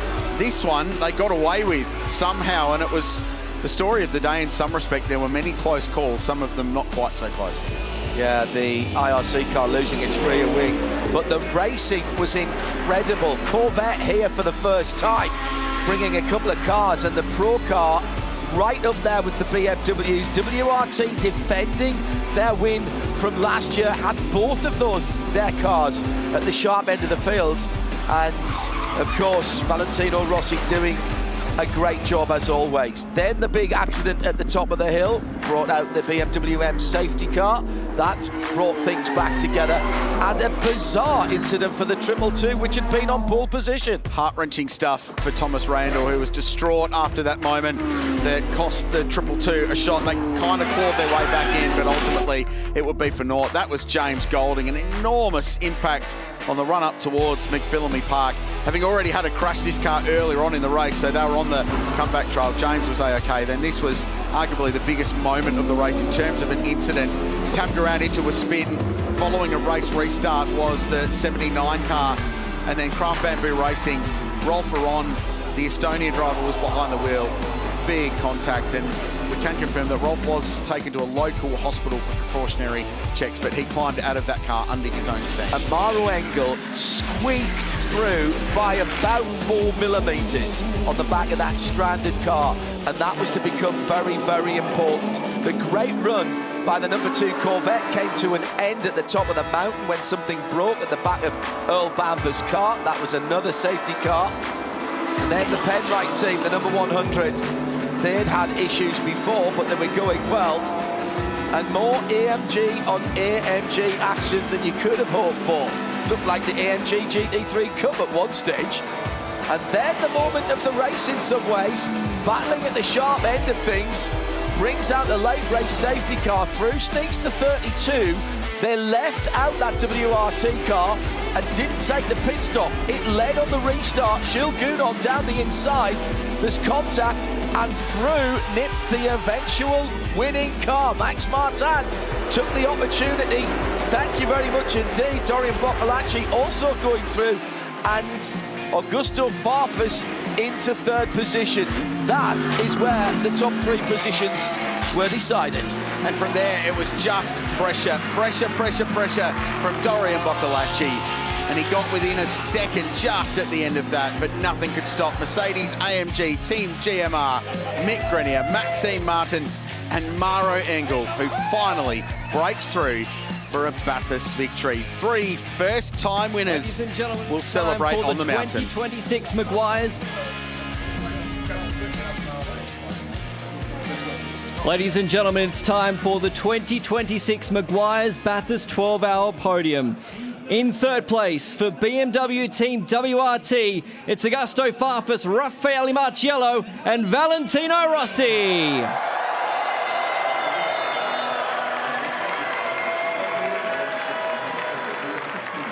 In second place for High Class Racing, Caron Lee, Anders Fjornbach and Dorian Boccolacci.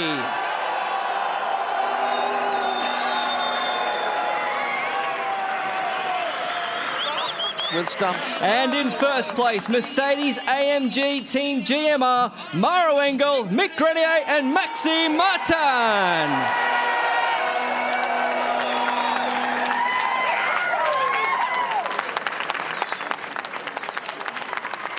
Presenting the medals for the Intercontinental GT Challenge, it's Series Manager Abby Hay.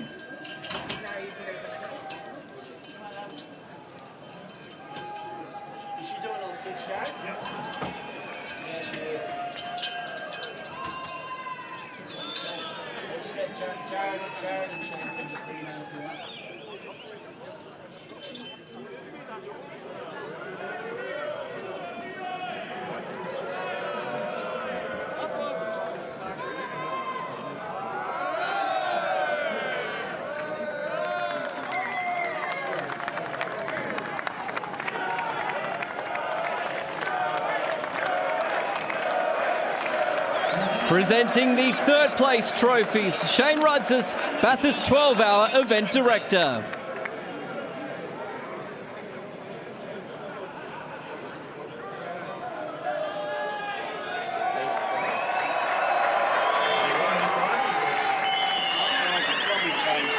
Presenting second place trophies, Bathurst Mayor, Robert Taylor.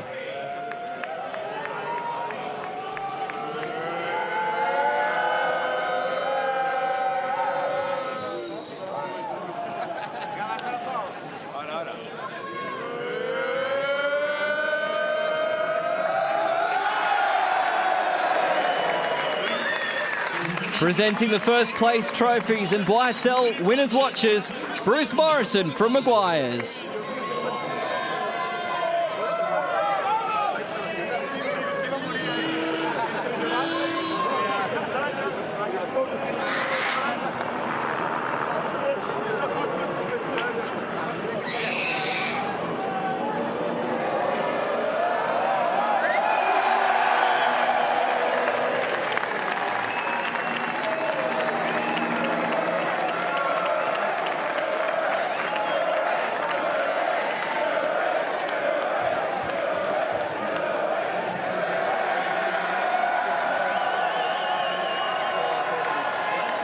Ladies and gentlemen, that is your podium for the 2026 Meguiar's Bathurst 12-hour podium.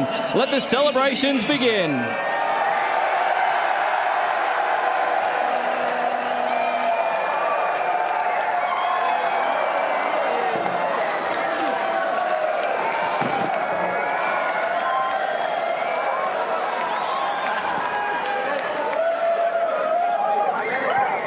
As the champagne flows from above, what a day it's been, the Meguiar's. Bathurst 12-hour, Shay, Garth, time to dissect what's been an awesome day. The celebrations happen literally above us right now. How much fun was that? Oh man, what a race. This always delivers. But for me, the biggest thing, what could have been and what is coming for next year, because the number of interviews that you and I both had where people said, I just got to come back.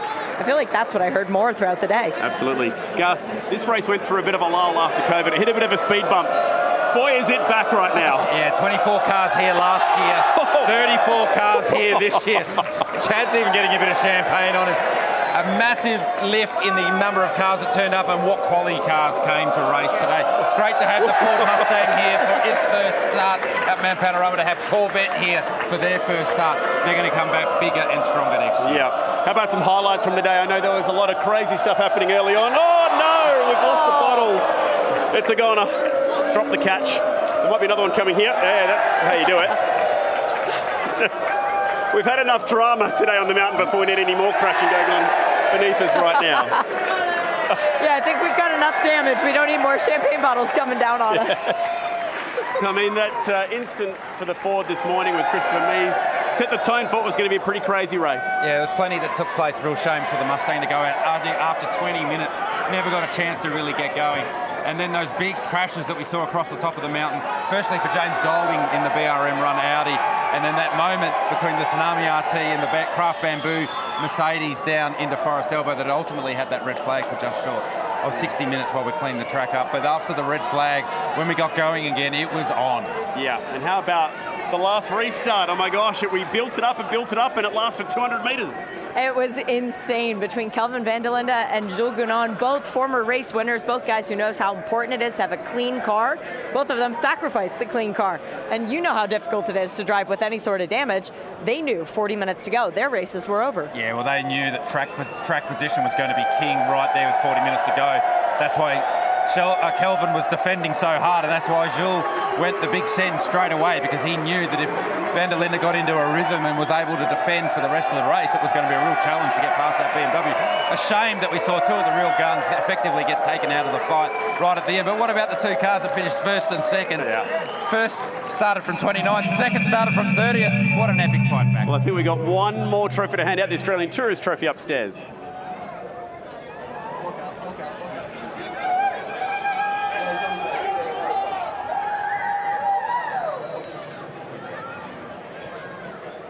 There is a trophy with a bit of prestige behind it.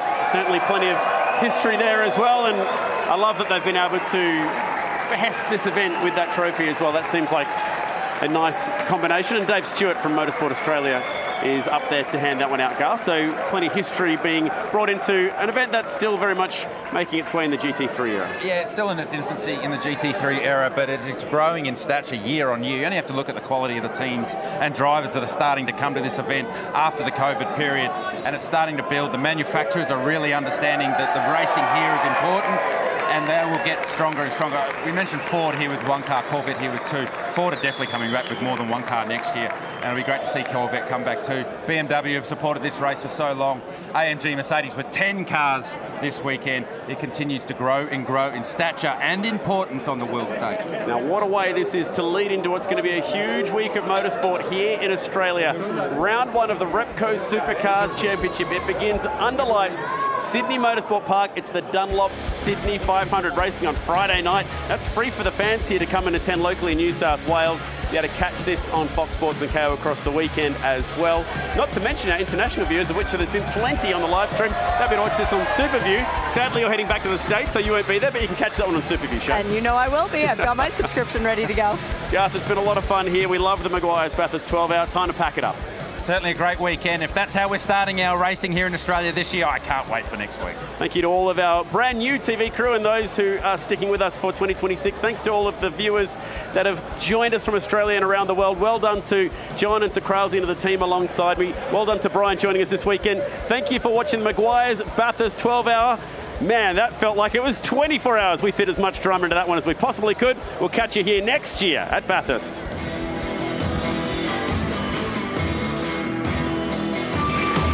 This is where the world comes to race. And for 2026, Australia's international enduro bursts into life at Mount Panorama.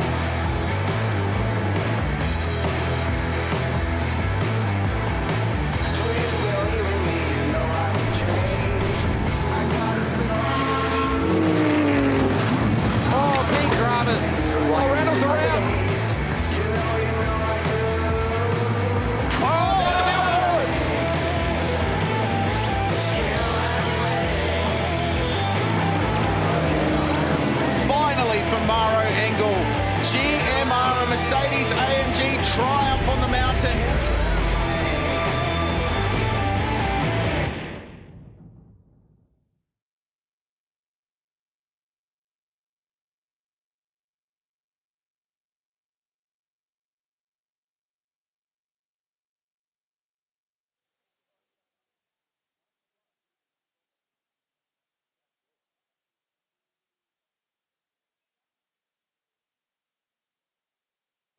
Copy, mate. All right, Brian, we're just going to start. All right, let's go. We'll continue on the podium celebrations for the 2026 Meguiar's Bathurst 12-hour. It's the Intercontinental GT Challenge Independent Cup podium. In third place for Kayo Sports Tempesta by ARGT, it's Ryan Wood, Christopher Froggatt, Jonathan Hui, and Lorenzo Patrese.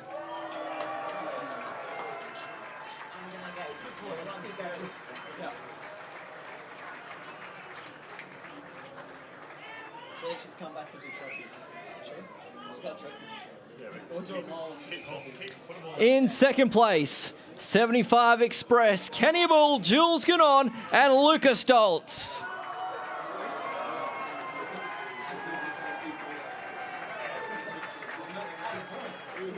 And in first place for High Class Racing, Carol Lee, Anders Fjornbach, and Dorian Boccolacci.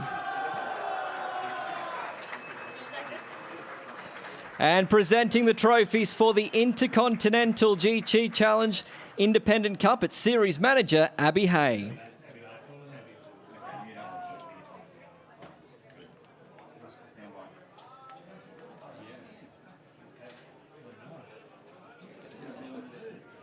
We ended up missing you today as well. I didn't even know you were doing this. I didn't know you were doing this. There you go. I just found out. I thought it was meant to be Chad. It was originally, but Nath called me last night. He goes, "Oh, we'll get you to do it because Chad's going to be down there hosting." It's all right. Classic. Lucky you stayed. Proper Chad tries to be another day now. Nath goes, "Should we tell Cropper?" I said, "Don't worry about it." What's the microphone? Everything listen to it. On the microphone,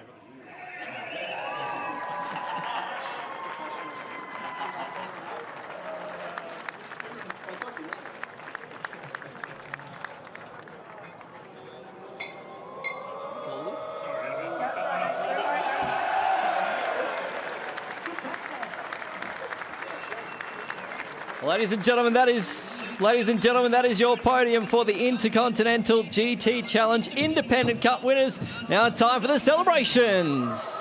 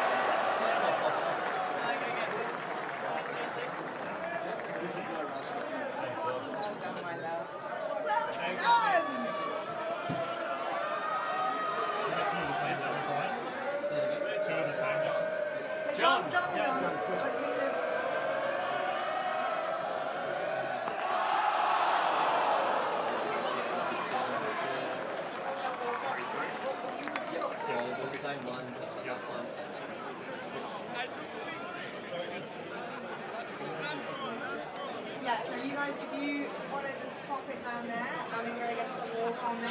You go now and again. We're going to do this again.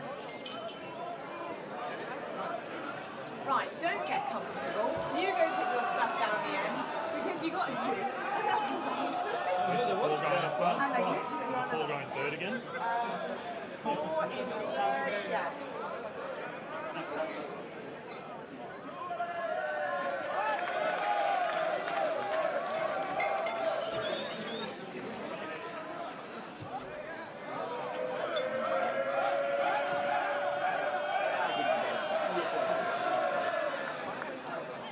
Almost, well, just give them a bit more time to get their stuff set. This is the easy bit, though, not on the broadcast. It's live streams. Yeah. I don't care if they're still there. It's good.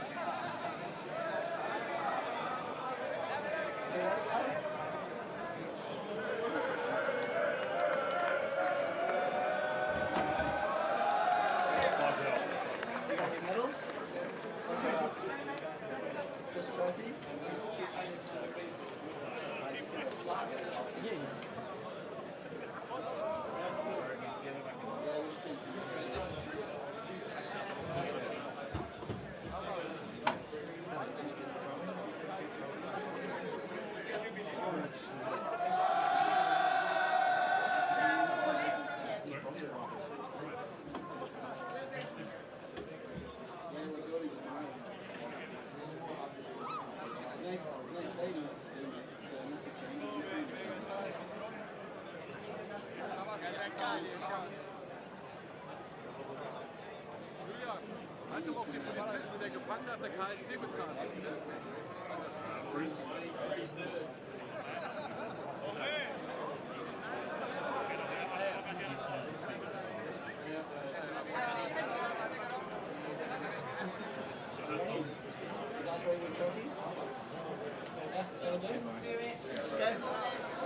It's time for the podium for our bronze class here this afternoon.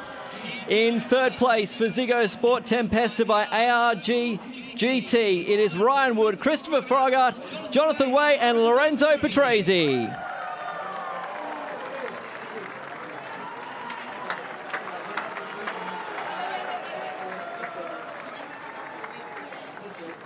In second place, Team KRC, Tony Ruan, Maxi Mustan and Max Hessa.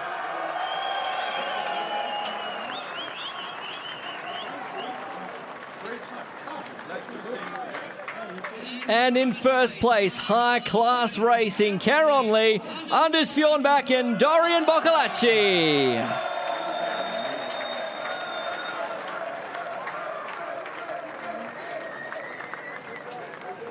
Presenting third place trophies, Shane Rudzis, Bathurst 12-hour event director.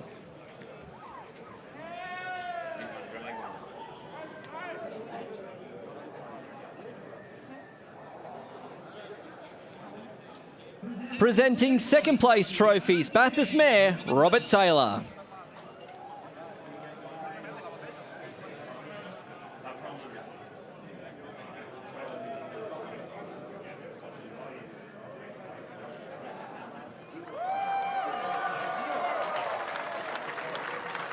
And presenting our first place trophies, Bruce Morrison from Meguiar's.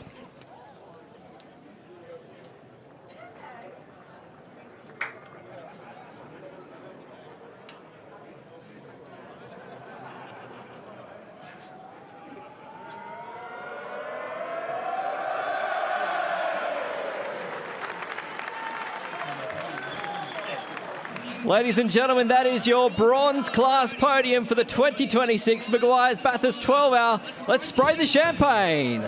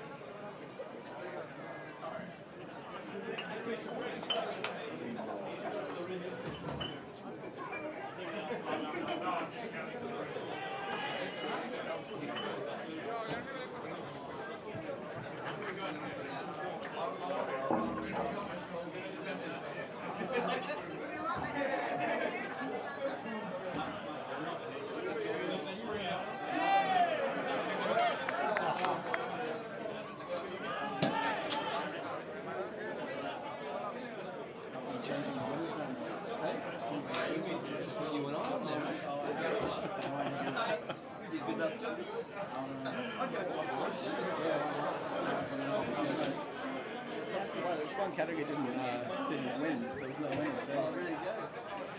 We'll take the trophy. Look over here.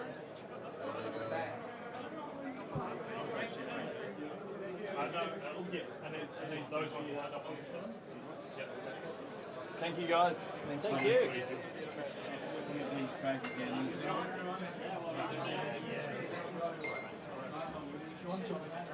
Kayo Sports. On live stream. Yeah.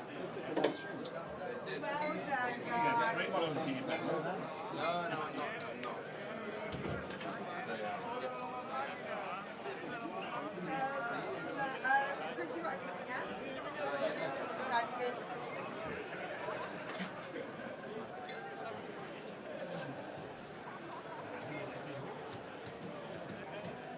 John Moore? Jim Moore?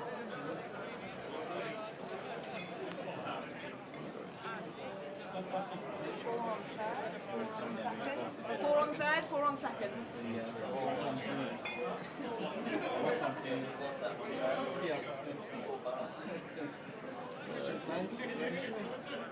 That's funny. Guys ready? Yeah. All good? Yep, all good. It's time for the podium presentations for the YSL Pro-Am Class Podium. In third place for Volante Rosso Motorsport, it's Bryce Fullwood, Andres Pato, Damien Hamilton and Maxime Robin.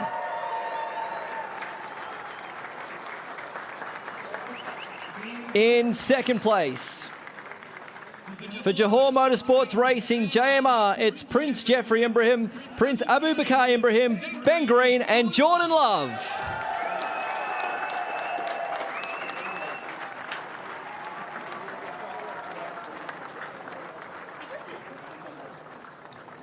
And in first place for Ram Motorsports GWR Australia, Mike Sheagold, Brett Hobson, Dylan O'Keefe and Garth Walden.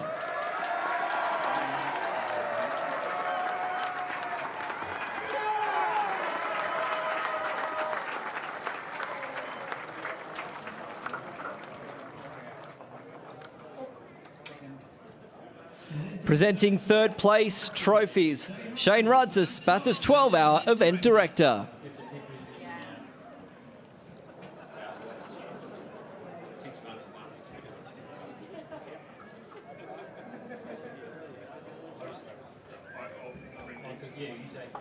Presenting second place trophies, Bathurst Mayor, Robert Taylor. Sorry, mate.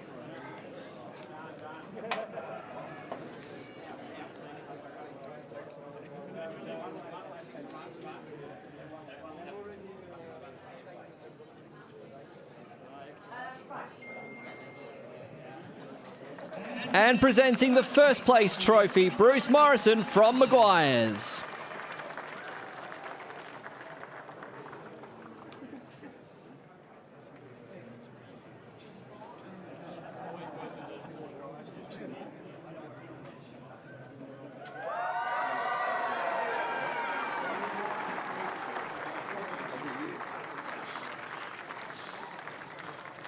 Ladies and gentlemen, your 2026 Meguiar's Bathurst 12-hour YSL Pro-Am Class Podium. Now time for the celebrations.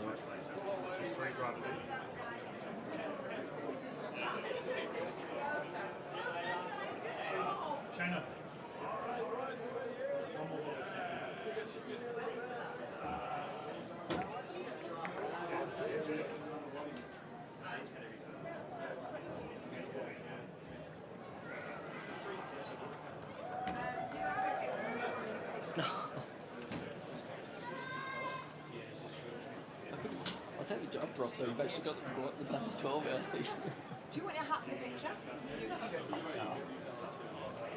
Rather than being my skivvies over here.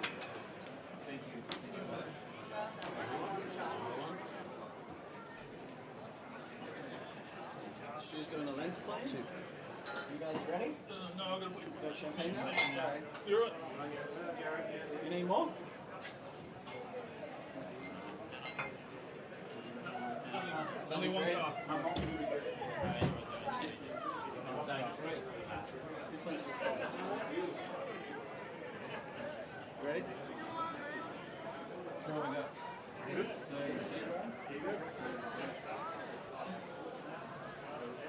The Meguiar's Bathurst 12-hour podium for GT4. In first place from Method Motorsport, Kevin Madsen, Adrian Kunzel and Steve Agakani.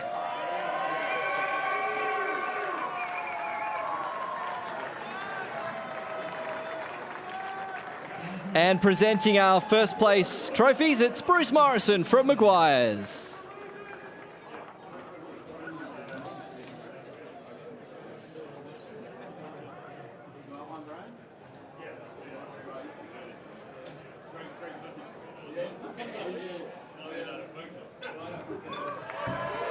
There we have it, ladies and gentlemen, your podium for GT4 here at the 2026 Meguiar's Bathurst 12-hour. Boys, spray the champagne.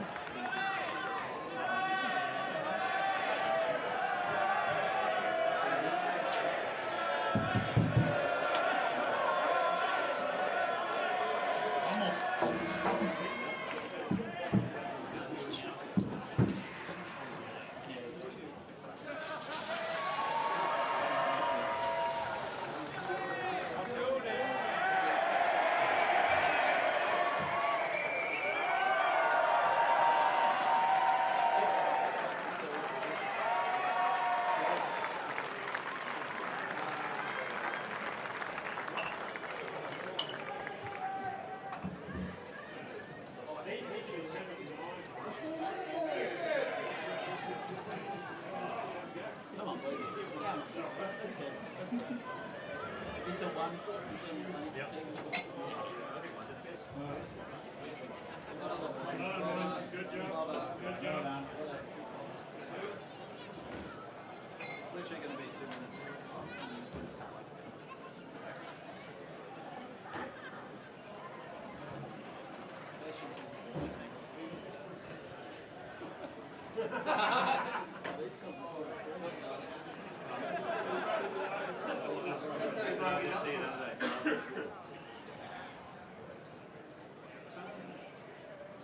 Ready?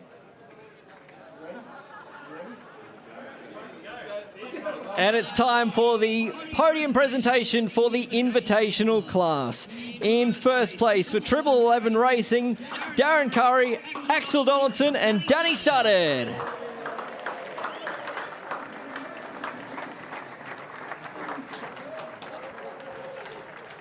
And presenting your first place trophies, it's Bruce Morrison from Meguiar's.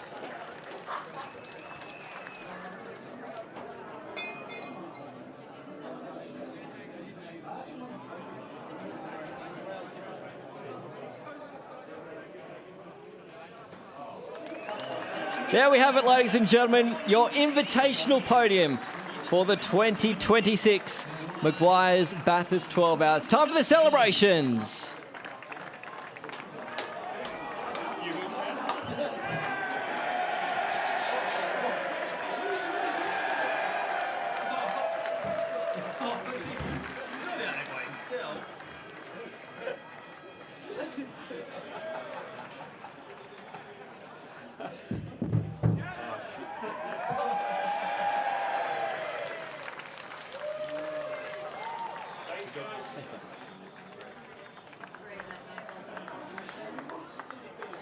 What up, mate?